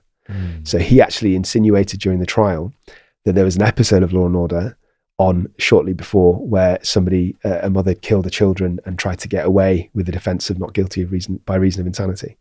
And it turned out later, after the trial, that was just bullshit. There was no such episode. So years later, she had a retrial. And during the retrial, she was eventually found not guilty by reason of insanity and sent to a psychiatric hospital, where I believe she's in to this day. So she's still in hospital to this day. That was 20 years ago. But that really sort of struck me, again, obviously because of the tragic nature of what she did, but also because it's just so similar to cases that I've seen personally. What was her name again, so I can Google that one? Andrea Yates. Andrea Yates. And that was 2001, did you say? Yeah. Oh, yeah, I was in America then, so it was probably on the news out there. Okay, so... the mentally ill then, the biggest hazard of mentally ill is the prison system in America. Is that the same for the UK? No, I think there are more people in psychiatric hospitals who are severely mentally ill. I suppose it depends how you define mentally ill. Yeah. Like around half of prisoners have some sort of mental illness, but that would be, the majority of those would be anxiety or depression. So I'm not trying to detract from those mental illnesses, but I'm talking about, need hospital, kind of that level of illness. Yeah. There are more in psychiatric hospitals, definitely. So let's just take a break from all of the cases a second, just to go over some of the terminology. Sure. I think people need a break after hearing all those stories. So you meant earlier on, you said paranoid schizophrenic. Mm-hmm. What is a paranoid schizophrenic? So schizophrenia is a mental illness that affects about 1% of the population. I think it's very slightly overrepresented in males, just by a little bit. And it's periods of psychosis. So psychosis is where you step out of reality.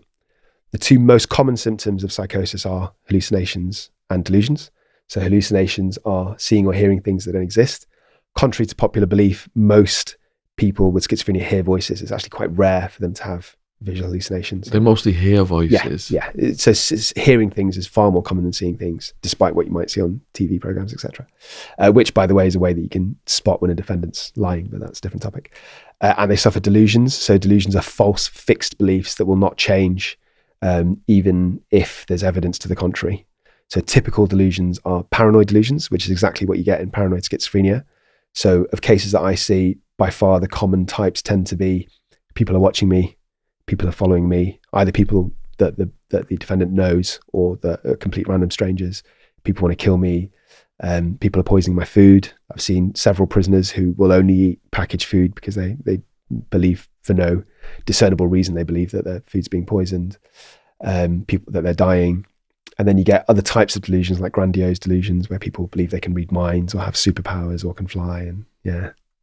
So how many schizophrenics are of the paranoid type? Good question. I think the majority of people with schizophrenia have paranoid schizophrenia. Yeah. So I think well over a half generally tend to be. That's how it presents. Yeah. Over half are paranoid schizophrenics. Yeah. And out of all of the violent crime that occurs from the mentally ill, what proportion of that comes from paranoid schizophrenics? So I should say, because I wouldn't want to add to the stigma against mental illness. So I would really sort of like to highlight that the vast majority of people who have mental illness are not violent. Yeah. It just happens to be that I work in the field that's exactly that overlap. So in terms of serious crimes like murder, I think quite a high proportion of them are done by people with schizophrenia. I think something like 10%. 10% of murders are done by schizophrenics. I think so, yeah. And what are the warning signs people could look for then, like just hearing people say strange things? Well, the problem is that because the vast majority of people with mental illnesses like schizophrenia are not violent, it's one thing to identify the mental illness, but it's a whole different ballgame to actually identify the risks, which is where you need a specialist like a forensic psychiatrist. But to answer your question, so generally people with schizophrenia have those symptoms I was talking about. So they're hearing voices or they're transfixed on ideas or thoughts or conspirational beliefs that are clearly not true. But they also tend to have quite significant cognitive decline. So you can be quite paranoid but not have schizophrenia. But somebody with schizophrenia generally, There are exceptions, but generally they struggle with work, with relationships. They tend to need to go in and out of hospital. So their ability to function massively decreases, which is called social drift. So they tend to drift towards joblessness, homelessness, drug use. Yeah. Have you watched the White House Farm Murders on Netflix? No, I've heard of it. Okay. So But I know.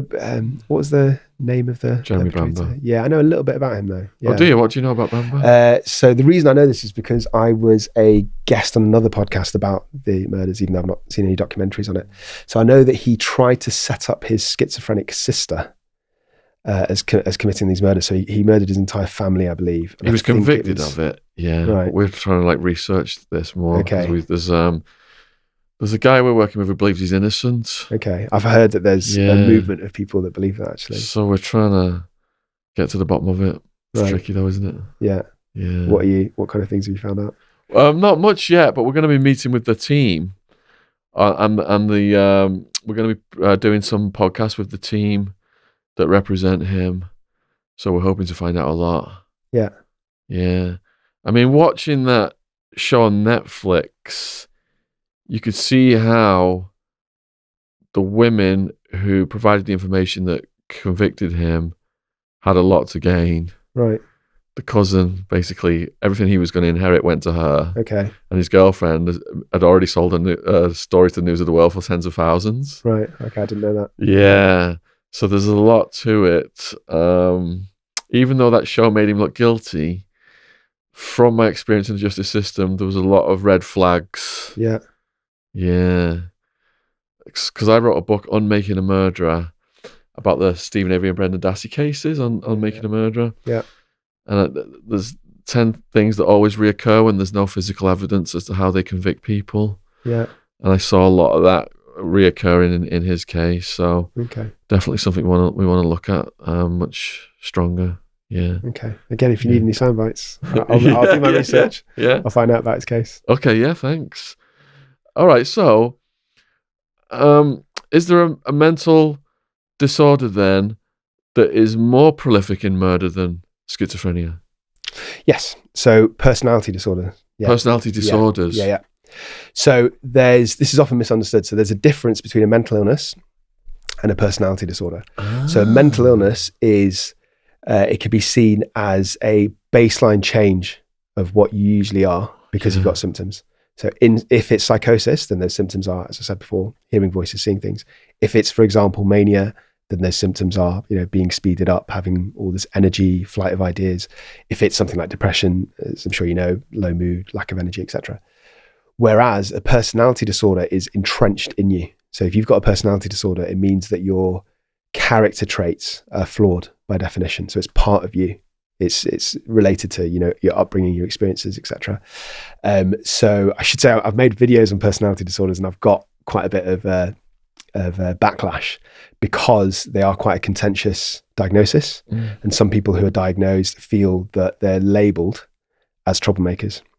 And I can understand where that comes from because I've certainly seen in my career doctors and nurses who say that's just PD, that's just personality disorder, which I take to mean that they're just causing trouble for the sake of it. They know what they're doing. They're not hearing voices, for example.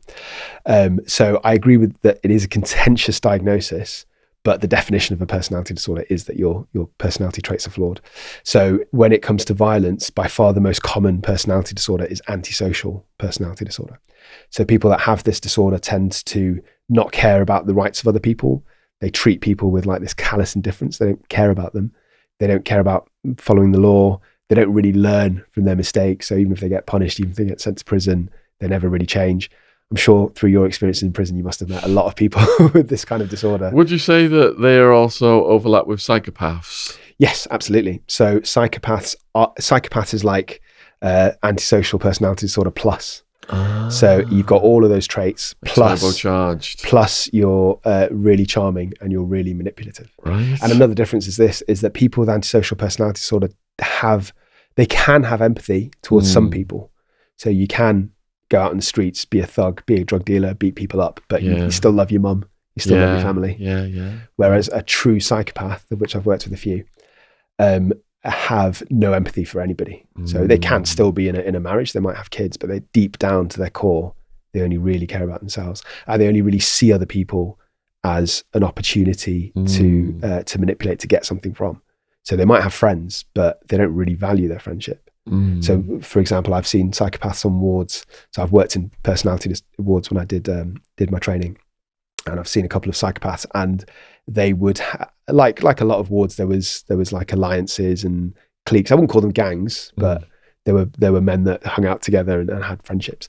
And a true psychopath would drop their friend like that if it suited them. So if a friend had provided a positive urine drug test, for example, and the psychopath doesn't want to lose his leave, he'll like disassociate himself with that. Or if a friend's been accused of doing something, then a true psychopath will just cut ties immediately, would have no qualms. What's the most dangerous psychopathic case you've encountered? That I've encountered myself? Yeah.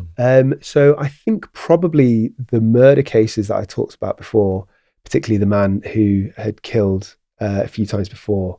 I don't think he ever got a formal diagnosis of being a psychopath, but he clearly used, the 3 murders aside, he used people and he used women to get what he wanted. He would form these relationships, I think, to set himself up in the community. And he didn't seem to learn from his mistakes, which is very typical from a psychopath. So that's probably one of the main ones. What was this case you were interested in, James? The Rachel Nickel murder. Rachel? Nickel. Oh, Nickel. What's that case? So the reason that I know about this case, the reason I've studied this case, because we were taught about it during our training, because it kind of, in my view, highlights how non-scientific and non-reliable criminal profiling is.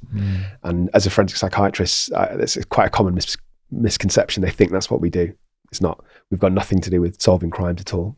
So the case was in 1992, there was a young lady called Rachel Nickel. She was only 23. She was young, model. I think she had a 3-year-old son at the time. And in Wimbledon Common, she was completely randomly and senselessly attacked by a stranger who stabbed her, I think, over 50 or 60 times, killed her in front of her son. And what had happened was the police had some suspects, and they drafted in this very renowned forensic psychologist, arguably probably one of the most famous in the country. And he set up this criminal profile of what he thought the perpetrator would be like demographically. And the police had a number of suspects, including the person that actually carried it out, who I'll come back to later, and a completely innocent man called Colin Stagg. And they were convinced that Colin Stagg was the perpetrator because of this criminal profile that was built up. So they actually set up like a honey trap, like a sting operation, where they got an attractive female undercover cop to start a romantic relationship with Colin Stagg and try and coax out a confession about the killing of Rachel Nickel. And alarmingly, he didn't even confess to that. So I think there's transcripts of the actual conversations, and he basically said, look, I know you want me to say that I killed this woman, but I didn't kill her. I don't know what to tell you. I didn't do it. Despite that, the police still arrested him, and he was still put on remand for 8 months. Then he had a trial at the Old Bailey, and it was thrown out immediately. And the police were heavily criticised, as was the psychologist. And then years later down the line, because DNA technology had caught up, they discovered that it was the real perpetrator was a man called Robert Napper. And he was actually a patient at Broadmoor at the time. So he had paranoid schizophrenia, and he killed another random woman whose name was Samantha Bissett. And they linked the DNA to him. But so for me, the most sort of shocking part is that if it wasn't for this criminal profile, because the police actually had him as a suspect at one point, if it wasn't for this criminal profile, they might have got the right person. They might have prevented this other senseless murder. So the art of criminal profiling then, where did that originate? So I think it originated in America, actually. So I think it was connected to the FBI from decades ago, from like the 60s. But I think that me personally, the reason I don't believe in it is first of all, there's no scientific studies to prove that it actually Is this works. going back to Mindhunter and all that stuff? Yeah, exactly. Yeah. Number one. And number two, it makes certain assumptions, and the assumptions are that different people act the same way, and that a criminal carries out his offences in the same way. And I just don't think that's true, even in people that I've assessed. And again, the vast majority are not murders, but in people that I've assessed, their crimes or their MOs are sort of random, they're impulsive, they don't necessarily follow a pattern. I think some people probably do follow a pattern, but you can't assume that, and you can't use it to narrow down suspects, in my view. As I think is reflected in the Rachel Nickel case, it can actually be quite damaging, I think. In the Rachel Nickel case, this suspect then that was innocent, what had put him on the radar of the criminal profiler? Did he have a history of anything? I'm not entirely sure. I know he was seen as a bit of an odd man. I know that. I know he was a bit of a loner, and I think he used to wander around that area. I don't think he had a serious history of violent crimes, as far as I'm aware. No. Just like a Boo Radley situation. To Kill a Mockingbird. All right, so you mentioned then personality disorders. So does that mean like borderline personality disorder? Is that one of them? Yeah. So what does that even mean? Okay, so when it comes to personality disorders that are related to violence and offending, as I said before, number one, by far the most common one I see is antisocial personality disorder. Antisocial. Number two is borderline. Oh, is it? So borderline is also known as emotionally unstable personality disorder. And people who suffer from this tend to have mood swings, big mood swings. They're never fully happy with themselves. They're never fully happy with their identity. So they often, change their circle of friends or change their image just because they're never really happy with who they are in the core. They often self-harm, and they often take drugs, and they have quite explosive relationships. So the difference between somebody antisocial who offends versus somebody with borderline who offends, in my experience, is that antisocial people see offending as a lifestyle. So violence is how they earn their living, basically. Whereas generally people with borderline tend to not want to be habitual offenders, but they can't contain their emotions. So they get into an argument with their boyfriends or their girlfriends or their parents, and they just explode in this rage and they regret it afterwards. Whereas somebody with antisocial personality, it's what they do. They regret getting caught, but they don't regret their behavior. But I should also say that there's a lot of people with borderline who live fulfilled lives and are able to contain their symptoms and their behaviors. I'm not saying that everybody with this disorder is aggressive or violent. It's just the people that I tend to see. Who's more manipulative? Psychopaths, antisocial, borderline? Psychopaths. Psychopaths. Yeah. Because by definition, you have to be manipulative to be a psychopath, whereas you don't have to have that trait for the other two. Do you have a case of a borderline that gave you some particular challenges? Yes, absolutely, yeah. So I remember there was one young man so this was when I was working as a consultant in a secure ward. So this is different from one-off assessments. This is when I had responsibility for rehabilitating the patients. And there was one young man, and he was actually quite charming. He was quite funny when he wanted to be, but he could also be quite nasty when he got angry. And he was an absolute nightmare to discharge, just really difficult to discharge because he just wouldn't stick with the rules. So every time he would behave himself on the ward to get leave, and then when he got leave, he would go out and he would come back on time for weeks in a row until it got escalated to unescorted leave. And then he would go out and drink, come back drunk, be a bit aggressive, a bit arsey. He actually physically put hands on me on one occasion, actually, so it pushed me into a wardrobe once, when I was telling him off. Do you have a protocol when something like that happens? Yeah, I didn't follow it. You should pull your alarm, and so there's an emergency nursing team that come in and if necessary restrain and medicate and put them into seclusion. But I just didn't think it was that necessary, and I didn't. Maybe it's the wrong call, but I didn't feel that threatened, and I kind of calmed him down.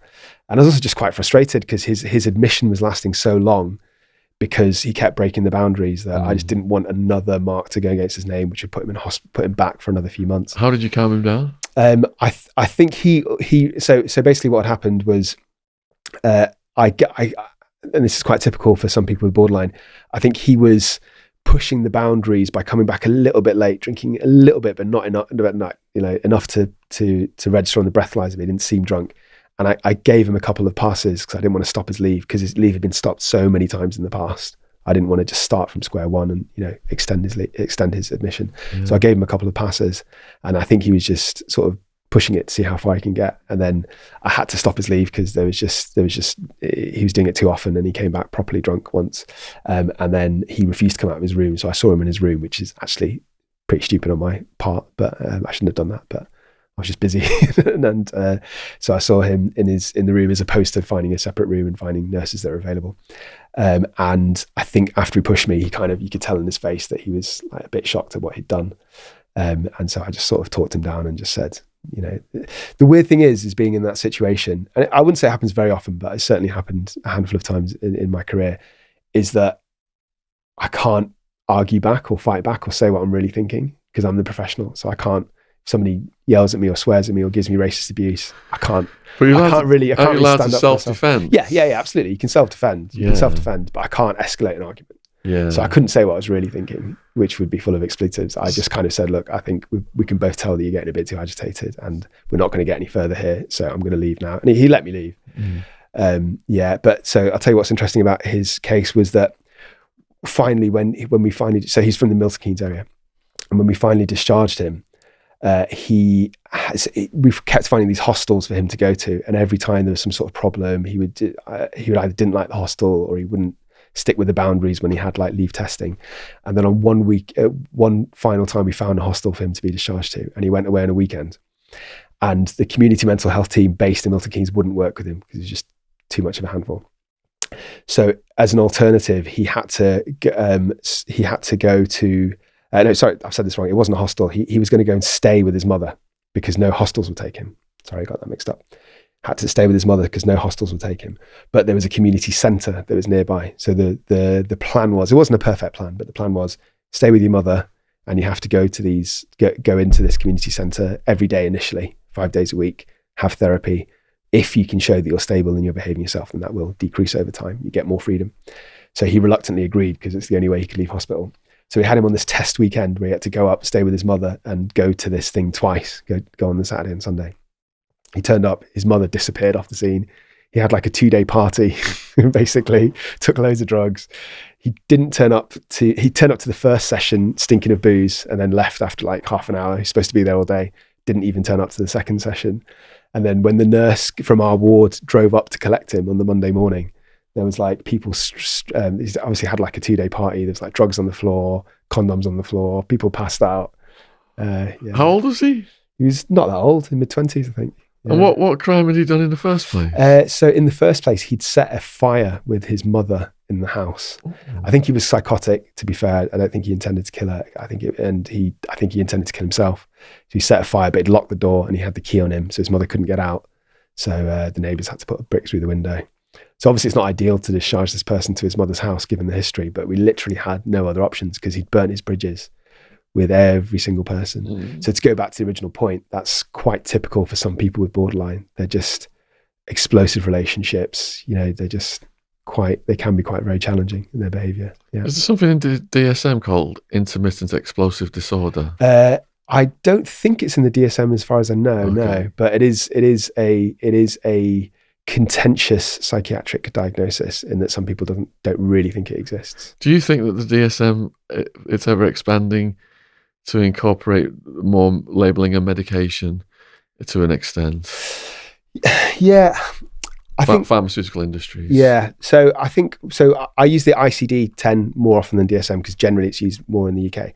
But I know a bit about DSM. I think the problem isn't the way that things are categorized. I think it's the way that it's used. So as a psychiatrist, I'll be the first to admit that all psychiatric constructs are man-made. They're all made up. Yeah, it's not like you've got a broken bone and you can take an X-ray and you can say this bone is broken.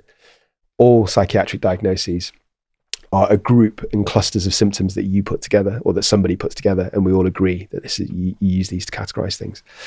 So I think that if you expand it and you get more symptoms, the problem is that you are pathologizing human experiences, but it's what you do with them. So if you're over-diagnosing and you're treating patients unnecessarily, then I think that's absolutely wrong. And that should be strayed away from. But if you're just using it as terminology to explain a mental illness, then I don't think there's anything particularly wrong with that. So to put it another way, you shouldn't just treat somebody because they match a list in a book. You should treat somebody because their mental illness is impacting on their lives and they can't manage without therapy or medication. So to me, if you do that, then it's kind of irrelevant which category of the ICD-10 or DSM that you're doing. And if you treat the patient holistically, that's more important. It just seems like it's gone to an extreme in America. Yeah. All right, so we were going down the list of categories that commit the most violent crimes. We've got psychopaths, antisocial, borderline. What's next? I think most of the patients that I've seen would fit into those categories. I suppose another one that we've not talked about is mania. So mania. Yeah, so bipolar Bipolar. affective. Yeah, exactly. So bipolar affective disorder, as you may know, is a constant flux between one of three states. So sufferers are either depressed, euthymic, which means they're in normal mood, or manic, which is mania. So it's kind of the opposite of depressed. So you're full of energy, got a flight of ideas, constantly thinking of other ideas, don't feel tired, don't feel you need to sleep, constantly eating, constantly on the go. So that is definitely associated with offending. So if somebody's in a manic state, they can be completely disinhibited and they don't really know what they're doing. Have you got any cases you could tell us about mania? Yeah, one that jumps to my mind would be a man who was actually on the ward at the same time as the young man that I was telling you about with borderline. So he was in his 50s, I believe, and he's like an ex-rocker, really sort of big, burly man, full of tattoos, leather jackets. He used to drink with the Kinks, apparently, that's what he told us. And he was actually a very sad case because he never really got better. And I felt a degree of guilt, actually, because I was his consultant for 2 years and I plied him with medication. It never got him better. But his index offence, so his offence that got him into forensic services in the first place, was that he'd been on a 3 or 4 day binge, just drinking loads. I think he was manic. That's why he didn't feel the need to stop. He wasn't, as far as I know, using any stimulants. It's quite hard to drink for 3 or 4 days straight. I'm sure you can do it with other things in your system, but not with just booze.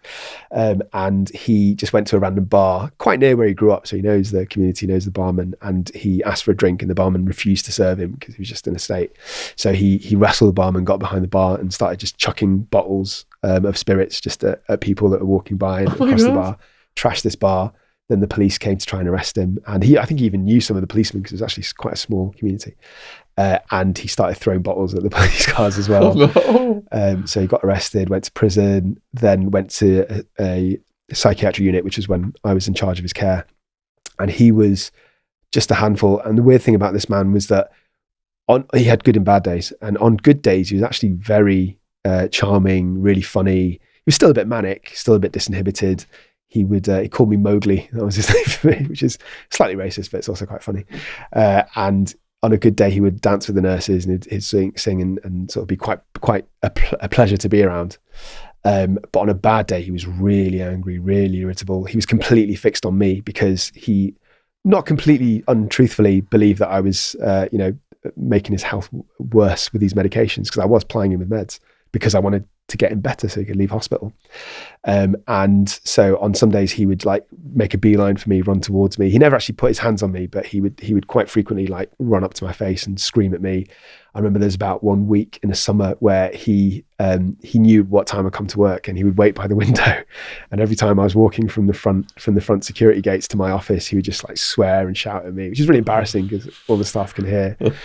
And usually with somebody like that, you put them in seclusion if they're acutely really dangerous, and when they're a bit better you stop their leave and you use leave or you use discharge as like a carrot for them to aim. So that's how you convince people to engage in therapy and take meds. But this guy didn't ever want to leave hospital.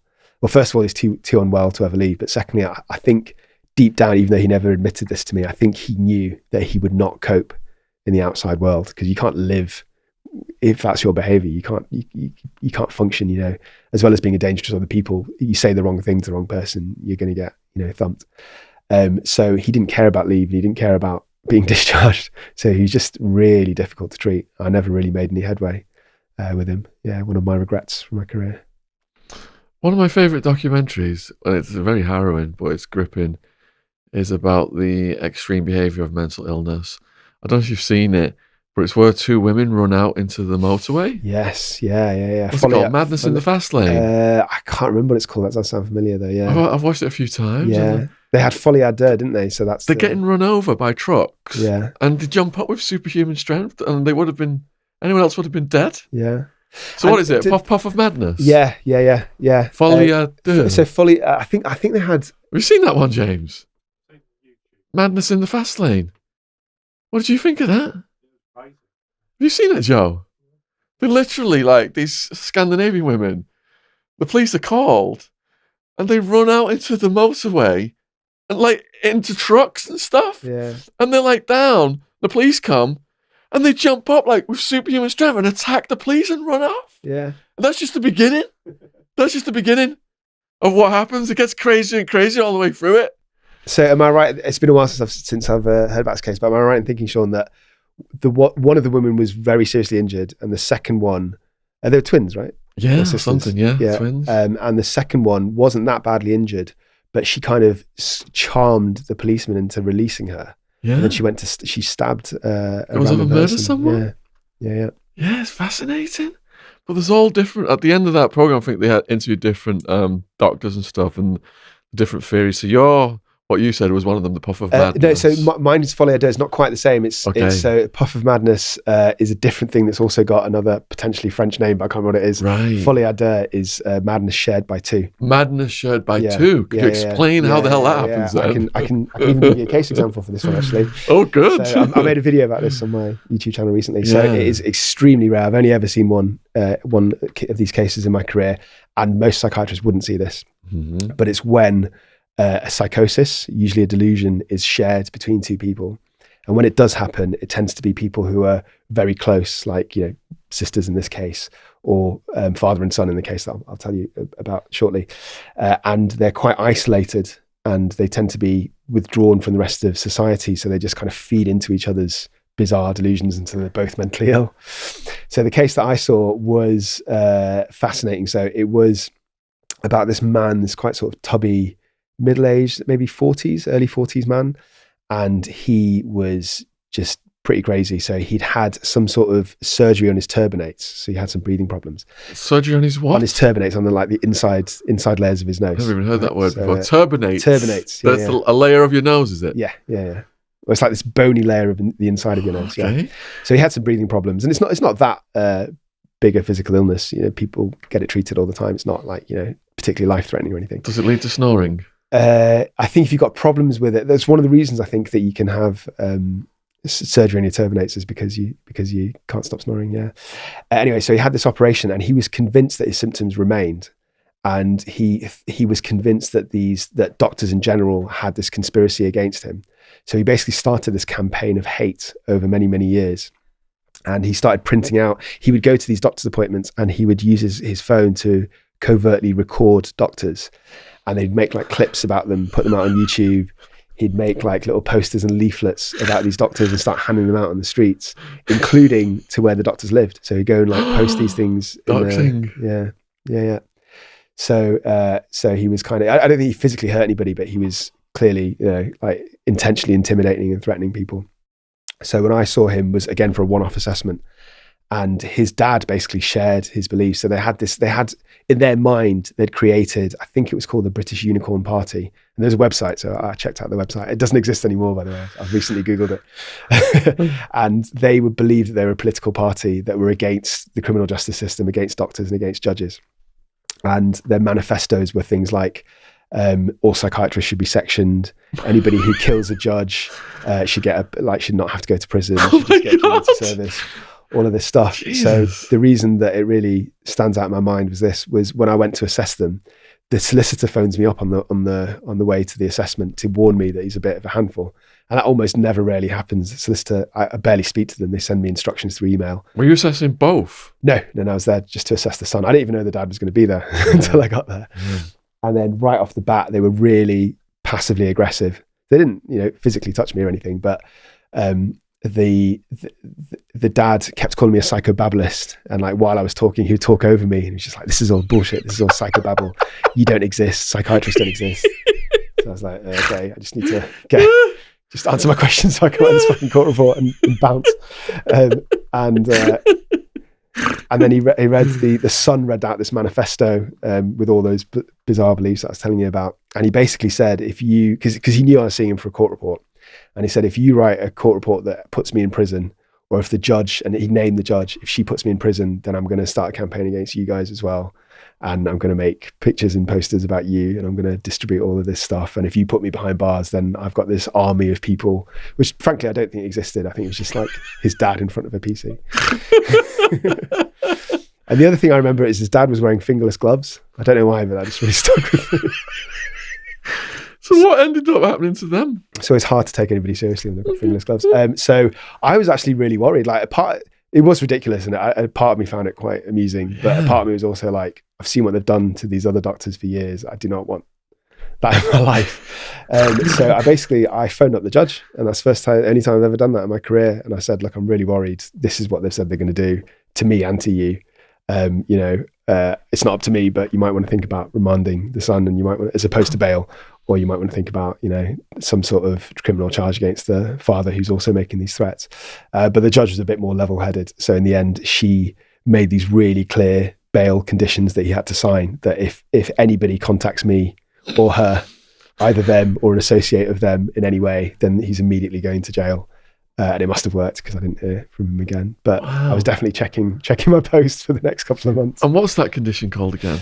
Folie à deux. So I think he had a delusional disorder, which is similar to schizophrenia, but you only have delusions and you don't have all the cognitive stuff that I was talking about before. Yeah. So you can actually function quite high. You can hold down a job, but you have one particular delusional system. So I think the son had that.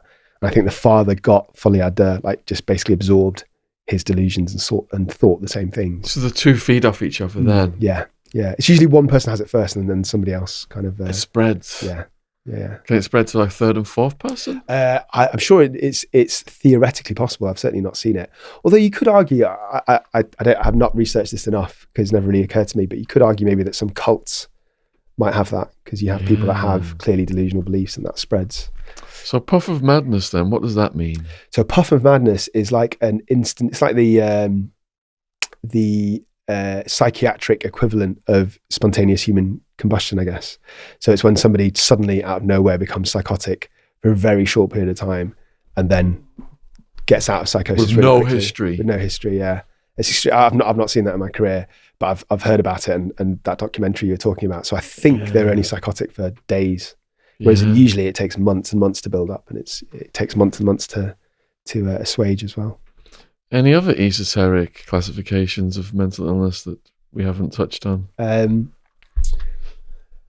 Yes, so there is Capgras syndrome. What? Capgras syndrome. Capgras? Is that two words? No, it's one word. CAPGRAS. Capgras syndrome. Go on, what's that? So that is a specific delusion. It's a delusion of misidentification. That is where you genuinely believe that somebody that's close to you is not actually them. So say if you believe that your, sister, for example, wasn't actually your sister, but was an imposter, and it's like quite a fixed delusional belief. I don't think I've seen it in my career, but I've certainly heard of cases of people attacking family members and killing family members because they're convinced that it's not actually really that person. It's somebody else that looks exactly like them, but it's like a clone. There was a case in America of a dad, a postal worker, who was driving along and his two sons were in the back and he thought one of his sons was a demon and cut his son's head off. Right. But that would be classified as crystal meth psychosis, would it? Well, if he was taking crystal meth, then yes. So that's not a mental illness. Yeah. If you're under the effect of drugs, it's not a mental illness. Yeah. So basically... do you have situations where they combine? Yeah. So basically you can have... So there's drug-induced psychosis, which is where somebody with no known psychosis takes drugs and then all of a sudden becomes psychotic for a very short period of time. Then the drugs go out of the system and then they're back to normal. I've got an interesting case about that if you'd like to hear about it. I'll come back to that. And there's some people who have a psychotic illness like schizophrenia, then they take drugs and that rockets them into a state of psychosis. But it tends to last longer than the 2 or 3 days when the drugs are in your system. And then you've got very occasional cases where you've got somebody with no mental health, no mental illness history who becomes psychotic on drugs and then stays psychotic. So they flip into schizophrenia. And you can't really know for sure whether they would have eventually got schizophrenia or not. You don't really know. It's like something snaps in the mind, isn't it? Because, a lot of my friends did a variety of drugs and some of them did, after a very short period of time on crystal meth, had delusions. Yeah. Which they still had years later when they were off the drugs. They still believed those things and the personality kind of shifted into a more paranoid. And did they believe them to the same kind of intensity? So was their behavior reflecting? Well, because they weren't actually on drugs, their behavior was more normal. Yeah. But they were set on that delusion that had formed. Do you mind giving me an example, please? Yeah, so I had a friend who's deceased now who... His wild man. No, not Wildman. But it was Wildman and him who got on crystal meth together. And then my friend was a stockbroker. He ended up picking a computer up and throwing it at our boss. And he got fired that day. And then he lived in one of my properties. And he showed up at my property with like a wand. And he was going over the television with the wand and going over all the light fixtures with the wand. And he was saying that the house was definitely bugged. And I was being followed, and we were all going to end up in jail. Yeah. This was 5 years before we did all end up in jail, so he was correct on that part of it. But the police He wasn't psychotic; he was a soothsayer. The police weren't onto us yet because I read all the police records. They weren't at my house, bugging the house. So I woke up.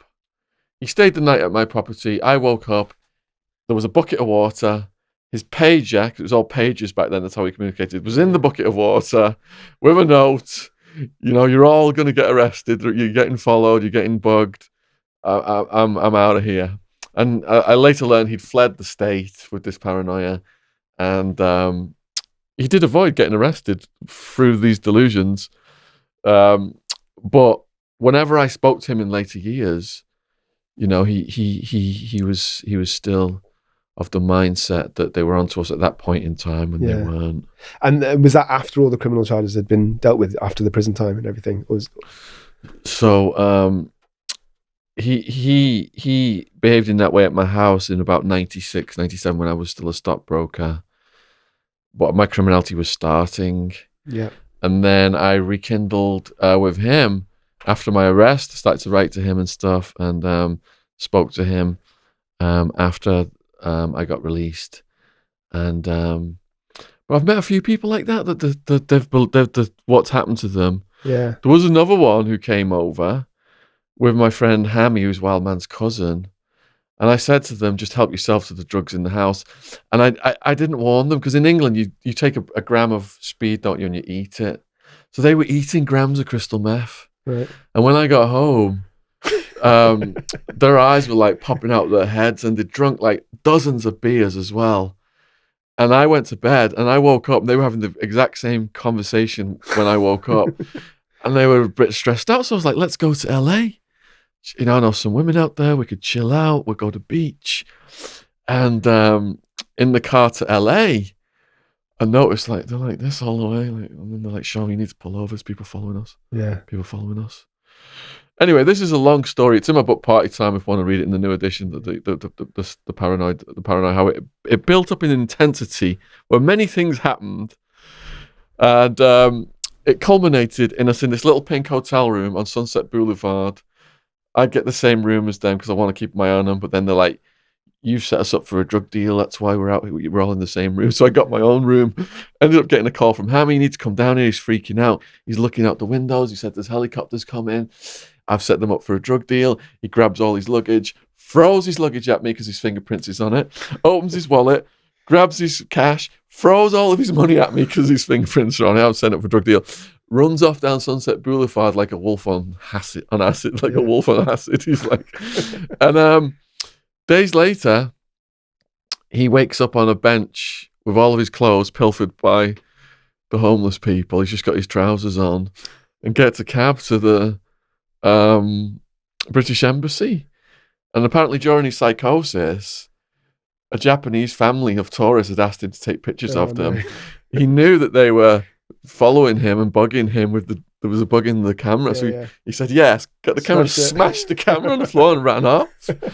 But I'm told to this day, he believes I flew him out there to set him up for a drug deal. Okay. So I've got multiple friends, associates and people from my life experience have gone. Yeah. They've took crystal meth for a very short period of time and something's gone in the brain. Yeah. But I've seen other people who've took it for a long period of time and they've been fine when they've got off it. Yeah. There's not something that I've experienced that often in terms of the patients that I've seen. I do Yeah. wonder whether it's crystal meth actually, because obviously you don't use that. It's not used as much in the UK compared to America. yeah. So I wonder if there's something about that as opposed to crack, for example. Yeah. So before I sidetrack, then what was the case you were going to give us? I just want to say you've got some interesting friends. Sean. Oh my goodness! Who needs enemies? I should have brought you a copy of Party Time with all that in it. So the case that I saw of Capgrass is where we on? Capgrass. No. So Capgrass is delusional misidentification. Oh, we did that one. Yeah. Yeah, but you're asking me about drug-induced psychosis. That's it. Yeah. So a few years ago, I assessed a gay man from South Africa, and he'd just been kicked out of his grandparents' house at Christmas time. So he's walking around Soho looking for sex, basically. And he met a random man on the street, went back to this man's flat for sex, and they did this drug called a booty bump. You heard of a booty bump? No, I've not heard of that. What is it? A booty bump? A booty bump, yeah. E-booty bump? No, just booty bump. Booty bump? Booty bump, yeah. Has anyone heard of that one? Booty bump? I don't think it's a drug. It's just a method of taking drugs, I should say. Oh, okay. So booty what bump. you do is like a butt rocket. I imagine I'll let you explain. I've not heard the term Don't butt know anything rocket. about the butt rockets. But, it does sound like it could be called a butt rocket, yeah. If I had to think of a name for it, probably would be a butt rocket. So what you do is you mix, I think you mix either crystal meth or crack in water, and then you shoot it up your bum, and it goes through your sort of gets absorbed membranes. by that. Yeah. So he did one of these, and he'd used drugs sort of on and off for most of his life, but he'd never done this before. And basically became completely psychotic in this man's house immediately. So that was, did you say it was speed and crack? It was crystal meth and crack that he'd used, yeah. But I Googled it afterwards because I didn't know what he was talking about at the time. I didn't want to ask. And I was like, no thanks, doesn't sound like it's for me. And he started seeing and hearing dragons in this man's flat. Dragons? Yeah, he started seeing and hearing dragons. So he started freaking out. And then this man, who'd only just met less than an hour before, kicked him out of his flat. Yeah. And then he goes round to another man's flat who's a drug dealer, his drug dealer probably, is in this man's flat, and he starts freaking out, locks himself in the toilet, takes off all his clothes, and then he texts his cousin, because she lives nearby, saying this, I'm freaking out here that the police are going to raid this flat, there's dragons all around me, you need to help, come and get me. So he texted the address, and then his cousin went to go and collect him, because she was obviously quite alarmed. And he was so psychotic that he forgot that he texted her. So when she shows up out of the blue, he was convinced that she was somehow part of this conspiracy. It doesn't sound too much unlike the state that your friends were in that hotel. Yeah. So he was convinced that she was part of some sort of police sting, because otherwise, how would she know that he was there? Yeah. He was naked in the bath in this stranger's flat. And she bent down to pick up some clothes, and he had a pair of scissors on him that she didn't see. And he stabbed his own cousin on the top of her head, and then he stabbed himself through the cheek. Oh. So the injury to the cousin wasn't actually that bad. It was only a little bit of blood, just some glued, but he needed 12 stitches on his cheek. Yeah. And the fascinating aspect of this is that he was fine. Days later, he had to go to A&E, and drugs were flushed out of his system. But when I saw him, he was just completely normal. Apart from this massive scar in his face. Did the cousin press charges then? Yeah, she did. Yeah. And what sentence did this person get? So he actually got away with a relatively minor sentence. Actually, on the back of my evidence, it was a community order, because it was his first serious offence. I think he'd done some shoplifting as a kid. Yeah. But basically, his solicitors again wanted me to push for a charge of not guilty by reason of insanity, because he was clearly psychotic and he's clearly fearing for his life. But crucially, because it's voluntary intoxication, you can't get a defence of not guilty by reason of insanity if it's voluntary intoxication, because otherwise you take responsibility for getting intoxicated. Exactly. Yeah. So he didn't get that defence, which means he would have been innocent in the eyes of the law, but he got off with a community. I'll just give you one more part of the story that I just told about the guy who threw the luggage, because it just came to me then, which is one of the craziest things I've ever seen in my life. So prior to him throwing his luggage and his money at us, we're trying to calm him down, me and Hammy. And then Hammy says, I need to take a piss. And the guy goes, why do you need to take a piss? Who are you going to go and signal to? Yeah. And Hammy's like, I'm not going to go and signal to anyone. I've been drinking all these years. I need to go and take a piss. The guy goes, well, I'm coming with you then. Yeah. He goes, what do you mean I'm coming with you? You're not going in there and signaling to someone. Yeah. Saying you're taking a piss and signaling to someone without me. Yeah. I'm coming with you. He's like, well, I've really got to take a piss, for fuck's sake. you want to come with me? Come with me. The guy jumped on his back like a monkey like this. And I was like, fucking hell, I've really got to take a piss. So Hammy goes, right, and with this guy on his back to take a piss. He's having a piss. The piss finishes. And I'm just like mystified, you know. Yeah. And all I hear is, why did you shake your dick 3 times at the end of the piss? Who are you signaling to? Well, this is like this ghetto pink hotel room with frosted windows in this dodgy neighborhood. And then these gutter punks like walk past the windows. And the guy's like, I knew it! And the gutter punks are looking, like, I knew you were signaling to someone outside of this window. And that then just set him over the edge. And that's what led to, within a short period of time, the money getting thrown at me and the luggage getting thrown at me. Yeah. I think I can maybe top that. And this is not a page that I've ever seen, but just a story that I heard, which is, the Wu-Tang Clan rap group. Yeah. So one of their affiliate members, so it's not one of the core Wu, but one of their, they have these like Wu-Tang Killer Bees, one of their affiliate rappers cut his own dick off when he was... No! Yeah. No! Yeah. Oh! Yeah. Run it down. What led to it? What happened? What was the after? Did he get a new dick? Did he get a new dick? Yeah, I went to the dick store. Bob it. So I've only seen a YouTube video about this months ago, but from memory, he basically had a drug-induced psychosis. So he went to some sort of party. I think he was like drinking lean and possibly smoking, I imagine, crystal meth, and basically became really, really psychotic. Had these thoughts about how he shouldn't father any more children because he's not a man enough to look after his own kids or something like that. And cut off. I don't think he cut the whole thing off, but cut off a section of his dick. Yeah. Oh, a section. Yeah. Oh, we got to get to the bottom of this. What actually happened? Was his dick? Was it? Did he lose that section permanently? Was it? Can he function now? So I think you'll have to do your own research, but I think he had some sort People of are going to be operation. googling the hell out of this right now, watching this. I think he had some sort of operation. So I think he. What's his name? I don't know. I'm sure you can Google it. But I know he's a Wu affiliate. Because people were so fascinated by the Lorraine Bobbitt story, weren't they? Because of a similar. Yeah. And that guy didn't he get an implant or something? Did it get sewn back on eventually? So I think Lorraine Bobbitt, was it John Wayne Bobbitt? Is that right? Yeah. I think his dick, did get sewn back on. Because it was, she threw it, didn't she? Yeah, and they went and looked for it. Yeah. And they found it and put it in a freeze box or something. And did he get it? Was it successfully reattached? I think he was, yeah. Well, then he became a porn star and got a dick enlargement or something. Yeah. Something like that happened. This is a fascinating case. I think it's on Netflix or YouTube. But I remember because I was in America when it happened. Yeah. And just what state was it? Pardon? What state was it in America that it happened? I can't remember. I think it was in the 90s though.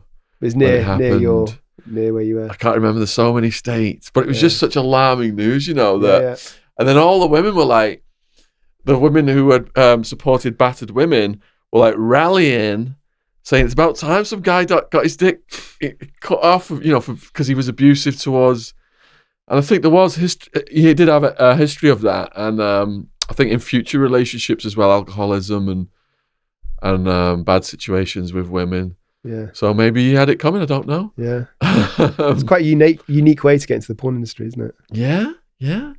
But I think he ended up trashing. His life ended up pretty depressed and in alcohol and stuff. From the documentary I watched recently, it wasn't very glamorous what happened to him in the end. Yeah. Yeah. So don't go cutting anyone's dicks off. And as a doctor, I second that. All right then. So, are there any really cases that you've not told us today that are in your book that perhaps we could go over that would be interesting for people to hear? I'm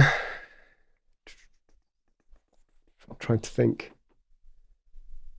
Oh my goodness, you've not talked about any cases of paedophilia? Actually, yeah, I could.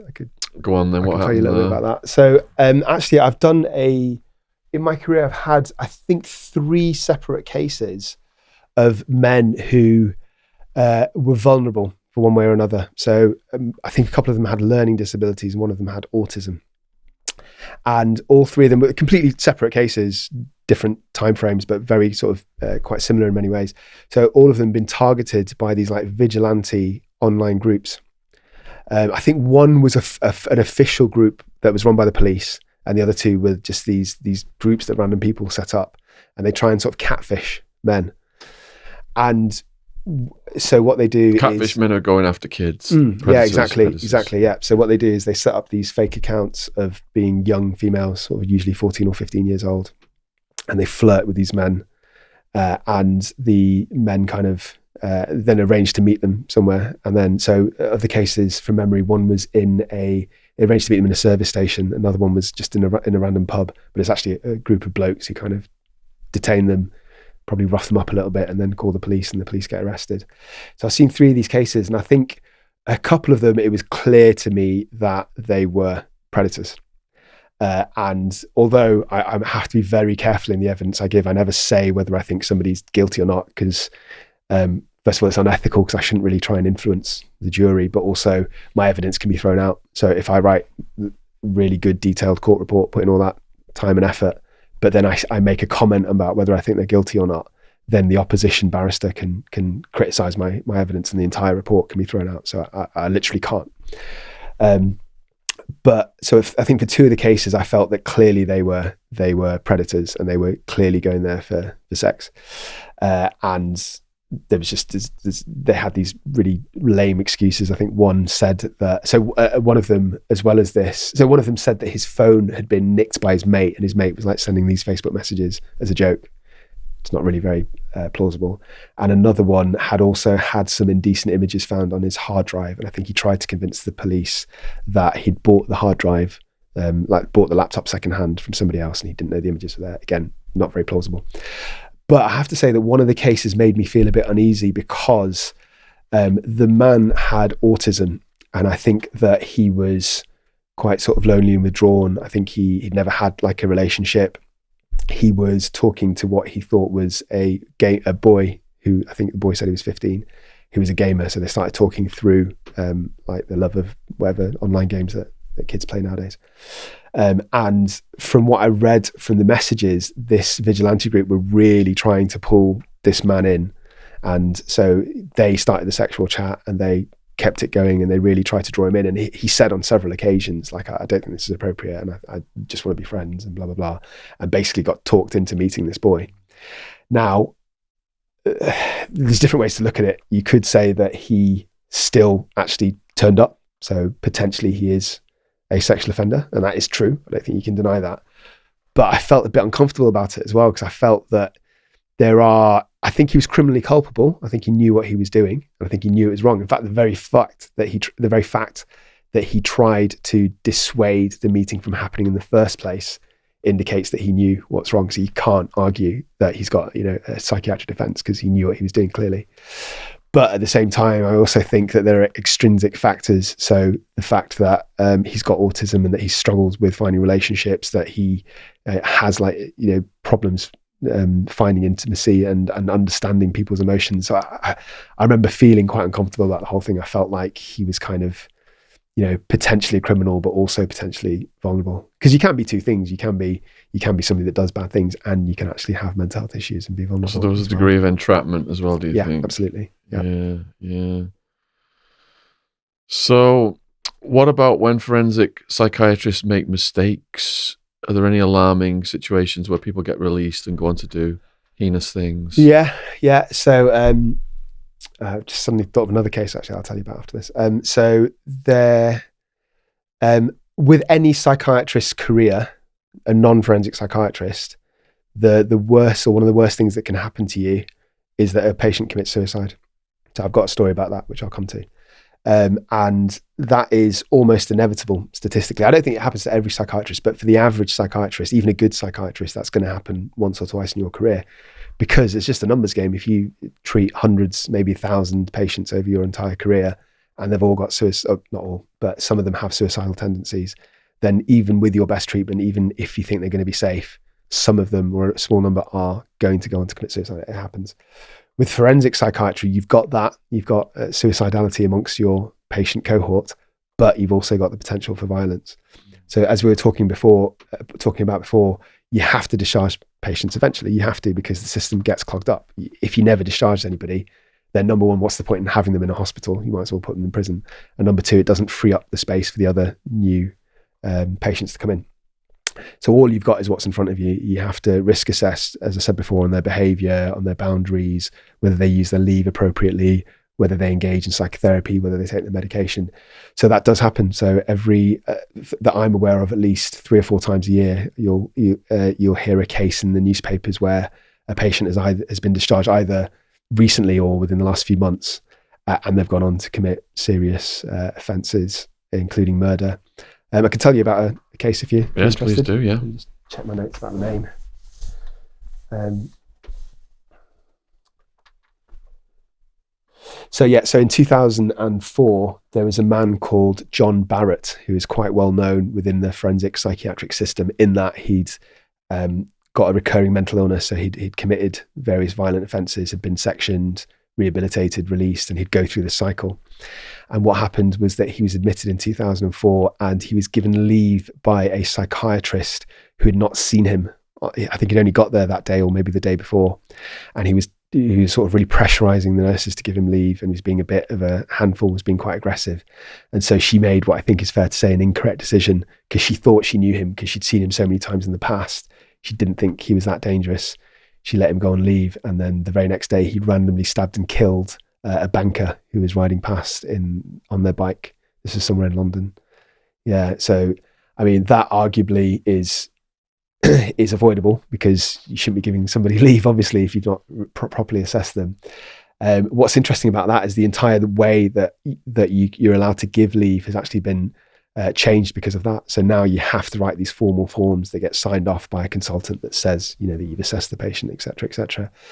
But in a broader sense, that is a risk that I have to live with, or that forensic psychiatrists have to live with, that is statistically, I wouldn't say it's inevitable, but it's probable that one of your patients, even if you're good at what you do, will go on to commit quite serious violence because of the group and the risk of the group that we work with. How does it feel to have that power in your hands over a person's life and the potential for that person who could get out and kill someone? How does it feel? I don't think I've ever thought about that. I think that so when I was, what I do now is mostly court work, so it's not really that relevant now. But when I was an inpatient in a hospital, I had complete say over aspects of their lives, like leave and when they get discharged. And I always thought that you had to give everyone a chance, that you, despite what they have done, and some patients, not all, but some have done some quite horrific things. You've got people that have killed family members, you've got people that have committed sexual offences, sometimes against children. As a doctor, you have to separate yourself from that, and you have to give everyone the best chance of being reintegrating into society. So I've tried my best not to judge people for what they've done in the past.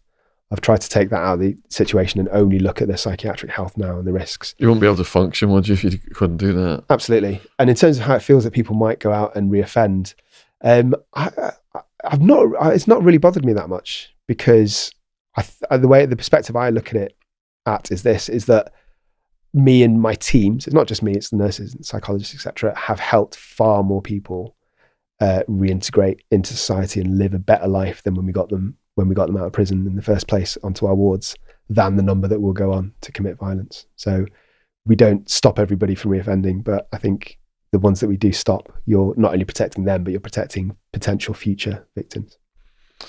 So in the Arizona jail, there was a thing called Rule 11 status, whereby you're classified as mentally ill for court proceedings. And some prisoners chose to go down that route and fake mental illness. Yeah. So I had a cellmate who was like a pocket-sized Henry VIII looking character called Troll. And he would like walk around the day room with his pink boxer shorts on with skid marks in them on purpose. Yeah. And he'd say things like, if the judge asked me to give him a BJ and he'd release me tomorrow, I'd give him a BJ, and just be going around acting all crazy with his poo on his boxers. People want to read more about Troll, that's in Hard Time on Amazon. So what do you do when people come to you faking mental illness? How do you spot it? You know what, Sean? It's actually much easier than you think. Is it? Yeah, it's actually very easy. Is it? Yeah. So I'll tell you why. Because the first thing that I do before I see a case for a medico-legal assessment, the first thing I do is I look at their background history, Yeah. get all their medical notes, get the psychiatric records. It's not impossible for somebody to become psychotic the first time they offend, just like that young woman I told you about right at the beginning. But it's very unlikely. The vast majority of people have a history of psychosis. They become psychotic slowly over time. So if they're walking around with skid stains and offering to give judges blowjobs, but I can tell from their records, from their GP records, that they've been absolutely fine. Yeah. The GP saw them about their blood pressure 2 weeks earlier, and or a month earlier, and they're absolutely fine. Yeah. Then my bullshit radar's on like high alert. So that's one thing. The other thing is that I get objective evidence from where I can about them now. So if they're in a hospital, I speak to the nurses. If they're in prison, I speak to the the prison officers. If I see them in court, I speak to the custody staff. And you'd be surprised at how bad people are being consistent. So it sounds like your friend was doing this all the time, whereas most prisoners don't even think to do that. They will only do it when they've come into the room with me. He did lose his Rule 11 status. He didn't get it granted. I think he got 15 years in the end.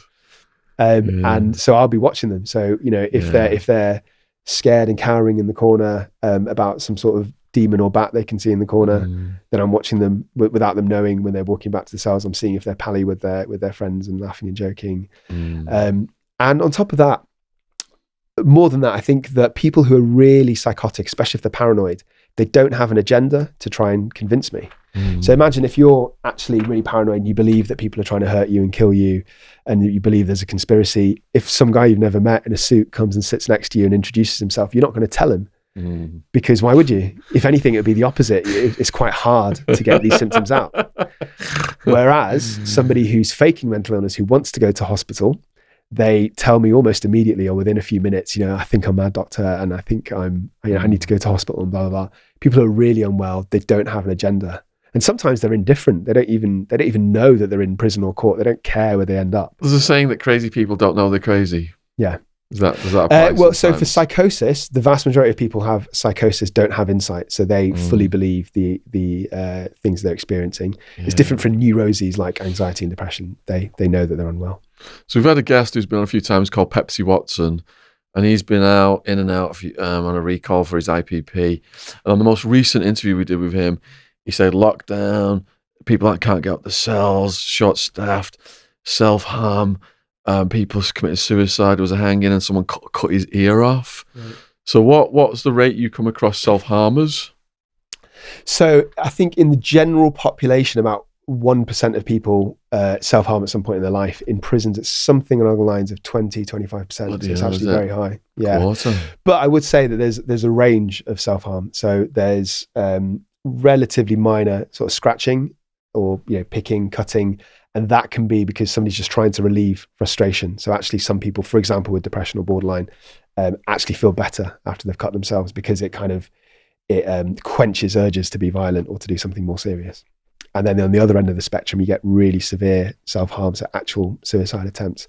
So actually very recently I made a video about Sarah Reed. So that's a tragic case of a young woman. She was mixed race, only 31 years old.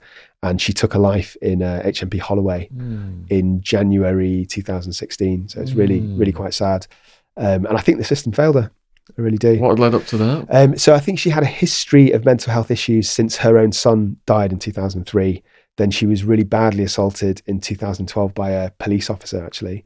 And I think it was proven in court that he actually got fired for misconduct for what he did. He assaulted her quite badly. But the reason that the system failed her, I think, is because she was kept in prison for several weeks, I think like 6-7 weeks, because she needed a fitness to plead assessment. It was actually a very simple assessment. Like I could do that in an hour and write it up in maybe another 4 or 5 hours. But she was there for 6-7 weeks. And I think part of the problem is that there's not really any responsibility for who does it. So if you're the prison psychiatrist, you're in charge of treating that person's mental illness in prison, giving them medication in prison. If you're the consultant psychiatrist in the secure ward, then you help with the transfer and you treat them when they're in there.